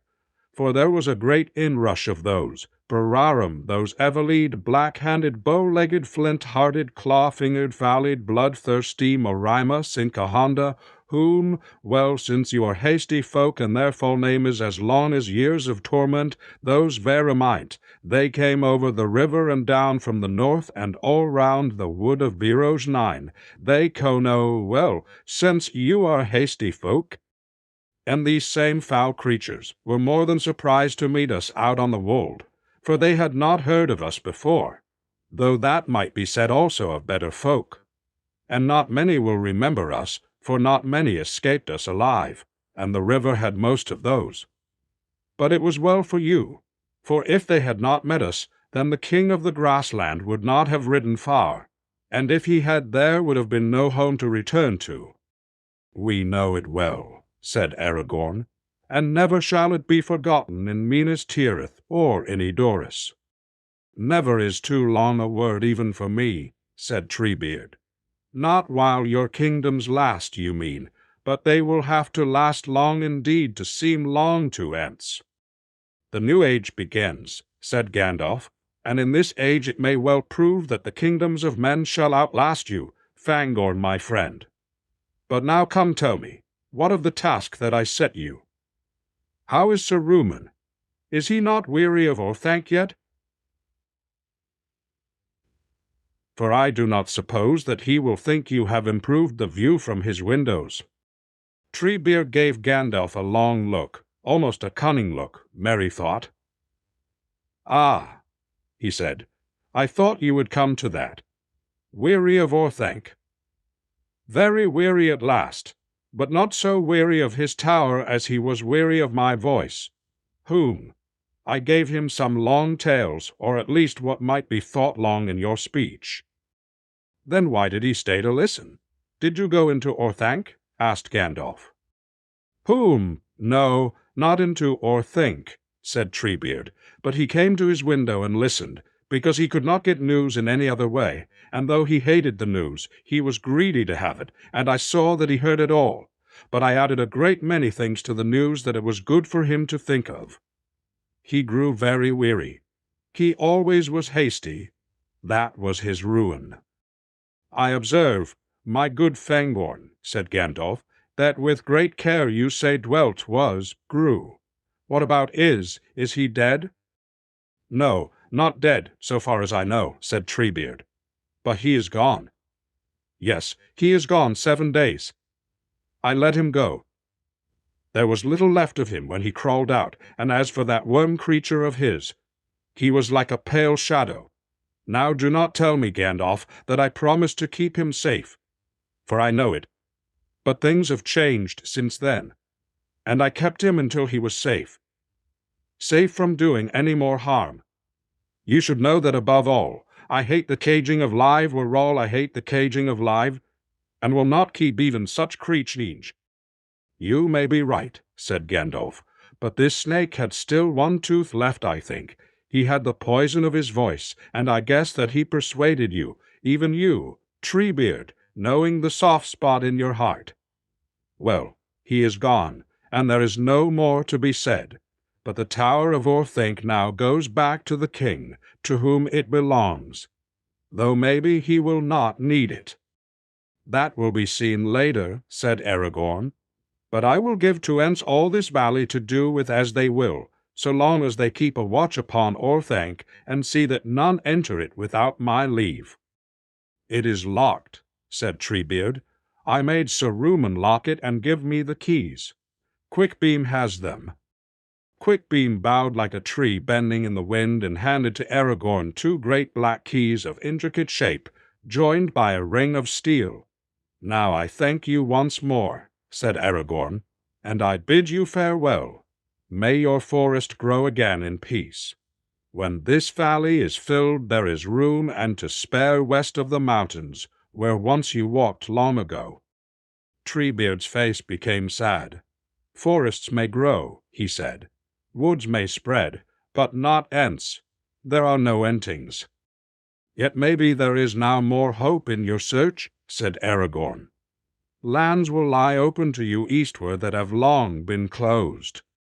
But Treebeard shook his head and said, "It is far to go, and there are too many men there in these days, but I am forgetting my manners. Will you stay here and rest a while? And maybe there are some that would be pleased to pass through Fangorn Forest and so shorten their road home."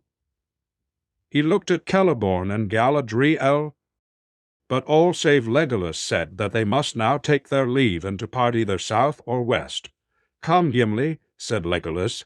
"Now by Fangorn's leave I will visit the deep places of the Entwood and see such trees as are nowhere else to be found in Middle-earth. You shall come with me and keep your word, and thus we will journey on together to our own lands in Mirkwood and beyond." To this Gimli agreed, though with no great delight.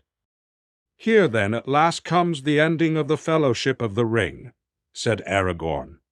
"Yet I hope that ere long you will return to my land with the help that you promised."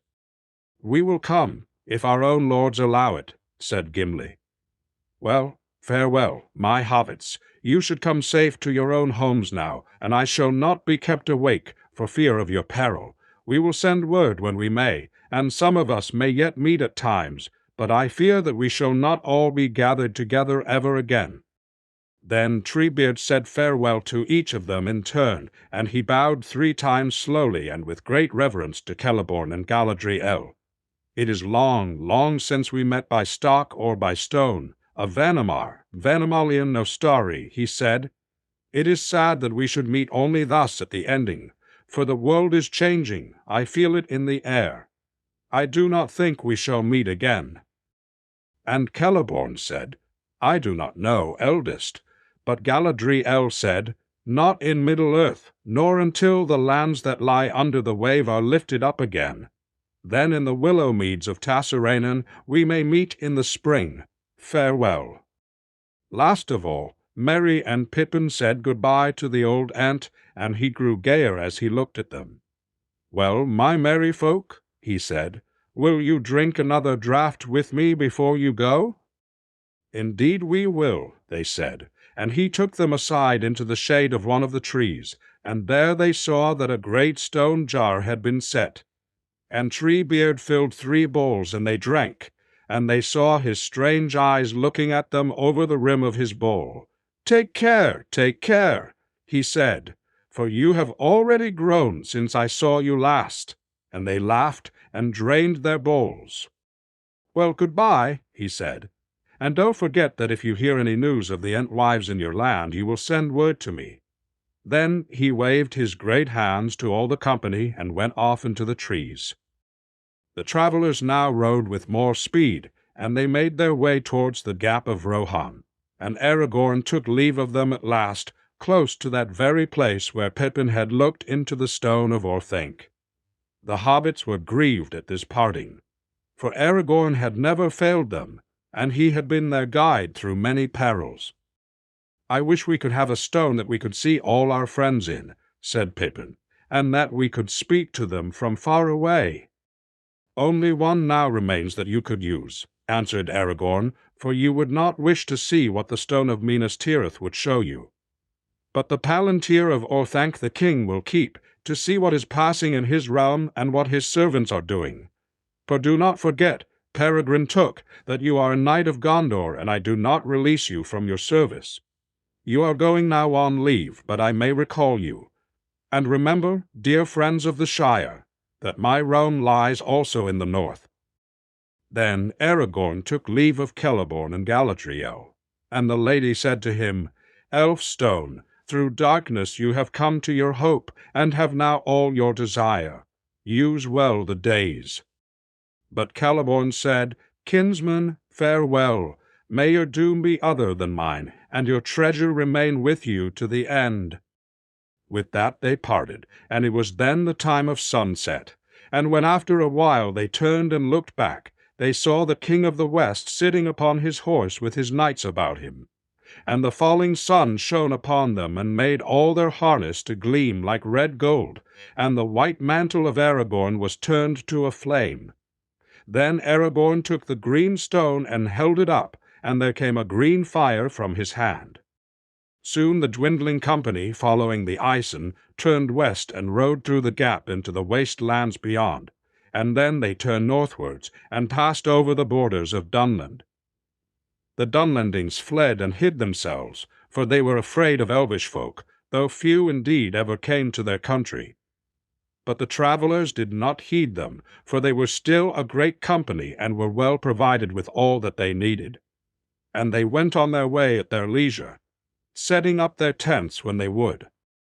On the 6th day since their parting from the king, they journeyed through a wood climbing down from the hills at the feet of the misty mountains that now marched on their right hand. As they came out again into the open country at sundown, they overtook an old man leaning on a staff, and he was clothed in rags of grey or dirty white, and at his heels went another beggar, slouching and whining. "Well, Saruman," said Gandalf, "where are you going?" "What is that to you?" he answered. "Will you still order my goings?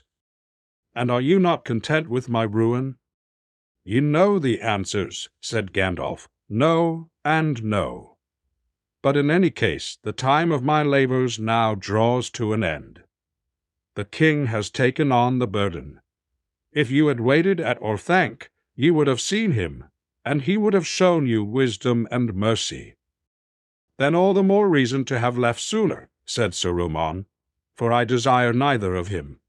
Indeed, if you wish for an answer to your first question, I am seeking a way out of his realm." "Then once more you are going the wrong way," said Gandalf, "and I see no hope in your journey. But will you scorn our help, for we offer it to you?" "To me?" said Saruman. "Nay, pray do not smile at me. I prefer your frowns. And as for the lady here, I do not trust her. She always hated me, and schemed for your part.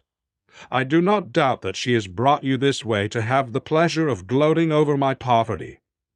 Had I been warned of your pursuit, I would have denied you the pleasure."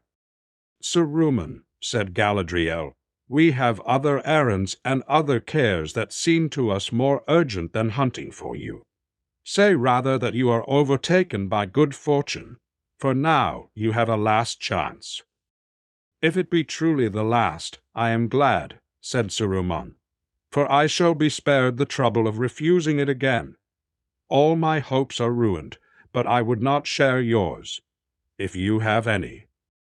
For a moment his eyes kindled. "Go," he said. "I did not spend long study on these matters for naught. You have doomed yourselves, and you know it, and it will afford me some comfort as I wander to think that you pulled down your own house when you destroyed mine. And now, what ship will bear you back across so wide a sea?" he mocked. "It will be a gray ship and full of ghosts."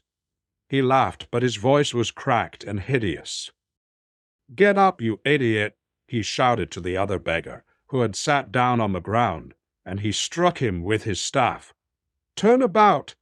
If these fine folk are going our way, then we will take another. Get on, or I'll give you no crust for your supper." The beggar turned and slouched past whimpering. Poor old Grima! Poor old Grima! Always beaten and cursed. How I hate him! I wish I could leave him. "Then leave him," said Gandalf. But Wormtongue only shot a glance of his bleared eyes full of terror at Gandalf, and then shuffled quickly past behind Saruman. As the wretched pair passed by the company, they came to the hobbits, and Saruman stopped and stared at them. But they looked at him with pity. "So you have come to gloat too, have you, my urchins?" he said. "You don't care what a beggar lacks, do you? For you have all you want, food and fine clothes, and the best weed for your pipes. Oh, yes, I know where it comes from. You would not give a pipeful to a beggar, would you?" "I would, if I had any," said Frodo.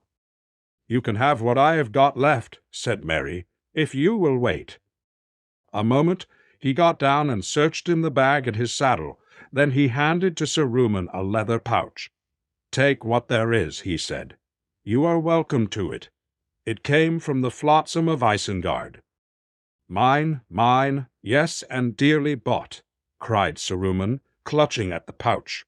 "This is only a repayment in token, for you took more. I'll be bound. Still, a beggar must be grateful if a thief returns him even a morsel of his own. Well, it will serve you right when you come home, if you find things less good in the South Farthing than you would like. Long may your land be short of leaf." "Thank you," said Merry. "In that case I will have my pouch back, which is not yours and has journeyed far with me. Wrap the weed in a rag of your own." "One thief deserves another," said Saruman, and turned his back on Merry and kicked Wormtongue and went away towards the wood. "Well, I like that," said Pippin. "Deef indeed. What of our claim for waylaying, wounding, and orc dragging us through Rohan?" "Ah," said Sam, "and Bot, he said—" "How, I wonder? And I didn't like the sound of what he said about the South Farthing. It's time we got back." "I'm sure it is," said Frodo. "But we can't go any quicker if we are to see Bilbo. I am going to Rivendell first, whatever happens." "Yes, I think you had better do that," said Gandalf. "But alas for Saruman! I fear nothing more can be made of him. He has withered altogether. All the same, I am not sure the Treebeard is right. I fancy he could do some mischief still in a small, mean way." Next day they went on into northern Dunland, where no men now dwelt, though it was a green and pleasant country. September came in with golden days and silver nights, and they rode at ease until they reached the Swanfleet River, and found the old ford east of the falls where it went down suddenly into the lowlands. Far to the west in a haze lay the meres and eyots through which it wound its way to the grey flood, their countless swans housed in a land of reeds. So they passed into Irigan, and at last a fair morning dawned, shimmering above gleaming mists, and looking from their camp on a low hill the travellers saw away in the east the sun catching 3 peaks that thrust up into the sky through floating clouds, Caradras, Seladill, and Fanderwood Hall. They were near to the gates of Moria. Here now for 7 days they tarried, for the time was at hand for another parting which they were loath to make. Soon Celeborn and Galadriel and their folk would turn eastward, and so pass by the Red Horn Gate and down the Dimrill Stair to the Silverlode and to their own country. They had journeyed thus far by the west ways, for they had much to speak of with Elrond and with Gandalf, and here they lingered still in converse with their friends. Often long after the hobbits were wrapped in sleep, they would sit together under the stars, recalling the ages that were gone and were labels concerning the days to come. If any wanderer had chanced to pass, little would he have seen or heard, and it would have seemed to him only that he saw grey figures carved in stone, memorials of forgotten things now lost in unpeopled lands. For they did not move or speak with mouth, looking from mind to mind, and only their shining eyes stirred and kindled as their thoughts went to and fro. But at length all was said, and they parted again for a while, until it was time for the 3 rings to pass away. Quickly fading into the stones and the shadows, the grey-cloaked people of Lothian rode towards the mountains, and those who were going to Rivendell sat on the hill and watched, until there came out of the gathering mist a flash, and then they saw no more. Frodo knew that Galadriel had held aloft her ring in token of farewell. Sam turned away and sighed. "I wish I was going back to Lorien." At last one evening they came over the high moors, suddenly as, to travellers it always seemed, to the brink of the deep valley of Rivendell, and saw far below the lamps shining in Elrond's house. And they went down and crossed the bridge, and came to the doors, and all the house was filled with light and song for joy at Elrond's homecoming. First of all, before they had eaten or washed or even shed their cloaks, the hobbits went in search of Bilbo. They found him all alone in his little room. It was littered with papers and pens and pencils, but Bilbo was sitting in a chair before a small bright fire. He looked very old, but peaceful and sleepy. He opened his eyes and looked up as they came in. "Hullo," he said. "So you've come back? And tomorrow's my birthday, too. How clever of you." "Do you know I shall be 129, and in 1 year more, if I am spared, I shall equal the old Took. I should like to beat him, but we shall see." After the celebration of Bilbo's birthday, the 4 hobbits stayed in Rivendell for some days, and they sat much with their old friend, who spent most of his time now in his room, except at meals. For these he was still very punctual as a rule, and he seldom failed to wake up in time for them. Sitting round the fire, they told him in turn all that they could remember of their journeys and adventures. At first he pretended to take some notes, but he often fell asleep, and when he woke he would say, "How wonderful!" But where were we? Then they went. The only part that seemed really to rouse him and hold his attention was the account of the crowning and marriage of Aragorn. "I was invited to the wedding, of course," he said, "and I have waited for it long enough. But somehow, when it came to it, I found I had so much to do here, and packing is such a bother." When nearly a fortnight had passed, Frodo looked out of his window and saw that there had been a frost in the night, and the cobwebs were like white nets. Then suddenly he knew that he must go and say goodbye to Bilbo. The weather was still calm and fair after one of the most lovely summers that people could remember. But October had come, and it must break soon and begin to rain and blow again. And there was still a very long way to go. Yet it was not really the thought of the weather that stirred him. He had a feeling that it was not really the thought of the weather, that Sam shared Sam shared. "Well, Mr. Frodo, we've been far and seen a deal, and yet I don't think we found a better place than this. There's something of everything here, if you understand me. The Shire and the Golden Wood and Gondor and kings' houses and inns and meadows and mountains all mixed. And yet, somehow, I feel we ought to be going soon. I'm worried about my gaffer, to tell you the truth." "Yes, something of everything, Sam, except the sea," Frodo had answered, and he repeated it now to himself, "except the sea." That day Frodo spoke to Elrond, and it was agreed that they should leave the next morning. To their delight, Gandalf said, "I think I shall come too, at least as far as Bree. I want to see Butterbur." In the evening they went to say goodbye to Bilbo. "Well, if you must go, you must," he said. "I am sorry. I shall miss you. It is nice just to know that you are about the place. But I am getting very sleepy." Then he gave Frodo his mithril. And he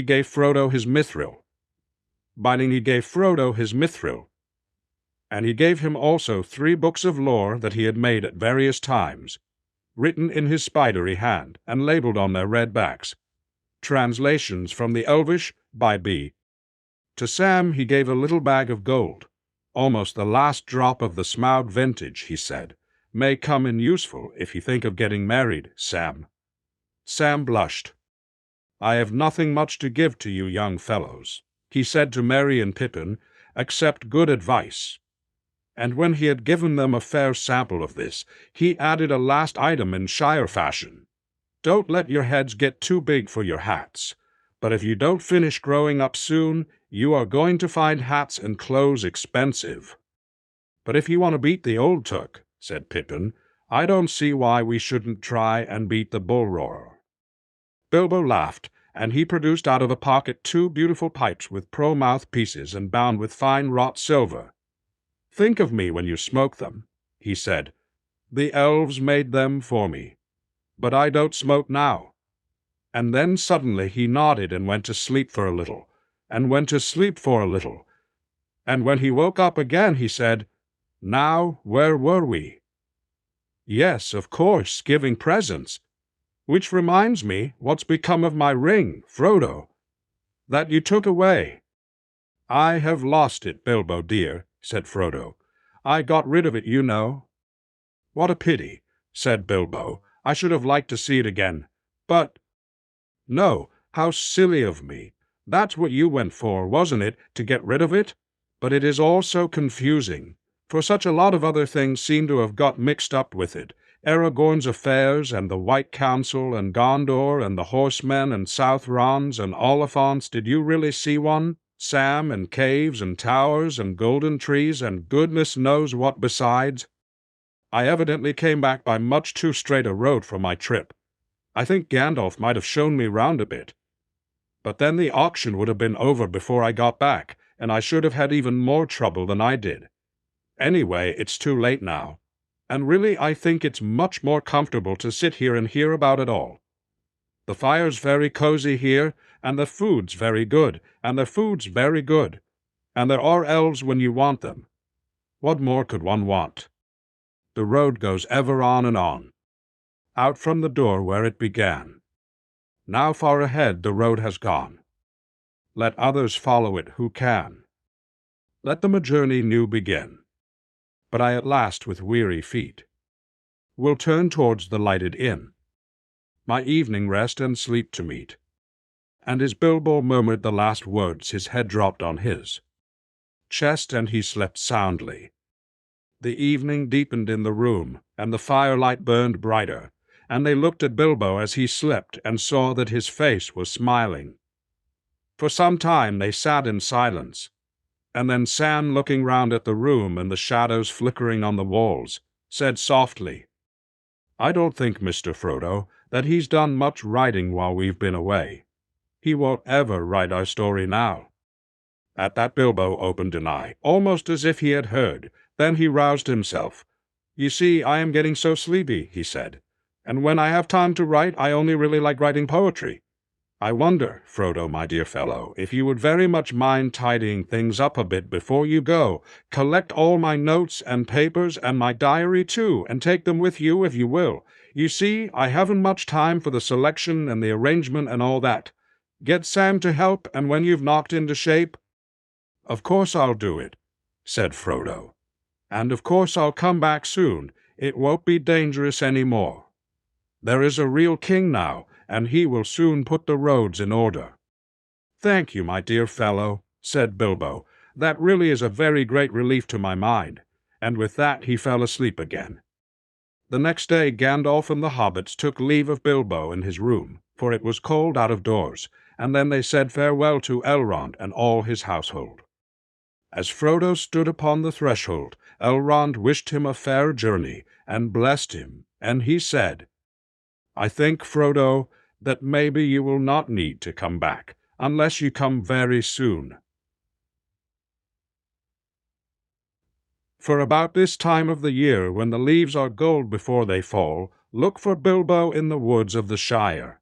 I shall be with him. These words no one else heard, and Frodo kept them to himself.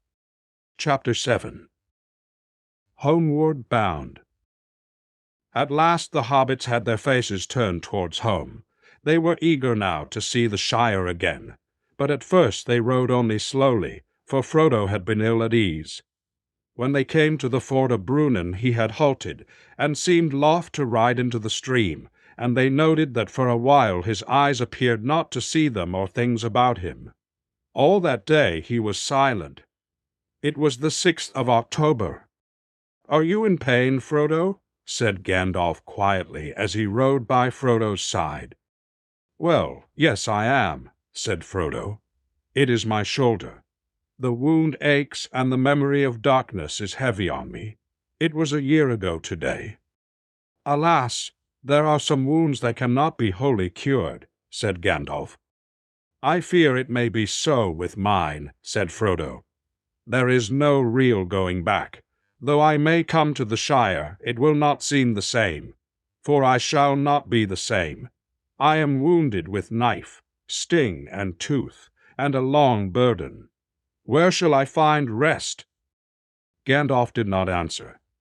By the end of the next day the pain and unease had passed, and Frodo was merry again, as merry as if he did not remember the blackness of the day before.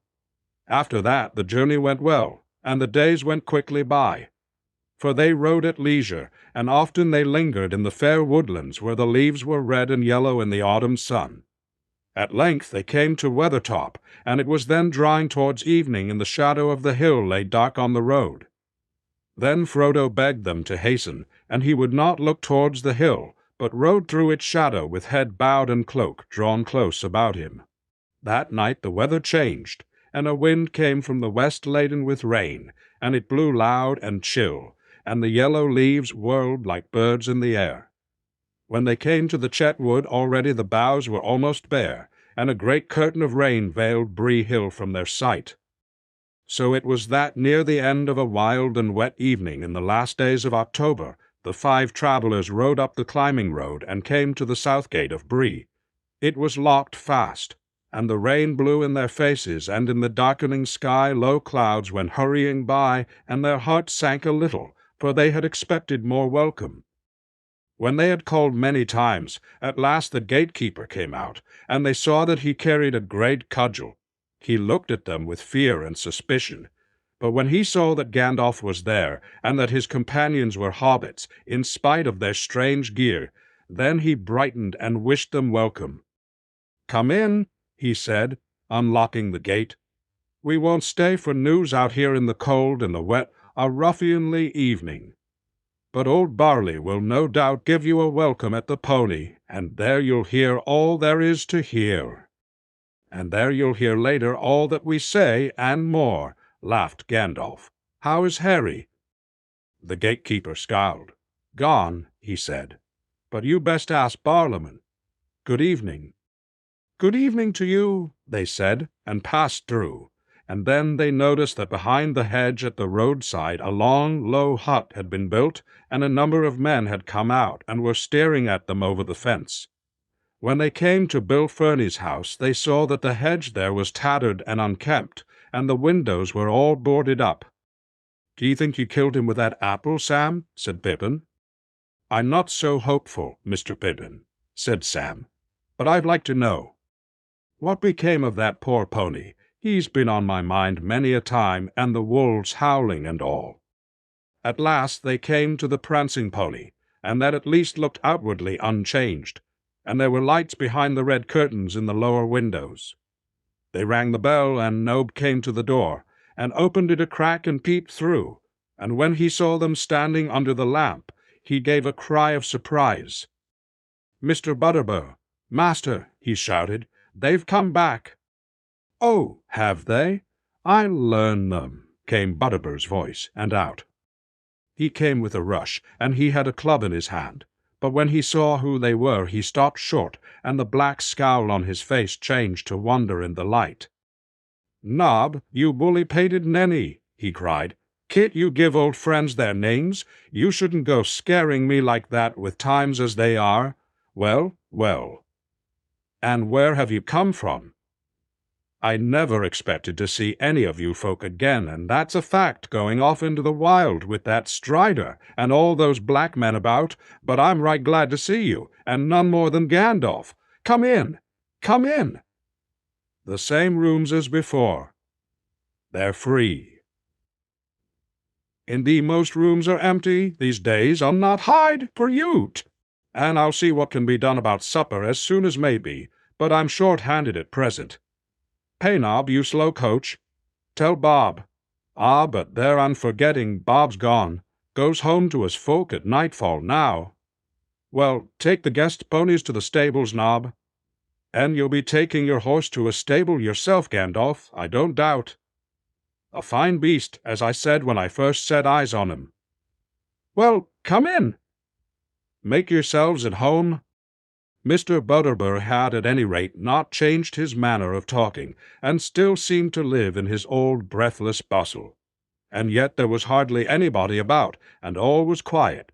From the common room there came a low murmur of no more than 2 or 3 voices, and seen closer in the light of 2 candles that he lit and carried before them, the landlord's face looked rather wrinkled and careworn.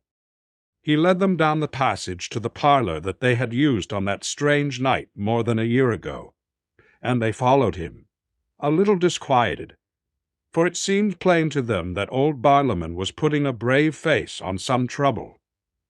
Things were not what they had been, but they said nothing and waited. As they expected, Mr. Butterbur came to the parlor after supper to see if all had been to their liking.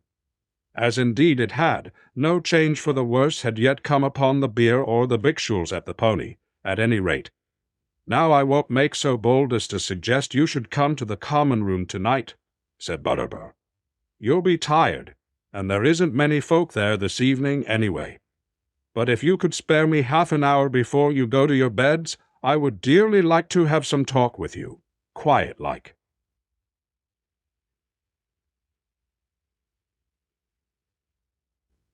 As they was. "That is just what we should like too," said Gandalf. "We are not tired. We have been taking things easy. We were wet, cold, and hungry, but all that you have cured. Come, sit down, and if you have any pipe-weed, we'll bless you." "Well, if you'd called for anything else, I'd have been happier," said Butterbur. "That's just a thing that we're short of, seeing how we've only got what we grow ourselves, and that's not enough. There's none to be had from the Shire these days. But I'll do what I can." When he came back, he brought them enough to last them for a day or 2, a wad of uncut leaf. "South Lynch," he said, "and the best we have, but not the match of South Farthing, as I've always said, though I'm all for Brie in most matters, begging your pardon." They put him in a large chair by the wood fire, and Gandalf sat on the other side of the hearth, and the hobbits in low chairs between them. And then they talked for many times, half an hour, and exchanged all such news as Mr. Butterbur wished to hear or give. Most of the things which they had to tell were a mere wonder and bewilderment to their host, and far beyond his vision, and they brought forth few comments other than, "You don't say?" often repeated in defiance of Mr. Butterbur's "You don't say," Mr. Bag, and Orny don't say, Einger. But he did say much on his own account. Things were far from, well, he would say. Business was not even fair. It was downright bad. No one comes nigh Bree now from outside, he said. And the inside folks, they stay at home mostly and keep their doors barred. It all comes of those newcomers and gangrels that began coming up the Greenway last year, as you may remember. But more came later. Some were just poor bodies running away from trouble. But most were bad men, full of theory, and there was trouble. Why, we had a real set. I will indeed, said Gandalf. How many? 3 and 2, said Butterbur, referring to the big folk and the little. There was poor Mattatherdos and Rowley Appledore and little Tom Pickthorn from over the hill, and Willie Banks from Ubaway, and one of the Underhills from Staddle, all good fellows, and they're missed. And Harry Goatleaf that used to be on the west gate, and that Bill Ferny, they came in on the stranger's side, and they've gone off with them, and it's my belief they let them in. On the night of the fight, I mean, and that was after we showed them they. And now they're gone for robbers and live outside, hiding in the woods beyond Archet, and out in the wilds north away. It's like a bit of the bad old times tales tell of, I say. It isn't safe on the road, and nobody goes far, and folk lock up early. We have to keep watchers all round the fence and put a lot of men on the gates at nights. Well, no one troubled us, said Pippin, and we came along slowly and kept no watch. We thought we'd left all trouble behind us. Ah, that you haven't, master. More's the pity, said Butterbur. But it's no wonder they left you alone. They wouldn't go for armed folk, with swords and helmets and shields and all. Make them think twice, that would. And I must say it put me aback a bit when I saw you. Then the hobbits suddenly realized that people had looked at them with amazement, not out of surprise at their return so much as in wonder at their gear. They themselves had become so used to warfare and to riding in well-arrayed companies that they had quite forgotten that the bright mail peeping from under their cloaks, and the helms of Gondor and the Mark, and the fair devices on their shields would seem outlandish in their own country. And Gandalf, too, was now riding on his tall grey horse, all clad in white with a great mantle of blue and silver, all Glamageway with over all. Gandalf laughed. Well, well, he said. If they are afraid of just 5 of us, then we have met worse enemies on our travels. But at any rate they will give you peace at night while we stay. How long will that be? Said Butterbur. I'll not deny we should be glad to have you about for a bit. You see, we're not used to such troubles, and the rangers have all gone away, folk tell me. I don't think we've rightly understood till now what they did for us. For there's been worse than robbers about wolves were howling round the fences last winter. And there's dark shapes in the woods, dreadful things that makes the blood run cold to think of. It's been very disturbing, if you understand me. I expect it has, said Gandalf. Nearly all lands have been disturbed these days, very disturbed. But cheer up, Barrowman. You have been on the edge of very great troubles, and I am only glad to hear that you have not been deeper in. But better times are coming. Maybe better than any you remember. The rangers have returned. We came back with them. And there is a king again, Barrowman. He will soon be turning his mind this way. Then the Greenway will be opened again, and his messengers will come north, and there will be comings and goings, and the evil things will be driven out of the wastelands. Indeed, the waste and time will be waste no longer, and there will be people and fields where once there was wilderness. Mr. Butterbur shook his head. If there's a few decent respectable folk on the roads, that won't do no harm, he said. But we don't want no more rabble and ruffians, and we don't want no outsiders at Bree, nor near Bree at all. We want to be let alone. I don't want a whole crowd of strangers camping here and settling there and tearing up the wild country. You will be let alone, Barleyman, said Gandalf. There is room enough for realms between Ison and Greyflood, or along the shoreland south of the Brandywine, without anyone living within many days' ride of Bree. And many folk used to dwell away north, 100 miles or more from here, at the far end of the Greenway, on the North Downs or by Lake Evendon. Up away by Deadman's Dyke, said Butterbur, looking even more dubious. That's haunted land, they say. None but a robber would go there. The rangers go there, said Gandalf. Deadman's Dyke, you say? So it has been called for long years, but its right name, Barrowlimon, is Fornoster Norbury of the Kings. And the king will come there again one day, and then you'll have some fair folk riding through. Well, that sounds more hopeful, I'll allow, said Butterbur, and it will be good for business, no doubt, so long as he lets Bree alone. He will, said Gandalf. He knows it and loves it. Does he now? Said Butterbur, looking puzzled. Though I'm sure. I don't know why he should, sitting in his big chair up in his great castle, hundreds of miles away, and drinking wine out of a golden cup, I shouldn't wonder. What's the pony to him, or mugs of beer? Not but what my beer's good, Gandalf. It's been uncommon good, since you came in the autumn of last year and put a good word on it. And that's been a comfort in trouble, I will say. Ah, said Sam, but he says your beer is always good. He says? Of course he does. He's Strider, the chief of the Rangers. Haven't. You got that into your head yet?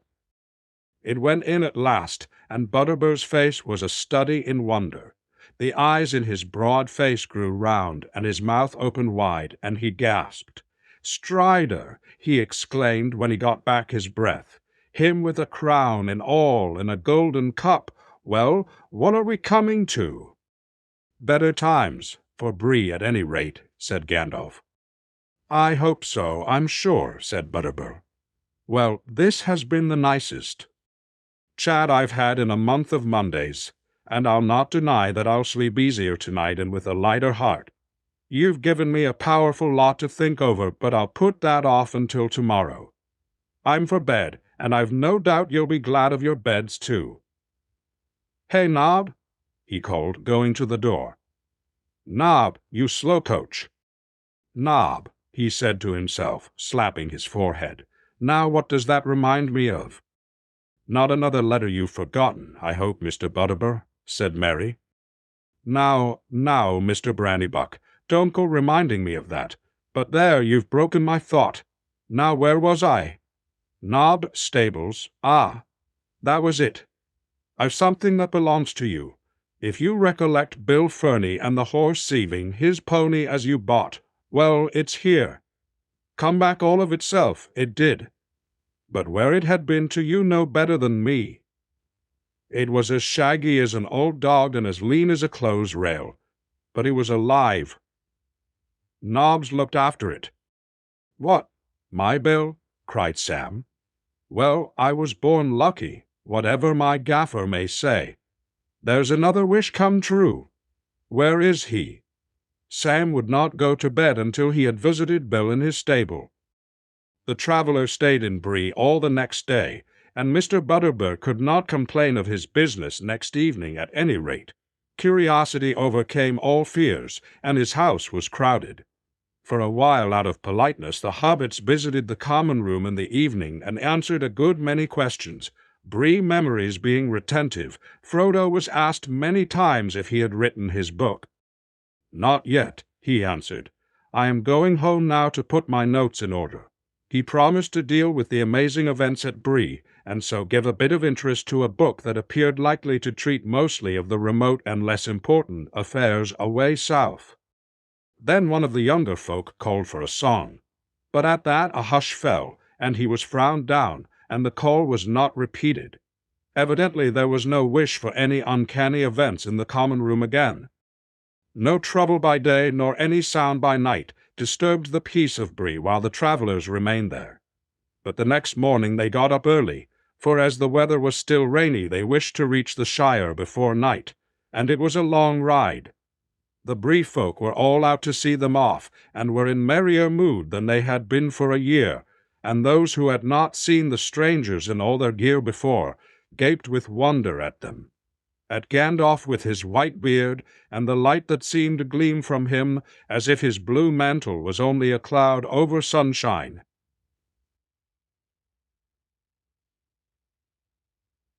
Even those who had laughed at all the talk about the king began to think there might be some truth in it. "Well, good luck on your road, and good luck to your homecoming," said Mr. Butterbur.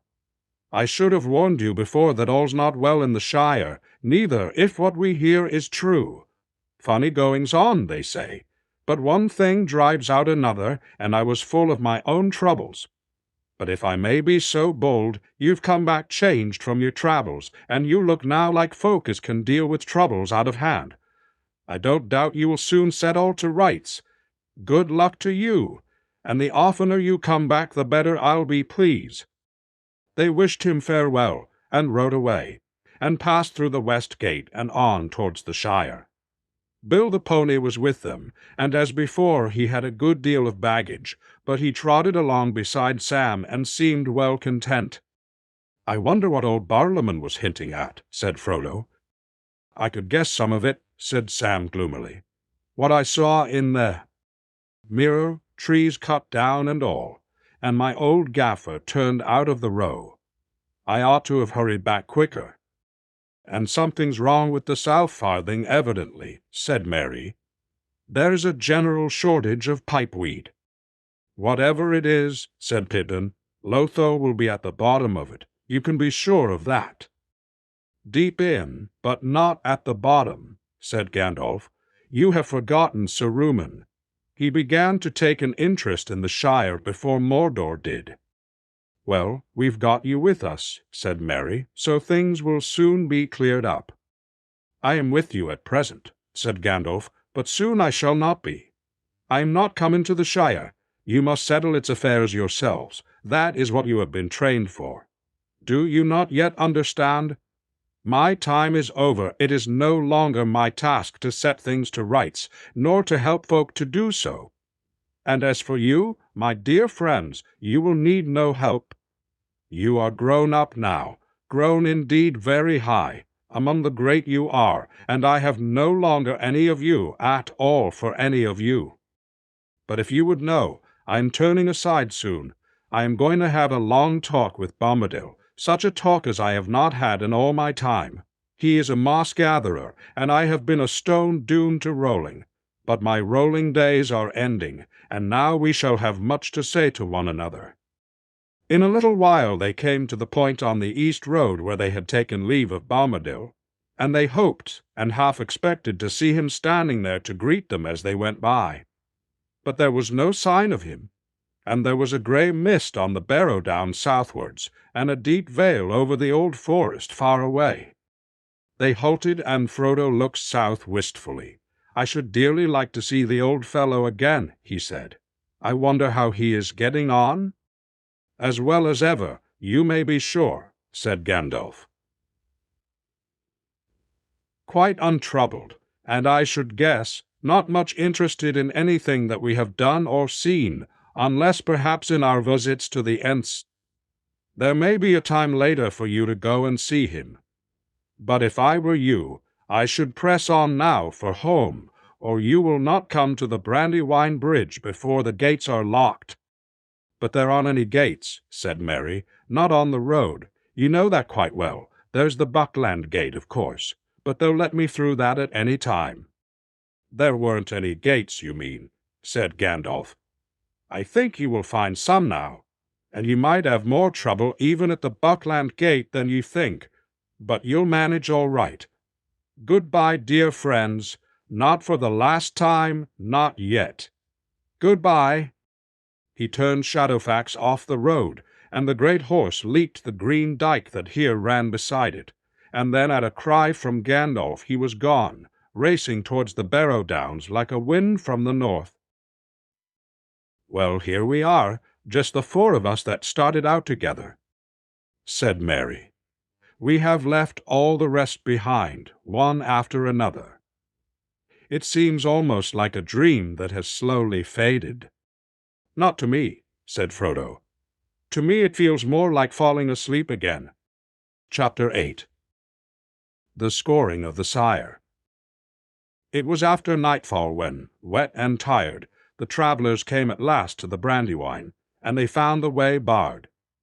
At either end of the bridge there was a great spiked gate, and on the further side of the river they could see that some new houses had been built, two-storied with narrow, straight-sided windows, bare and dimly lit, all very gloomy and unshire-like. They hammered on the outer gate and called, but there was at first no answer. And then, to their surprise, someone blew a horn, and the lights in the windows went out. A voice shouted in the dark, "Who's that? Be off! You can't come in. Can't you read the notice? No admittance between sundown and sunrise?" "Of course we can't read the notice in the dark," Sam shouted back, "and if hobbits of the Shire are to be kept out in the wet on a night like this, I'll tear down your notice when I find it." At that a window slammed, and a crowd of hobbits with lanterns poured out of the house on the left. They opened the further gate, and some came over the bridge. When they saw the travelers, they seemed frightened. "Come along," said Merry, recognizing one of the hobbits. "If you don't know me, Hob Hayward, you ought to. I am Merry Brandybuck, and I should like to know what all this is about, and what a Bucklander like you is doing here. You used to be on the Haygate." "Bless me, it's Master Merry, to be sure, and all dressed up for fighting," said old Hob. "Why, they said you was dead, lost in the old forest by all accounts. I'm pleased to see you alive after all." "Then stop gaping at me through the bars, and open the gate," said Merry. "I'm sorry, Master Merry, but we have orders." "Whose orders?" "The chief's up at Bag End." "Chief? Chief? Do you mean Mr. Lotho?" said Frodo. "I suppose so, Mr. Baggins, but we have to say just the chief nowadays." "Do you indeed?" said Frodo. "Well, I am glad he has dropped the Baggins at any rate, but it is evidently high time that the family dealt with him and put him in his place." A hush fell on the hobbits beyond the gate. "It won't do no good talking that way," said one. "He'll get to hear of it. And if you make so much noise, you'll wake the chief's big man." "We shall wake him up in a way that will surprise him," said Merry. "If you mean that your precious chief has been hiring ruffians out of the wild, then we'd not come back too soon." He sprang from his pony, and seeing the notice in the light of the lanterns, he tore it down and threw it over the gate. The hobbits backed away and made no move to open it. "Come on, Pippin," said Merry. "Two is enough." Merry and Pippin climbed the gate, and the hobbits fled. Another horn sounded. Out of the bigger house on the right, a large heavy figure appeared against a light in the doorway. "What's all this?" he snarled as he came forward. "Gate breaking? You clear out, or I'll break your filthy little necks." Then he stopped, for he had caught the gleam of swords. "Bill Ferny," said Merry, "if you don't open that gate in 10 seconds, you'll regret it. I shall set steel to you if you don't obey. And when you have opened the gates you will go through them and never return. You are a ruffian and a highway robber." Bill Ferny flinched and shuffled to the gate and unlocked it. "Give me the key," said Merry, but the ruffian flung it at his head and then darted out into the darkness. As he passed the ponies, one of them let fly with his heels and just caught him as he ran. He went off with a yelp into the night and was never heard of again. "Neat work, Bill," said Sam, meaning the pony. "So much for your big man," said Merry. "We'll see the chief later. In the meantime, we want a lodging for the night, and as you seem to have pulled down the bridge inn and built this dismal place instead, you'll have to put us up." "I am sorry, Mr. Merry," said Hob, "but it isn't allowed." "What isn't allowed?" "Taking in folk offhand like, and eating extra food, and all that," said Hob. "What's the matter with the place?" said Merry. "Has it been a bad year, or what? I thought it had been a fine summer and harvest." "Well, no, the year's been good enough," said Hob. We grows a lot of food, but we don't rightly know what becomes of it. It's all these gatherers and shearers, I reckon, going round counting and measuring and taking off to storage. They do more gathering than sharing, and we never see most of the stuff again." "Oh, come," said Pippin, yawning. "This is all too tiresome for me tonight. We've got food in our bags. Just give us a room to lie down in. It'll be better than many places I have seen." Cow. The hobbits at the gate still seemed ill at ease. Evidently some rule or other was being broken, but there was no gainsaying four such masterful travelers, all armed, and two of them uncommonly large and strong-looking. Frodo ordered the gates to be locked again. There was some sense, at any rate, in keeping a guard, while ruffians were still about. Then the four companions went into the hobbit guard-house and made themselves as comfortable as they could. It was a bare and ugly place, with a mean little grate that would not allow a good fire. In the upper rooms were little rows of hard beds, and on every wall, Pippin tore them down, there was no beer and very little food, but with what the travelers brought and sheared out they all made a fair meal, and Pippin broke Rule 4 by putting most of next day's allowance of wood on the fire. "Well now, what about a smoke, while ye tell us what has been happening in the Shire?" he said. "There isn't no pipeweed now," said Hob, "at least only for the chief's men. All the stocks seem to have gone. We do hear that wagon loads of it went away down the old road out of the South Farthing, over Sarn Ford way. That would be the end of last year after you left. But it had been going away quietly before that in a small way. That low, though." "Now you shut up, Hob Hayward," cried several of the others. "You know talk of that sort isn't allowed. The chief will hear of it, and we'll all be in trouble." "He wouldn't hear naught if some of you here weren't snakes," rejoined Hob hotly.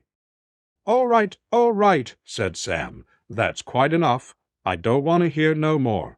No welcome, no beer, no smoke, and a lot of rules and orc talk instead. I hope to have a rest, but I can see there's work and trouble ahead. Let's sleep and forget it till morning." The new chief evidently had means of getting news. It was a good 40 miles from the bridge to Bag End, but someone made the journey in a hurry. So Frodo and his friends soon discovered. They had not made any definite plans, but had vaguely thought of going down to Crick Hollow together first, and resting there a bit. But now, seeing what things were like, they decided to go straight to Hobbiton. So the next day they set out along the road and jogged along steadily. The wind had dropped, but the sky was gray. The land looked rather sad and forlorn, but it was after all the 1st of November and the fag end of autumn. Still there seemed an unusual amount of burning going on, and smoke rose from many points round about. As evening fell, they were drawing near to Frogmorton, a village right on the road, about 22 miles from the bridge. There they meant to stay the night. The floating log at Frogmorton was a good inn. But as they came to the east end of the village, they met a barrier with a large board saying "No road," and behind it stood a large band of sheriffs with staves in their hands and feathers in their caps, looking both important and rather scared. "What's all this?" said Frodo, feeling inclined to laugh. "This is what it is, Mr. Baggins," said the leader of the sheriffs, "To Feather Hobbit, you're arrested for gate-breaking, and tearing up of rules, and assaulting gatekeepers, and trespassing, and sleeping in shire buildings without leave, and bribing guards with food." "And what else?" said Frodo. "That'll do to go on with," said the sheriff leader. "I can add some more if you'd like it," said Sam, calling your chief names, wishing to punch his pimply face, and thinking you sheriffs look a lot of tomfools. "There now, mister, that'll do. It's the chief's orders that you're to come along quiet. We're going to take you to Bywater and hand you over to the chief's men, and when he deals with your case you can have your say. But if you don't want to stand the lockholes any longer than you need, I should cut the say short if I was you." To the discomfiture of the sheriffs, Frodo and his companions all roared with laughter. "Don't be absurd," said Frodo. I am going where I please, and in my own time. I happen to be going to Bag End on business, but if you insist on going too, well, that is your affair." "Very well, Mr. Baggins," said the leader, pushing the barrier aside. "But don't forget I've arrested you." "I won't," said Frodo. "Never. But I may forgive you. Now I am not going any further today, so if you'll kindly escort me to the floating log, I'll be obliged." "I can't do that, Mr. Baggins. The inn's closed. There's a sheriff house at the far end of the village. I'll take you there." "All right," said Frodo. "Go on, and we'll follow." Sam had been looking the sheriffs up and down and had spotted one that he knew. "Hey, come here, Robin Smallburrow," he called. "I want a word with you." With a sheepish glance at his leader, who looked wrathful but did not dare to interfere, Sheriff Smallburrow fell back and walked beside Sam, who got down off his pony. "Look here, Cock Robin," said Sam. "You're Hobbiton bred and ought to have more sense, coming away laying Mr. Frodo and all. And what's all this about the inn being closed?" "They're all closed," said Robin. "The chief doesn't hold with beer. Leastways, that is how it started. But now I reckon it's his men that has it all. And he doesn't hold with folk moving about. So if they will or they must, then they has to go to the sheriff house and explain their business." "You ought to be ashamed of yourself having anything to do with such nonsense," said Sam. "You used to like the inside of an inn better than the outside yourself. You were always popping in, on duty or off." "And so I would be still, Sam, if I could. But don't be hard on me. What can I do? You know how I went for a sheriff 7 years ago, before any of this began. Gave me a chance of walking round the country and seeing folk, and hearing the news, and knowing where the good beer was. But now it's different. But you can give it up. Stop sheriffing if it has stopped being a respectable job," said Sam. "We're not allowed to," said Robin. "If I hear not allowed much oftener," said Sam, "I'm going to get angry." "Can't say as I'd be sorry to see it," said Robin, lowering his voice. "If we all got angry together, something might be done. But it's these men, Sam, the chief's men. He sends them round everywhere, and if any of us small folk stand up for our rights, they drag him off to the lockholes. They took old Flower Dumpling, old Will Whitput the mayor, first, and they've taken a lot more. Lately it's been getting worse. Often they beat now." "Then why do you do their work for them?" said Sam angrily. "Who sent you to Frogmorton?" "No one did. We stay here in the big sheriff house. We're the first East Farthing troop now. There's hundreds of sheriffs all told, and they want more with all these new rules. Most of them are in it against their will, but not all. Even in the shire there are some as like minding other folks' business and talking big. And there's worse than that, there's a few as do spy work for the chief and his men." "Ah, so that's how you had news of us, is it?" "That's right. We aren't allowed to send by it now, but they use the old quick post service and keep special runners at different points. One came in from Withfurrows last night with a secret message, and another took it on from here. And a message came back this afternoon, saying you was to be arrested and taken to Bywater, not direct to the lockholes. The chief wants to see you at once, evidently." "He won't be so eager when Mr. Frodo has finished with him," said Sam. The sheriff house of Frogmorton was as bad as the bridge house. It had only one story, but it had the same narrow windows, and it was built of ugly, pale bricks, badly laid. Inside it was damp and cheerless, and supper was served on a long bare table that had not been scrubbed for weeks. The food deserved no better setting. The travelers were glad to leave the place. It was about 18 miles to Bywater, and they set off at 10 o'clock in the morning. They would have started earlier, only the delay so plainly annoyed. It was rather a comic cavalcade that left the village, though the few folk that came out to stare at the get-up of the travelers did not seem quite sure whether laughing was allowed. A dozen sheriffs had been told off as escort to the prisoners. but Merry made them march in front, while Frodo and his friends rode behind. Merry, Pippin, and Sam sat at their ease, laughing and talking and singing, while the sheriffs stumped along trying to look stern and important. Frodo, however, was silent and talking and singing, while the sheriff stumped along trying to look stern and important. The last person they passed was a sturdy old gaffer clipping a hedge. "Hullo! Hullo!" he jeered. "Now who's arrested who?" Two of the sheriffs immediately left the party and went towards him. "Leader," said Merry, "order your fellows back to their places at once if you don't want me to deal with them." The two hobbits at a sharp word from the leader came back sulkily. "Now get on," said Merry, and after that the travelers saw to it that their ponies' pace was quick enough to push the sheriffs along as fast as they could go. The sun came out, and in spite of the chilly wind, they were soon puffing and sweating. At the 3 farthing stone they gave it up. They had done nearly 14 miles with only one rest at noon. It was now 3 o'clock. They were hungry and very footsore, and they could not stand the pace. "Well, come along in your own time," said Merry. "We are going on." "Goodbye, Cock Robin," said Sam. "I'll wait for you outside the Green Dragon, if you haven't forgotten where that is. Don't dawdle on the way."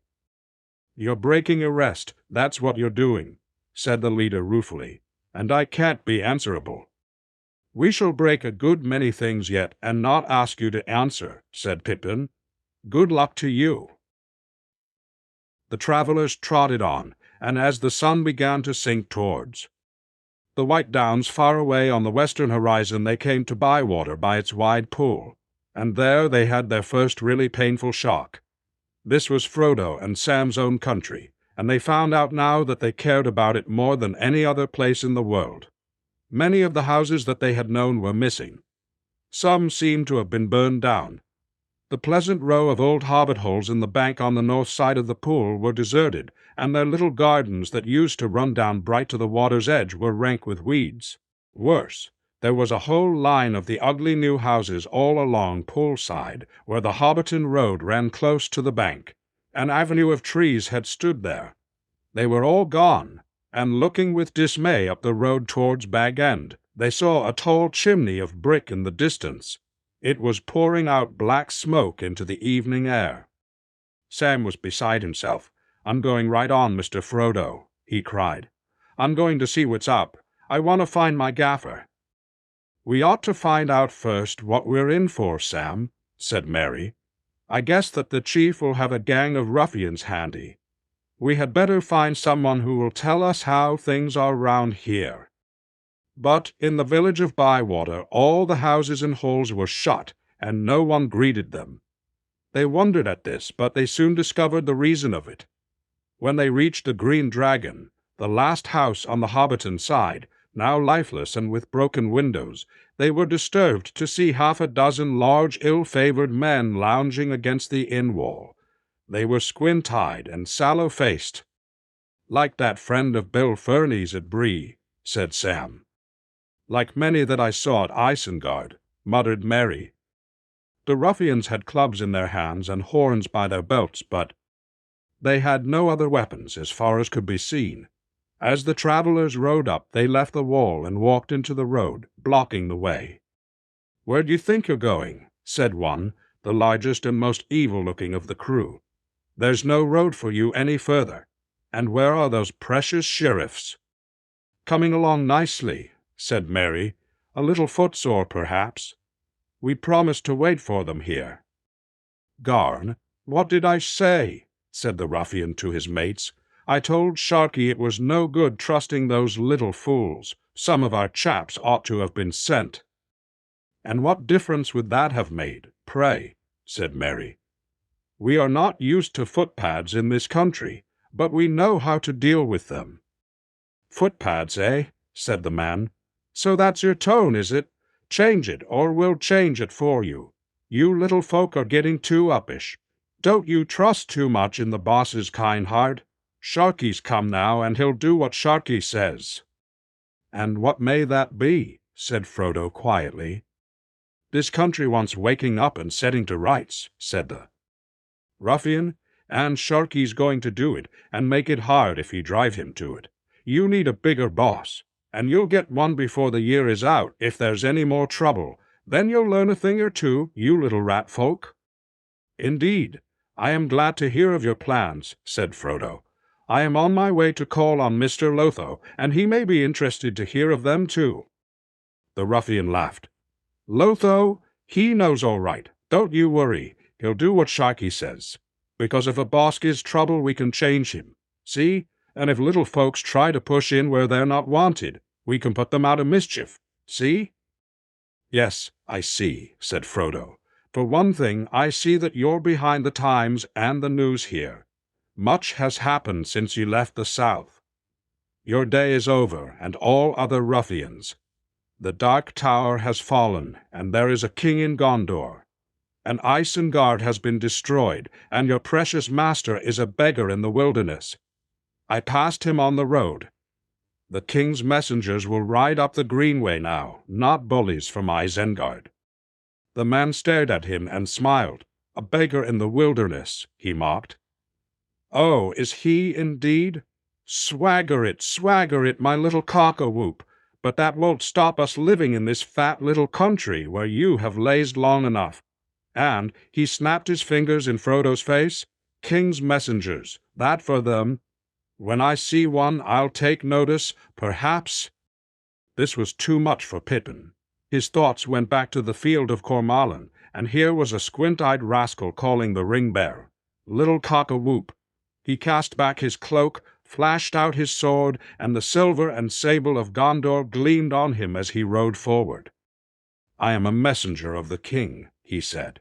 You are speaking to the king's friend, and one of the most renowned in all the lands of the West. You are a ruffian and a fool. Down on your knees in the road and ask pardon, or I will set this troll's bane in you. The sword glinted in the westering sun. Merry and Sam drew their swords also and rode up to support Pippin, but Frodo did not move. The ruffians gave back. Scaring Bree-land peasants and bullying bewildered hobbits had been their work. Fearless hobbits with bright swords and grim faces were a great surprise, and there was a note in the voices of these newcomers that they had not heard before. It chilled them with fear. Go, said Merry. If you trouble this village again, you will regret it. The three hobbits came on, and then the ruffians turned and fled, running away up the Hobbiton road. But they blew their horns as they ran. Well, we've come back none too soon, said Merry. Not a day too soon. Perhaps too late, at any rate, to save Lotho, said Frodo. Miserable fool, but I am sorry for him. Save Lotho? Whatever do you mean? Said Pippin. Destroy him, I should say. I don't think you quite understand things, Pippin, said Frodo. Lotho never meant things to come to this pass. He has been a wicked fool, but he's caught now. The ruffians are on top, gathering, robbing, and bullying, and running or ruining things as they like in his name, and not in his name even for much longer. He's a prisoner in Bag End now, I expect, and very frightened. We ought to try and rescue him. Well, I am staggered, said Pippin.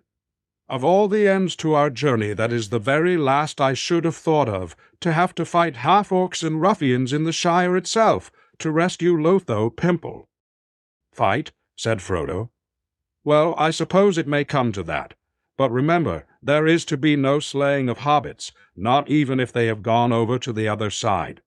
Really gone over, I mean, not just obeying ruffians' orders because they are frightened. No hobbit has ever killed another on purpose in the Shire, and it is not to begin now, and nobody is to be killed at all, if it can be helped. Keep your tempers and hold your hands to the last possible moment. But if there are many of these ruffians, said Merry, it will certainly mean fighting. You won't rescue Lotho or the Shire just by being shocked and sad, my dear Frodo. No, said Pippin. It won't be so easy scaring them a second time. They were taken by surprise. You heard that horn blowing? Evidently there are other ruffians near at hand. They'll be much bolder when there's more of them together. We ought to think of taking cover somewhere for the night. After all, we're only 4, even if we are armed." "I've an idea," said Sam. "Let's go to old Tom Cotton's down South Lane. He always was a stout fellow, and he has a lot of lads that were all friends of mine." "No," said Mary. "It's no good getting under cover. That is just what people have been doing, and just what these ruffians like. They will simply come down on us in force, corner us, and then drive us out or burn us in. No, we have got to do something at once." "Do what?" said Pippin. "Raise the shire," said Mary. "Now, wake all our people. They hate all this, you can see, all of them except perhaps 1 or 2 rascals, and a few fools that want to be important, but don't at all understand what is really going on. But shire folk have been so comfortable so long they don't know what to do. They just want a match, though, and they'll go up and fire. The chief's men must know that. They'll try to stamp on us and put us out quick. We've only got a very short time. Sam, you can make a dash for Cotton's farm, if you like. He's the chief person round here, and the sturdiest. Come on, I am going to blow the horn of Rohan, and give them all some music they have never heard before." They rode back to the middle of the village. There Sam turned aside and galloped off down the lane that led south to Cotton's. He had not gone far when he heard a sudden clear horn call go up ringing into the sky. Far over hill and field it echoed, and so compelling was that call that Sam himself almost turned and dashed back. His pony reared and neighed. "On, lad, on," he cried. "We'll be going back soon." Then he heard Mary change the note, and up went the horn cry of Buckland, shaking the air. "Awake, awake, fear, fire, foes, awake! Fire, foes, awake!" Behind him Sam heard a hubbub of voices and a great din and slamming of doors. In front of him lights sprang out in the gloaming. Dogs barked, feet came running. Before he got to the lane's end, there was Farmer Cotton with 3 of his lads, young Tom, Jolly, and Nick, hurrying towards him. They had axes in their hands and barred the way. "Nay, it's not one of them ruffians," Sam heard the farmer say. "It's a hobbit by the size of it, but all dressed up queer. Hey," he cried, "who are you, and what's all this to do?" "It's Sam Gamgee. I've come back." Farmer Cotton came up close and stared at him in the twilight. "Well," he exclaimed, "the voice is right, and your face is no worse than it was, Sam. But I should have passed you in the street in that gear. You've been in foreign parts, seemingly. We feared you were dead."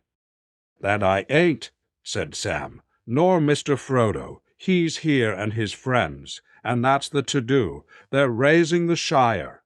We're going to clear out these ruffians, and their chief too. We're starting now." "Good, good," cried Farmer Cotton. "So it's begun at last. I've been itching for trouble all this year, but folks wouldn't help. And I've had the wife and Rosie to think of. These ruffians don't stick at nothing. But come on now, lads. Bywater is up. We must be in it." "What about Mrs. Cotton and Rosie?" said Sam. "It isn't safe yet for them to be left all alone." "My Nibs is with them, but you can go and help him if you have a mind," said Farmer Cotton with a grin. Then he and his sons ran off towards the village. Sam hurried to the house. By the large round door at the top of the steps from the wide yard stood Mrs. Cotton and Rosie, and Nibs in front of them grasping a hay-fork. "It's me," shouted Sam as he trotted up. "Sam Gamgee, so don't try prodding me, Nibs.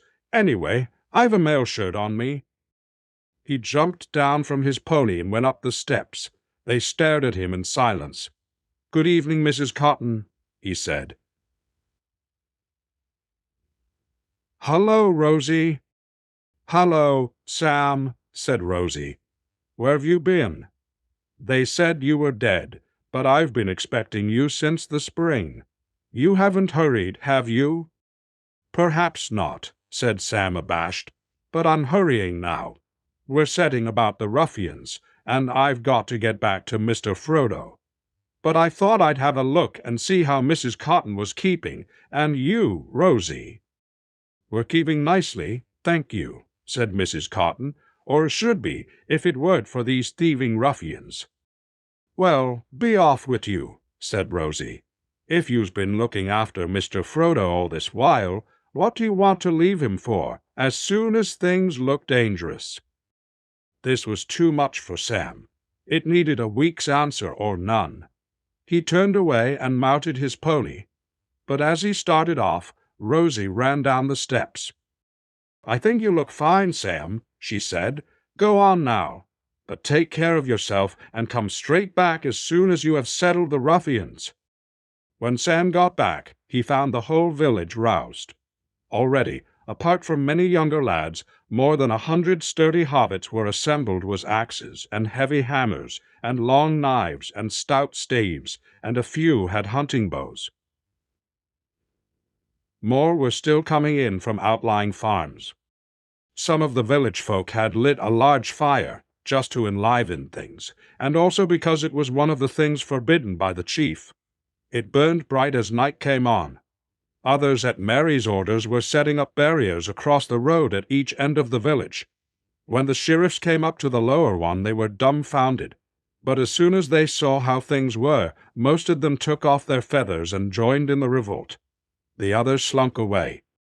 Sam found Frodo and his friends by the fire talking to old Tom Cotton, while an admiring crowd of Bywater folk stood round and stared. "Well, what's the next move?" said Farmer Cotton. "I can't say," said Frodo, "until I know more. How many of these ruffians are there?" "That's hard to tell," said Cotton. "They moves about and comes and goes.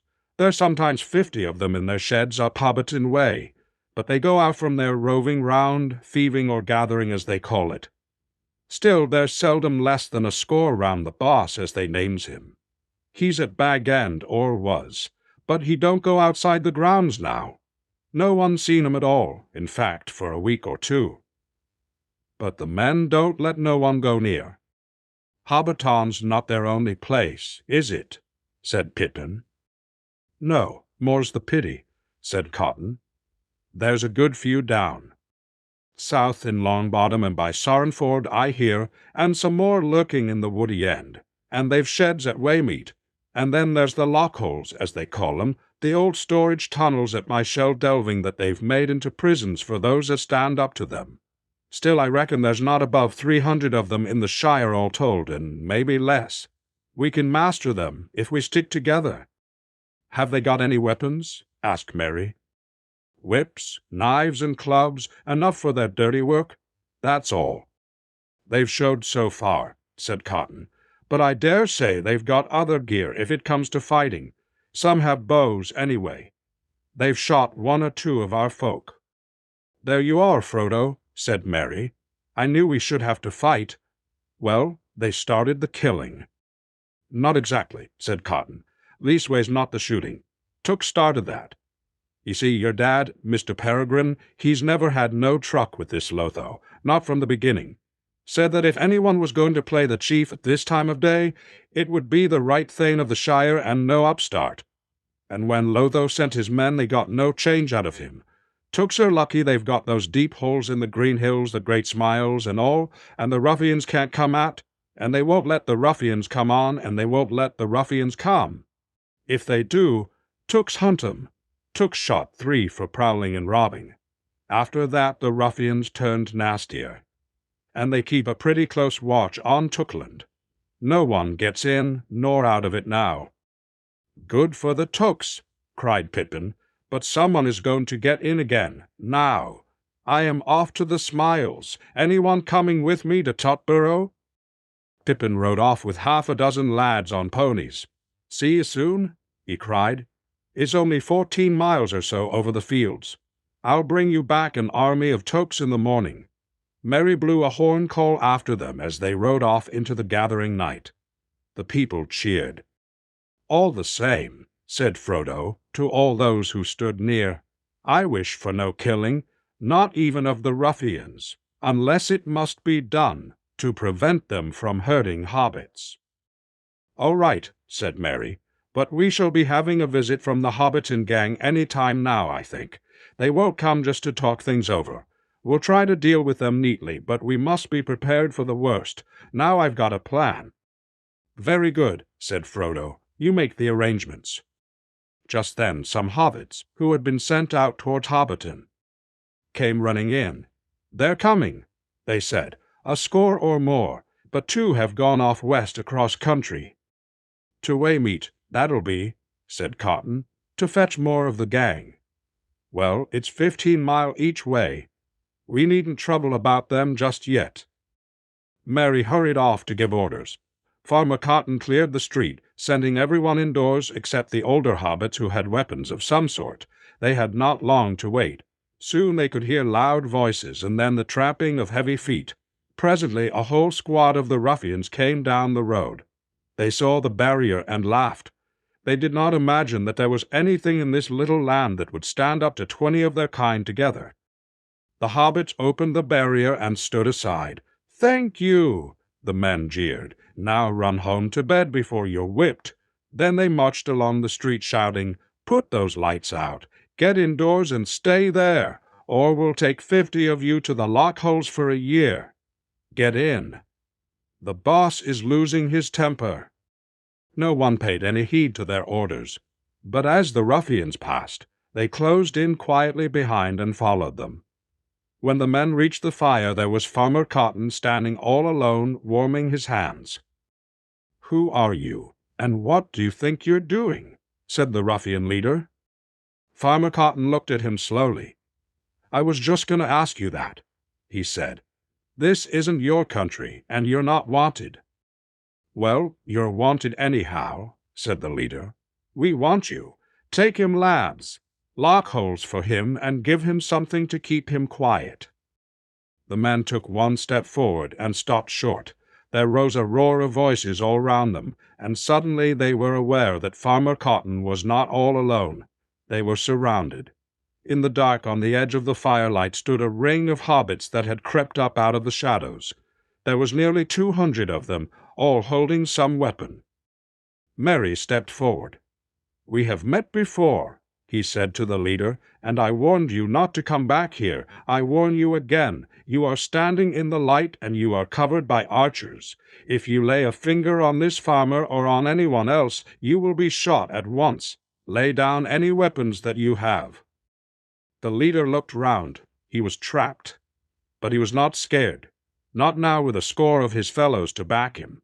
He knew too little of hobbits to understand his peril. Foolishly, he decided to fight. It would be easy to break out. "At 'em, lads," he cried. "Let 'em have it." With a long knife in his left hand and a club in the other, he made a rush at the ring, trying to burst out back towards Hobbiton. He aimed a savage blow at Merry, who stood in his way. He fell dead with 4 arrows in him. That was enough for the others. They gave in. Their weapons were taken from them, and they were roped together and marched off to an empty hut that they had built themselves, and there they were tied hand and foot and locked up under guard. The dead leader was dragged off and buried. "Seems almost too easy after all, don't it?" said Cotton. "I said we could master them, but we needed a call. You came back in the nick of time, Mr. Merry." "There's more to be done still," said Merry. "If you're right in your reckoning, we haven't dealt with a tithe of them yet. But it's dark now. I think the next stroke must wait until morning. Then we must call on the chief." "Why not now?" said Sam. "It's not much more than 6 o'clock, and I want to see my gaffer." "D'you know what's come of him, Mr. Cotton?" "He's not too well, and not too bad, Sam," said the farmer. "They dug up Bagshot Row, and that was a sad blow to him. He's in one of them new houses that the chief's men used to build while they still did any work other than burning and thieving, not above a mile from the end of Bywater. But he comes around to me when he gets a chance. and I see he's better fed than some of the poor bodies. All against the rules, of course. I'd have had him with me, but that wasn't allowed." "Thank ye indeed, Mr. Cotton, and I'll never forget it," said Sam. "But I want to see him. That boss and that Sharkey, as they spoke of, they might do a mischief up there before the morning." "All right, Sam," said Cotton. "Choose a lad or two, and go and fetch him to my house. You'll not have need to go near the old Hobbiton village over water. My jolly here will show you." Sam went off. Mary arranged for lookouts round the village and guards at the barriers during the night. Then he and Frodo went off with Farmer Cotton. They sat with the family in the warm kitchen, and the Cottons asked a few polite questions about their travels, but hardly listened to the answers. They were far more concerned with events in the Shire. "It all began with Pimple, as we call him," said Farmer Cotton. "And it began as soon as you'd gone off, Mr. Frodo. He'd funny ideas, had Pimple. Seems he wanted to own everything himself, and then order other folk about. It soon came out that he already did own a sight more than was good for him, and he was always grabbing more, though where he got the money was a mystery. Mills and malthouses and inns, and farms, and leaf plantations. Of course he started with a lot of property in the South Farthing which he had from his dad, and it seems he'd been selling a lot of the best leaf and sending it away quietly for a year or two. But at the end of last year he began sending away loads of stuff, not only leaf. Things began to get short and winter coming on too. Folk got angry, but he had his answer.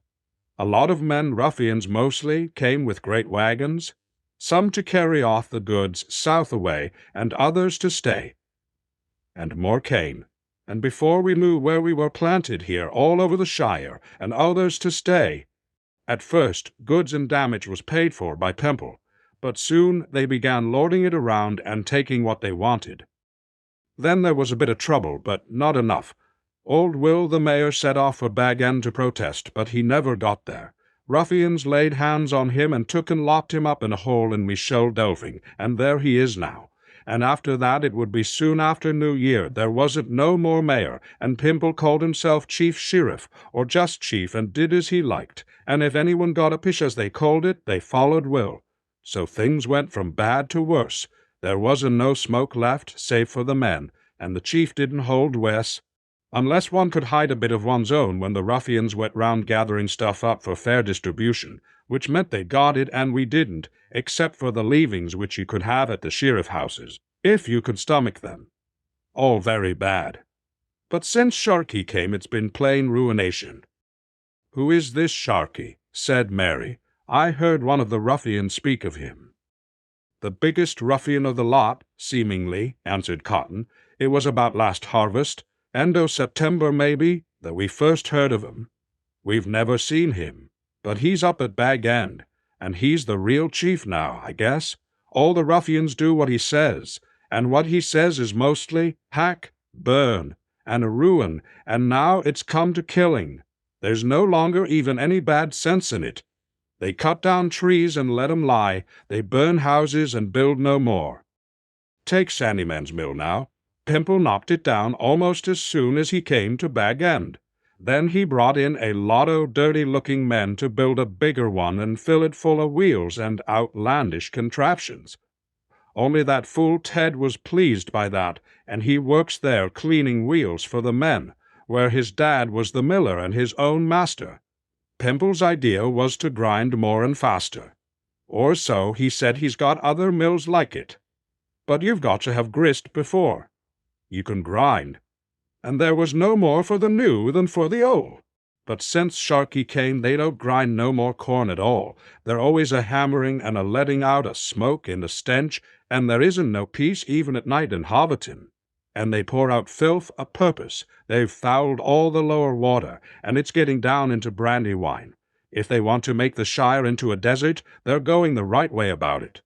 I don't believe that fool of a Pimple's behind all this. It's Sharkey, I say." "That's right," put in young Tom. "Why, they even took Pimple's old ma, that Lobelia, and he was fond of her if no one else was. Some of the Hobbiton folk, they saw it. She comes down the lane with her old umbrella. Some of the ruffians were going up with a big cart. "Where be you a-going?" says she. "To Bag End," says they. "What for?" says she. "To put up some sheds for Sharkey," says they. "Who said you could?" says she. "Sharkey," says they. "So get out of the road, old haggling." "I'll give you Sharkey, you dirty thieving ruffians," says she, and ups with her umbrella and goes for the leader, near twice her size. So they took her, dragged her off to the lock-holes at her age, too.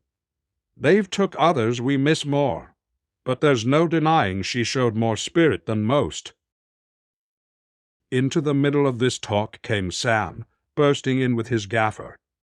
Old Gamgee did not look much older, but he was a little deafer. "Good evening, Mr. Baggins," he said. "Glad indeed I am to see you safe back. But I've a bone to pick with you, in a manner of speaking, if I may make so bold. You didn't never ought to have a sold Bag End, as I always said. That's what started all the mischief. And while you've been trespassing in foreign parts, chasing black men up mountains from what my Sam says, though what for he don't make clear, they've been and dug up bag shot, row and ruin my taters." "I am very sorry, Mr. Gamgee," said Frodo. "But now I've come back, I'll do my best to make amends." "Well, you can't say fairer than that," said the gaffer. "Mr. Frodo Baggins is a real gentle hobbit. I always have said, whatever you may think of some others of the name, begging your pardon. And I hope my Sam's behaved hisself and given satisfaction?" "Perfect satisfaction, Mr. Gamgee," said Frodo. "Indeed, if you will believe it, he's now one of the most famous people in all the lands, and they are making songs about his deeds from here to the sea and beyond the great river." Sam blushed, but he looked gratefully at Frodo, for Rosie's eyes were shining and she was smiling at him. "It takes a lot of believing," said the gaffer, "though I can see he's been mixing in strange company. What's come of his waistcoat? I don't hold with wearing ironmongery, whether it wears well or no." Farmer Cotton's household and all his guests were up early next morning. Nothing had been heard in the night, but more trouble would certainly come before the day was old. "Seems as if none of the ruffians were left up at Bag End," said Cotton.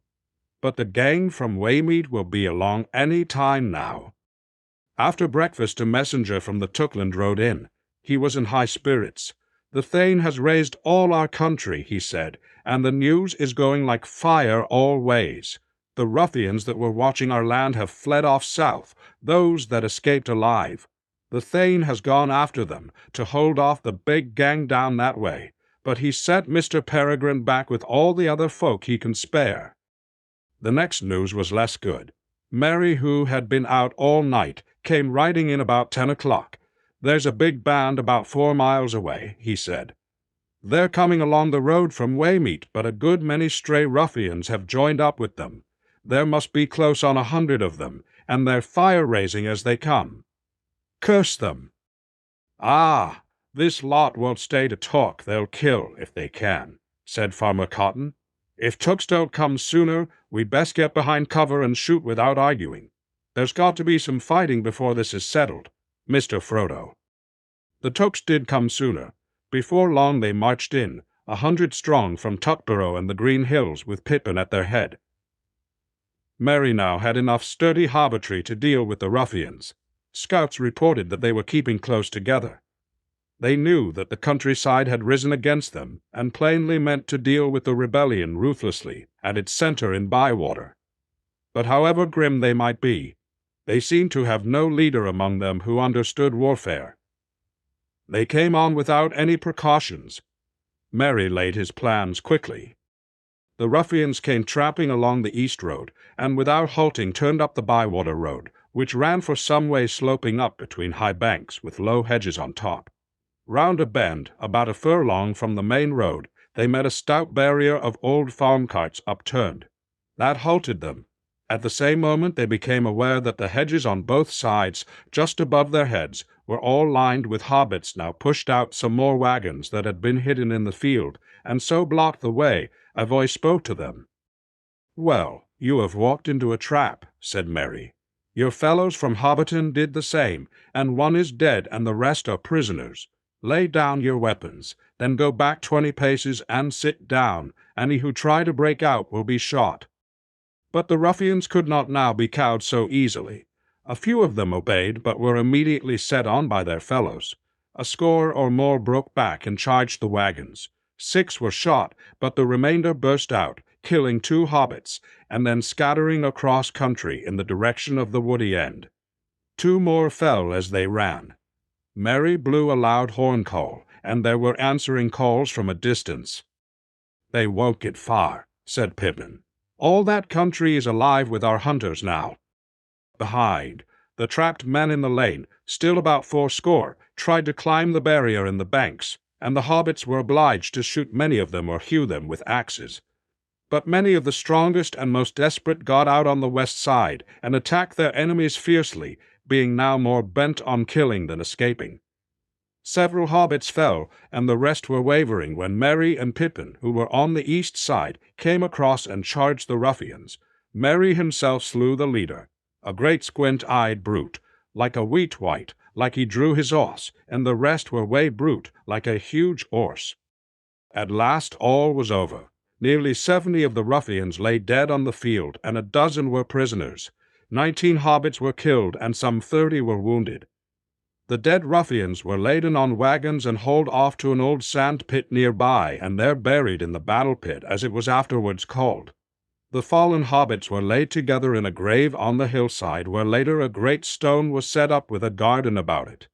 So ended the Battle of Bywater, 1419, the last battle of Bywater. In consequence, though it happily cost very few lives, it has a chapter to itself in the Red Book, and the names of all those who took part were made into a roll and learned by heart by shy historians. The very considerable rise in the fame and fortune of the Cottons dates from this time. But at the top of the roll in all accounts stand the names of Captains Meriadoc and Peregrine. Frodo had been in the battle, but he had not drawn sword, and his chief part had been to prevent the hobbits, in their wrath at their losses, from slaying those of their enemies who threw down their weapons. When the fighting was over, and the later labors were ordered, Merry, Pippin, and Sam joined him, and they rode back with the Cottons. They ate a late midday meal, and then Frodo said with a sigh, "Well, I suppose it is time now that we dealt with the chief." "Yes, indeed, the sooner the better," said Merry, "and don't be too gentle. He's responsible for bringing in these ruffians, and for all the evil they have done." Farmer Cotton collected an escort of some 24 sturdy hobbits, "for it's only a guess that there is no ruffians left at Bag End," he said. "We don't know." Then they set out on foot. Frodo, Sam, Merry, and Pippin led the way. It was one of the saddest hours in their lives. The great chimney rose up before them, and as they drew near the old village across the water, 2 rows of new mean houses along each side of the road, they saw the new mill in all its frowning and dirty ugliness, a great brick building straddling the stream, which it fouled with a steaming and stinking outflow. All along the Bywater road every tree had been felled. As they crossed the bridge and looked up the hill, they gasped. Even Sam's vision in the mirror had not prepared him for what they saw. The old grange on the west side had been knocked down, and its place taken by rows of tarred sheds. All the chestnuts were gone. The banks and hedgerows were broken. Great wagons were standing in disorder in a field beaten bare of grass. Bagshot Row was a yawning sand and gravel. Bag End could not be seen for a clutter of large huts. "They've cut it down," cried Sam. "They've cut down the party tree." He pointed to where the tree had stood under which Bilbo had made his farewell speech. It was lying lopped and dead in the field. As if this was the last straw, Sam burst into tears. A laugh put an end to them. There was a surly hobbit lounging over the low wall of the mill yard. He was grimy-faced and black-handed. "Don't 'ee like it, Sam?" he sneered. "But you always was soft. I thought you'd gone off in one of them ships you used to prattle about. Sailing. What do you want to come back for?" We've work to do in the Shire now." "So I see," said Sam. "No time for washing, but time for wall propping. But see here, Master Sandyman, I've a score to pay in this village, and don't you make it any longer with your jeering, or you'll foot a bill too big for your purse." Ted Sandyman spat over the wall. "Garn," he said. "You can't touch me. I'm a friend of the boss's, but he'll touch you all right if I have any more of your mouth." "Don't waste any more words on the fool, Sam," said Frodo. "I hope there are not many more hobbits that have become like this. It would be a worse trouble than all the damage the men have done." "You are dirty and insolent, Sandyman," said Merry, "and also very much out of your reckoning. We are just going up the hill to remove your precious boss. We have dealt with his men." Ted gaped, for at that moment he first caught sight of the escort that, at a sign from Merry, now marched over the bridge. Dashing back into the mill, he ran out with a horn and blew it loudly. "Save your breath," laughed Merry. "I've a better." Then lifting up his silver horn, he winded it, and its clear call rang over the hill, and out of the holes and sheds and shabby houses of Hobbiton. The hobbits answered and came pouring out, and with cheers and loud cries they followed the company up the road to Bag End. At the top of the lane the party halted, and Frodo and his friends went on, and they came at last to the once-beloved place. The garden was full of huts and sheds, some so near the old westward windows that they cut off all their light. There were piles of refuse everywhere. The door was scarred, the bell chain was dangling loose, and the bell would not ring. Knocking brought no answer. At length they pushed and the door yielded. They went in. The place stank and was full of filth and disorder. It did not appear to have been used for Syme. "Where's that miserable Lotho hiding?" said Merry. They had. Searched every room and found no living thing save rats and mice. "Shall we turn on the others to search the sheds?" "This is worse than Mordor," said Sam. "Much worse in a way. It comes home to you, as they say, because it is home, and you remember it before it was all ruined." "Yes, this is Mordor," said Frodo. "Just one of its works. Saruman was doing its work all the time, even when he thought he was working for himself, and the same with those that Saruman tricked, like Lotho." Merry looked round in dismay and disgust. "Let's get out," he said. "If I had known all the mischief he had caused, I should have stuffed my pouch down Saruman's throat." "No doubt, no doubt. But you did not, and so I am able to welcome you home." There, standing at the door, was Saruman himself, looking well-fed and well-pleased. His eyes gleamed with malice and amusement. A sudden might broke on Frodo. "Sharky!" he cried. Saruman laughed. "So you have heard the name, have you?" "All. My people used to call me that in Isengard, I believe. A sign of affection, possibly, but evidently you did not expect to see me here." "I did not," said Frodo, "but I might have guessed. A little mischief in a mean way. Gandalf warned me that you were still capable of it." "Quite capable," said Saruman, "and more than a little. You made me laugh, you hobbit lordlings, riding along with all those great people, so secure and so pleased with your little selves. You thought you had done very well out of it all, and could now just amble back and have a nice quiet time in the country.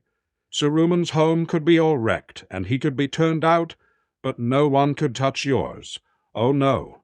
Gandalf would look after your affairs." Saruman laughed again. "Not he. When his tools have done their task, he drops them. But you must go dangling after him, dawdling and talking and riding round twice as far as ye needed. Well, thought I, if they're such fools, I will get ahead of them and teach them a lesson. One ill turn deserves another. If only you had given me a little more time and more men. Still, I have already done much that you will find it hard to mend or undo in your lives. And it will be pleasant to think of that and undo in your lives, and it will be pleasant to think of that in mine injury." "Well, if that is what you find pleasure in," said Frodo, "I pity you. It will be a pleasure of memory only, I fear. Go at once and never return." It was probably Orcish in origin. Shark you, old man. The hobbits of the villages had seen Saruman come out of one of the huts, and at once they came crowding up to the door of Bag End. When they heard Frodo's command, they murmured angrily, "Don't let him go. Kill him. He's a villain and a murderer. Kill him." Saruman looked round at their hostile faces and smiled. "Kill him," he mocked. "Kill him, if you think there are enough of you. My brave hobbits." He drew himself up and stared at them darkly with his black eyes. "But do not think that when I lost all my goods I lost all my power. Whoever strikes me shall be accursed, and if my blood stains the Shire, it shall wither and never again be healed." The hobbits recoiled, but Frodo said, "Do not believe him. He has lost all power, save his voice that can still daunt you and deceive you if you let it. But I will not have him slain. It is useless to meet revenge with revenge. It will heal nothing. Go, Saruman, by the speediest way." "Worm! Worm!" Saruman called, and out of a nearby hut came Worm Tongue, crawling almost like a dog. "To the road again, Worm," said Saruman. "These fine fellows and lordlings are turning us adrift again. Come along!" Saruman turned to go, and Worm Tongue shuffled after him. But even as Saruman passed close to Frodo, a knife flashed in his hand, and he stabbed swiftly. The blade turned on the hidden mailcoat and snapped. A dozen hobbits, led by Sam, leaped forward with a cry and flung the villain to the ground. Sam drew his sword. "No, Sam," said Frodo. "Do not kill him even now, for he has not hurt me. And in any case I do not wish him to be slain in this evil mood. He was great once, of a noble kind that we should not dare to raise our hands against. He is fallen, and his cure is beyond us. But I would still spare him, in the hope that he may find it." Saruman rose to his feet and stared at Frodo. There was a strange look in his eyes of mingled wonder and respect and hatred. "You have grown, halfling," he said. "Yes, you have grown very much. You are wise and cruel. You are robbed my revenge of sweetness, and now I must go hence in bitterness, in debt to your mercy. I hate it and you. Well, I go, and I will trouble you no more. But do not expect me to wish you health and long life. You will have neither." Saruman. He walked away, and the hobbits made a lane for him to pass, but their knuckles whitened as they gripped on their weapons. Worm Tongue hesitated, and then followed his master. "Worm Tongue," called Frodo, "you need not follow him. I know of no evil you have done to me. You can have rest and food here for a while, until you are stronger and can go your own ways." Worm Tongue halted and looked back at him, half prepared to stay. Saruman turned. "No evil?" he cackled. "Oh, no. Even when he sneaks out at night, it is only to look at the stars. But did I hear someone ask where poor Lotho is hiding? You know, don't you, Worm? Will you tell them?" Worm Tongue cowered down and whimpered. "No, no!" "Then I will," said Saruman. "Worm killed your chief, poor little fellow, your nice little boss. Didn't you, Worm? Stabbed him in his sleep, I believe? Buried him, I hope. The Worm has been very hungry lately. No, Worm is not really nice. You had better leave him to me." A look of wild hatred came into Worm Tongue's red eyes. "You told me to. You made me do it," he hissed. Saruman laughed. "You do what Sharky says always, don't you, Worm?" "Well, now he says, 'Follow.'" He kicked Worm Tongue in the face as he groveled and turned and made off. But at that something snapped. Suddenly Worm Tongue rose up, drawing a hidden knife, and then with a snarl like a dog he sprang on Saruman's back, jerked his head back, cut his throat, and with a yell ran off down the lane. Before Frodo could recover or speak a word, 3 hobbits tongued and Worm Tongue dead. To the dismay of those that stood by, about the body of Saruman a grey mist gathered, and rising slowly to a great height like smoke from a fire, as a pale, shrouded figure it loomed over the hill. For a moment it wavered, looking to the west, but out of the west came a cold wind, and it bent away, and with a sigh dissolved into nothing. Frodo looked down at the body with pity and horror, for as he looked it seemed that long years of death were suddenly revealed in it, and it shrank, and the shriveled face became rags of skin upon a hideous skull. Lifting up the skirt of the dirty cloak that sprawled beside it, he covered it over, and turned away. "And that's the end of that," said Sam. "A nasty end, and I wish I needn't have seen it. But it's a good riddance." "And the very last end of the war, I hope," said Merry. "I hope so," said Frodo and sighed. "The very last stroke, but two. Think that it should fall here, at the very door of Bag End. Among all my hopes and fears, at least I never expected that." "I shan't call it the end till we've cleared up the mass," said Sam gloomily. "And that'll take a lot of time and work." Chapter 9. The Dree Heavens. The clearing up certainly needed a lot of work, but it took less time than Sam had feared. The day after the battle, Frodo rode to Myshel Delving and released the prisoners from the lockholes. One of the first that they found was poor Fredegar Bolger, Fatty no longer. He had been taken when the ruffians smoked out a band of rebels that he led from their hidings up in the Brockenbors by the hills of Skerry. "You would have done better to come with us after all, poor old Fredegar," said Pippin, as they carried him out too weak to walk. He opened an eye and tried gallantly to smile. "Who's this young giant with the loud voice?" he whispered. "Not little Pippin. What's your size and hats now?" Then there was Lobelia. Poor thing, she looked very old and thin when they rescued her from a dark and narrow cell. She insisted on hobbling out on her own feet, and she had such a welcome, and there was such clapping and cheering when she appeared, leaning on Frodo's arm, but still clutching her umbrella, that she was quite touched, and drove away in tears. She had never in her life been popular before. But she was crushed by the news of Lotho's murder, and she would not return to Bag End. She gave it back to Fro, and went to her life. When the poor creature died next spring, she was after all more than 100 years old. Frodo was surprised and much moved. She had left all that remained of her money and of Lotho's for him to use in helping hobbits made homeless by the Troubles. So that feud was ended. Old Will Whitfoot had been in the lockholes longer than any, and though he had perhaps been treated less harshly than some, he needed a lot of feeding up before he could look the part of mayor. So Frodo agreed to act as his deputy until Mr. Whitfoot was in shape again. The only thing that he did as deputy mayor was to reduce the sheriffs to their proper functions and numbers. The task of hunting out the last remnant of the ruffians was left to Merry and Pippin, and it was soon done. The southern gangs, after hearing the news of the Battle of Wad, fled out of the land and offered listen to the Thane.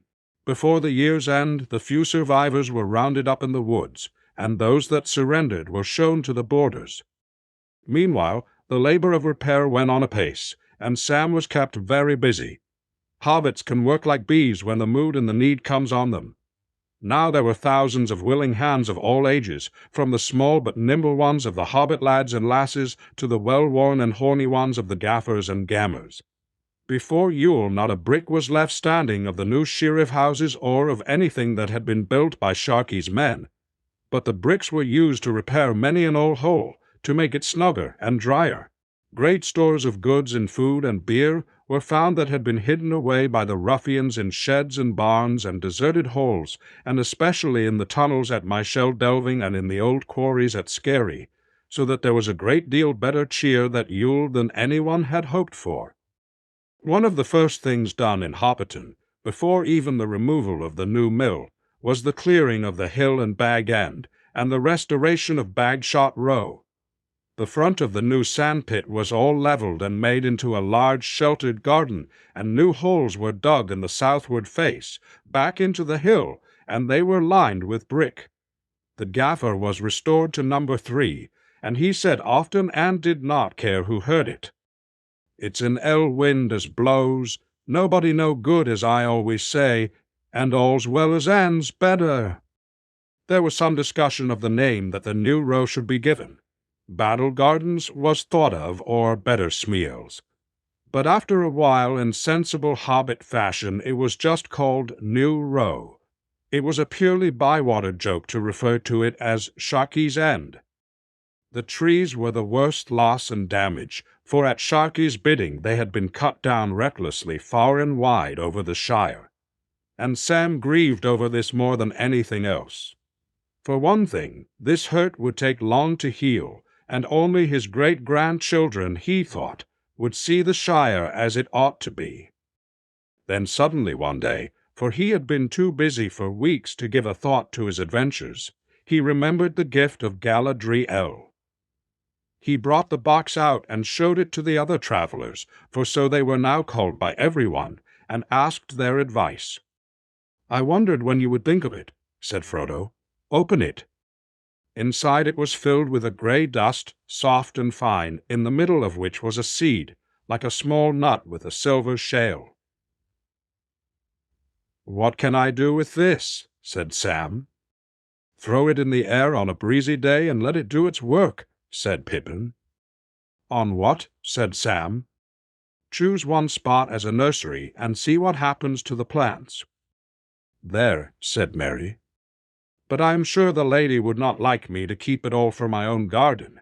Now so many folk have suffered," said Sam. "Use all the wits and knowledge you have of your own, Sam," said Frodo, "and then use the gift to help your work and better it. And use it sparingly. There is not much here, and I expect every grain has a value." So Sam planted saplings in all the places where specially beautiful or beloved trees had been destroyed, and he put a grain of the precious dust in the soil at the root of each. He went up and down the Shire in this labor, but if he paid special attention to Hobbiton and Bywater, no one blamed him. And at the end he found that he still had a little of the dust left, so he went to the 3 Farthing stone, which is as near the center of the Shire as no matter, and cast it in the air with his blessing. The little silver nut, he wondered what have come. All through the winter he remained as patient as he could and tried to restrain himself from going round constantly to see if anything was happening. Spring surpassed his wildest hopes. His trees began to sprout and grow, as if time was in a hurry and wished to make 1 year do for 20. In the paddy field a beautiful young sapling leaped up. It had silver bark and long leaves and burst into golden flowers in April. It was indeed a Maloran, and it was the wonder of the neighborhood. In after years, as it grew in grace and beauty, it was known far and wide, and people would come long journeys to see it, the only Maloran west of the mountains, and east of the sea, and one of the finest in the world. Altogether 1420 in the Shire was a marvelous year. Not only was there wonderful sunshine and delicious rain in due times and perfect measure, but there seemed something more, an air of richness and growth, and a gleam of a beauty beyond that of mortal summers that flicker and pass upon this middle earth. All the children born or begotten in that year, and there were many, were fair to see and strong, and most of them had a rich golden hair that had before on hobbits. The fruit was so plentiful that young a plum, at 8, until they had made piles of stones like small pyramids or the heaped skulls of a conqueror, and then they moved on. And no one was ill, and everyone was pleased, except those who had to mow the grass. In the South Farthing the vines were laden, and the yield of leaf was astonishing, and everywhere there was so much corn that at harvest every barn was stuffed. The North Farthing barley was so fine that the beer of 1420 malt was long remembered and became a byword. Indeed, a generation later one might hear an old gaffer in an inn, after a good pint of well-earned ale, put down his mug with a sigh. "Ah, that was proper 1420. That was—" Sam stayed at first at the Cottons with Frodo, but when the new row was ready he went with the gaffer. In addition to all his other labors, he was busy directing the cleaning up and restoring of Bag End, but he was often away in the Shire on his forestry work, so he was not at home in early March and did not know that Frodo had been ill. On the 13th of that month Farmer Cotton found Frodo lying on his bed. He was clutching a white gem that hung on a chain about his neck, and he seemed half in a dream about his neck, and he seemed half in a dream. "It is gone forever," he said, "and now all is dark and empty." But the fit passed, and when Sam got back on the 25th, Frodo had recovered, and he said nothing about himself. In the meanwhile, Bag End had been set in order, and Merry and Pippin came over from Crick Hollow bringing back all the old furniture and gear, so that the old hall soon looked very much as it always had done. When all was at last ready, Frodo said, "When are you going to move in and join me, Sam?" Sam looked a bit awkward. "There is no need to come yet, if you don't want to," said Frodo. "But you know the gaffer is close at hand, and he will be very well looked after by Widow Rumble." "It's not that, Mr. Frodo," said Sam, and he went very red. "Well, what is it?" "It's Rosie, Rose Cotton," said Sam. "It seems she didn't like my going abroad at all, poor lass. But as I hadn't spoken, she couldn't say so. And I didn't speak because I had a job to do first. But now I have spoken, and she says, 'Well, you've wasted a year, so why wait longer?' Wasted. I says, 'I wouldn't call it that.' Still I see what she means. I feel torn in two, as you might say." "I see," said Frodo. "You want to get married, and yet you want to live with me in Bag End, too? But, my dear Sam, how easy! Get married as soon as you can, and then move in with Rosie. There's room enough in Bag End for as big a family as you could wish for." And so it was settled. Sam Gamgee married Rose Cotton in the spring of 1420, which was also famous for its weddings, and they came and lived at Bag End. And if Sam thought himself lucky, Frodo knew that he was more lucky himself, for there was not a hobbit in the Shire that was looked after with such care. When the labors of repair had all been planned and set going, he took to a quiet life, writing a great deal and going through all his notes. He resigned the office of deputy mayor at the Free that midsummer, and dear old Whitfoot had another 7. Merry and Pippin lived together for some time at Crick Hollow, and there was much coming and going between Buckland and Bag End. The two young travellers cut a great dash in the Shire with their songs and their tales and their finery, and their wonderful parties. Lordly folk called them, meaning nothing but good, for it warmed all hearts to see them go riding by with their mail shirts so blended, laughing and singing songs of far away. And if they were now large and magnificent, they were indeed more fair-spoken and more jovial, unless they were indeed more fair, spoken and more jovial and embarrassant. Frodo and Sam, however, went back to ordinary attire, except that when there was need they both wore long grey cloaks, finely woven and clasped at the throat with beautiful brooches, and Mr. Frodo wore always a white jewel on a chain that he often would finger. All things now went well, with hope always of becoming still better, and Sam was as busy and as full of delight as even a hobbit could wish. Nothing for him marred that whole year, except for some vague anxiety about his master. Frodo dropped quietly out of all the doings of the Shire, and Sam was pained to notice how little honor he had in his own country. Few people knew or wanted to know about his deeds and adventures. Their admiration and respect were given mostly to Misters.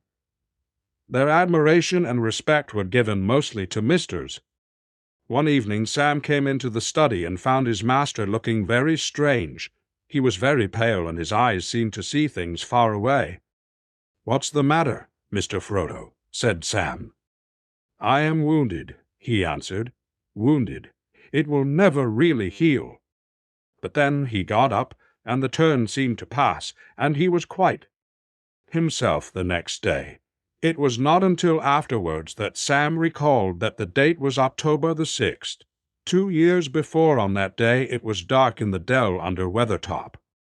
Time went on, and 1421 came in.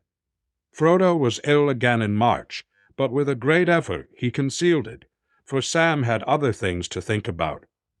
The first of Sam and Rosie's children was born on the 25th of March, a date that Sam noted. "Well, Mr. Frodo," he said, I'm in a bit of a fix. Rose and me had settled to call him Frodo with your leave, but it's not him, it's her. Though as pretty a May child as anyone could hope for, taking after Rose more than me, luckily. So we don't know what to do." "Well, Sam," said Frodo, "what's wrong with the old customs? Choose a flower name like Rose. Half the maid children in the Shire are called by such names, and what could be better?" "I suppose you're right, Mr. Frodo," said Sam. "I've heard some beautiful names on my travels, but I suppose they're a bit too grand for daily wear and tear, as you might say. The gaffer, he says, make it short, and then you won't have to cut it short before you can use it. But if it's to be a flower name, then I don't trouble about the length. It must be a beautiful flower. Because, you see, I think she is very beautiful, and is going to be beautiful flower." Frodo thought for a moment. "Well, Sam, what about Eleanor, the sun star? You remember the little golden flower in the grass of Lothlorien?" "You're right again, Mr. Frodo," said Sam, delighted. "That's what I wanted." Little Eleanor was nearly 6 months old, and 1421 had passed to its autumn when Frodo called Sam into the study.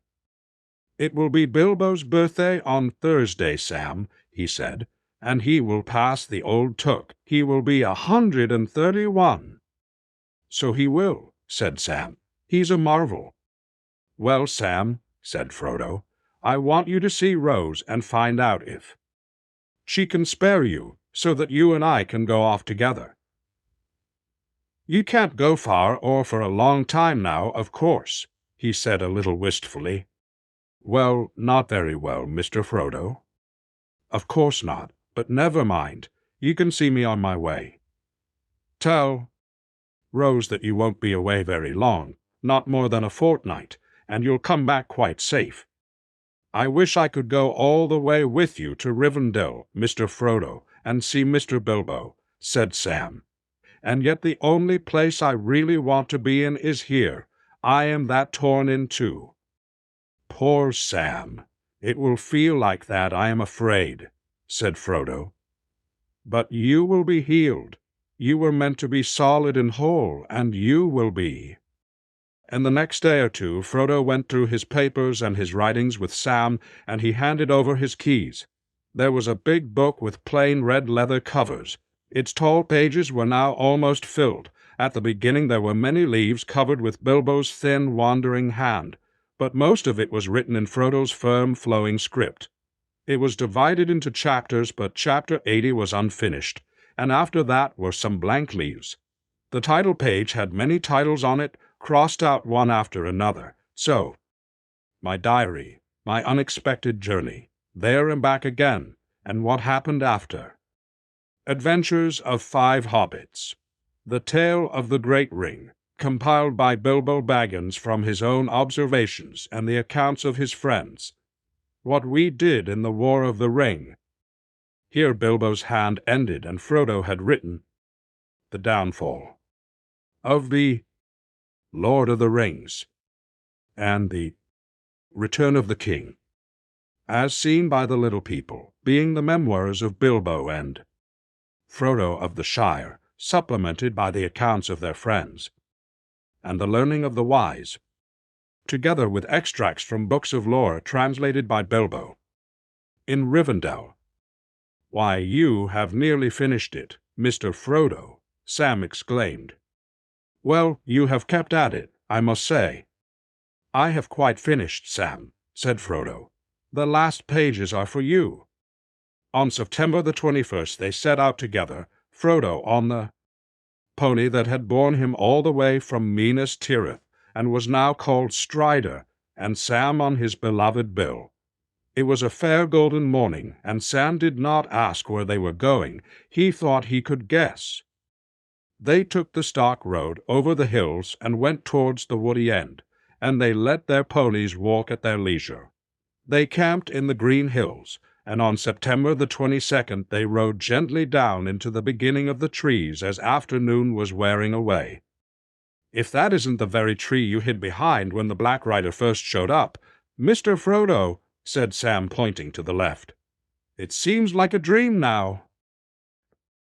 It was evening, and the stars were glimmering in the eastern sky. As they passed the ruined oak and turned and went on down the hill between the hazel thickets, Sam was silent, deep in his memories. Presently he became aware that Frodo was singing softly to himself, singing the old walking song, but the words were not quite the same. Still round the corner there may wait a new road or a secret gate, and though I oft have passed them by, a day will come at last when I shall take the hidden paths that run west of the moon, east of the sun. And as if in answer, from down below, coming up the road out of the valley, voices sang, Ei, Alberath Gilfonio, Silivrin Penamiriel, O Menno Egler Alanath, Gildanale, Ei, Albereth. We still remember, we who dwell in this far land beneath the trees, the starlight on the western seas. Frodo and Sam halted and sat silent in the soft shadows until they saw a shimmer as the travelers came towards them. There was Gildor and many fair elven folk, and there to Sam's wonder rode Elrond and Galadriel. Elrond wore a mantle of grey and had a star upon his forehead, and his silver harp was in his hand, and upon his finger was a ring of gold with a great blue stone, Villia, mightiest of the three. But Galadriel sat upon a white palfrey, and when Norman Maith might cross star, riding a white pow-star, whiting Noe like clouds about the moon, for she sure seemed to shine with a soft light on her white palfrey, and was robed all in glimmering white like clouds about the moon. Elrond greeted them gravely and graciously, and Galadriel smiled upon them. Well, Master Samwise, she said, I hear and see that you have used my gift well. The Shire shall now be more than ever blessed and beloved. Sam bowed, but found nothing to say. He had forgotten how beautiful the lady was. Then Bilbo woke up and opened his eyes. "Hullo, Frodo," he said. "Well, I have passed the old Took today, so that's settled, and now I think I am quite ready to go on another journey. Are you coming?" "Yes, I am coming," said Frodo. "The ring-bearers should go together." "Where are you going, master?" cried Sam, though at last he understood what was happening. "To the Havens, Sam," said Frodo. "And I can't come." "No, Sam, not yet anyway, not further than the Havens. Though you too were a ring-bearer, if only for a little while, your time may come. Do not be too sad, Sam. You cannot be always torn in two. You will have to be one and whole for many years. You have so much to enjoy, and to be, and to do." "But," said Sam, and tears started in his eyes, "I thought you were going to enjoy the Shire, too, for years and years, after all you have done." "So I thought, too, once. But I've been too deeply hurt, Sam. I tried to save the Shire, and it has been saved, but not for me. It must often be so, Sam, when things are in danger. Someone has to give them up, lose them, so that others may keep them. But you are my heir, all that I had and might have had I leave to you, and also you have Rose, and Eleanor, and Frodo lad will come, and Rosie lass and Pippin, in perhaps more that I cannot see, your Hans and Barry and Goldilocks and Pippin, and perhaps more that I cannot see. You will be the mayor, of course, as long as you want to be, and the most famous gardener in history, and you will read things out of the Red Book, and keep alive the memory of the age that is gone, so that people will remember the great danger and so love their beloved land all the more. And that will keep you as busy and as happy as anyone can be, as long as your part of the story goes on. Come now, ride with me." Then Elrond and Galadriel rode on, for the third age was over, and the days of the rings were past, and an end was come of the story and song of those times. With them went many elves of the high kindred, who would no longer stay in Middle-earth, and among them, filled with a sadness that was yet blessed and without bitterness, rode Sam and Frodo and Bilbo, and the elves delighted to honor them. Though they rode through the midst of the shire all the evening and all the night, none saw them pass, save the wild creatures, or here and there some wanderer in the dark who saw a swift shimmer under the trees, or a lightened shadow flowing through the grass as the moon went westward. And when they had passed from the shire, going about the south skirts of the White Downs, they came to the far downs, and to the towers, and looked on the distant sea, and so they rode down at last to Midland, to the grey havens in the long firth of Lune, to the grey havens in the long firth of Lune. As they came to the gates, Cærdán the shipwright came forth to greet them. Very tall he was, and his beard was long, and he was grey and old, save that his eyes were keen as stars, and he looked at them and bowed, and said, All is now ready. Then Cærdán led them to the havens, and there was a white ship lying, and upon the quay, beside a great grey horse, stood a figure robed all in white, awaiting them.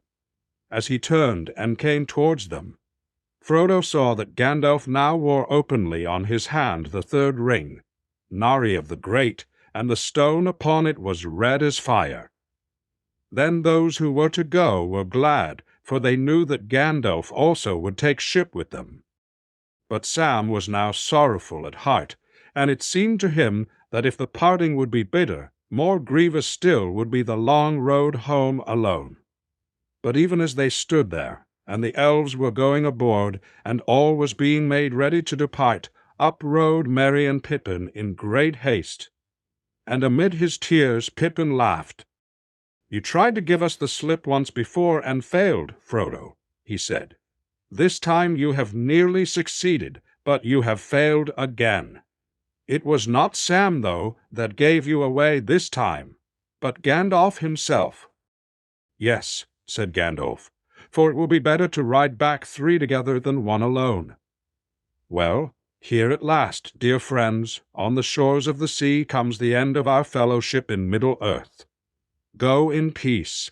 I will not say, do not weep, for not all tears are an evil."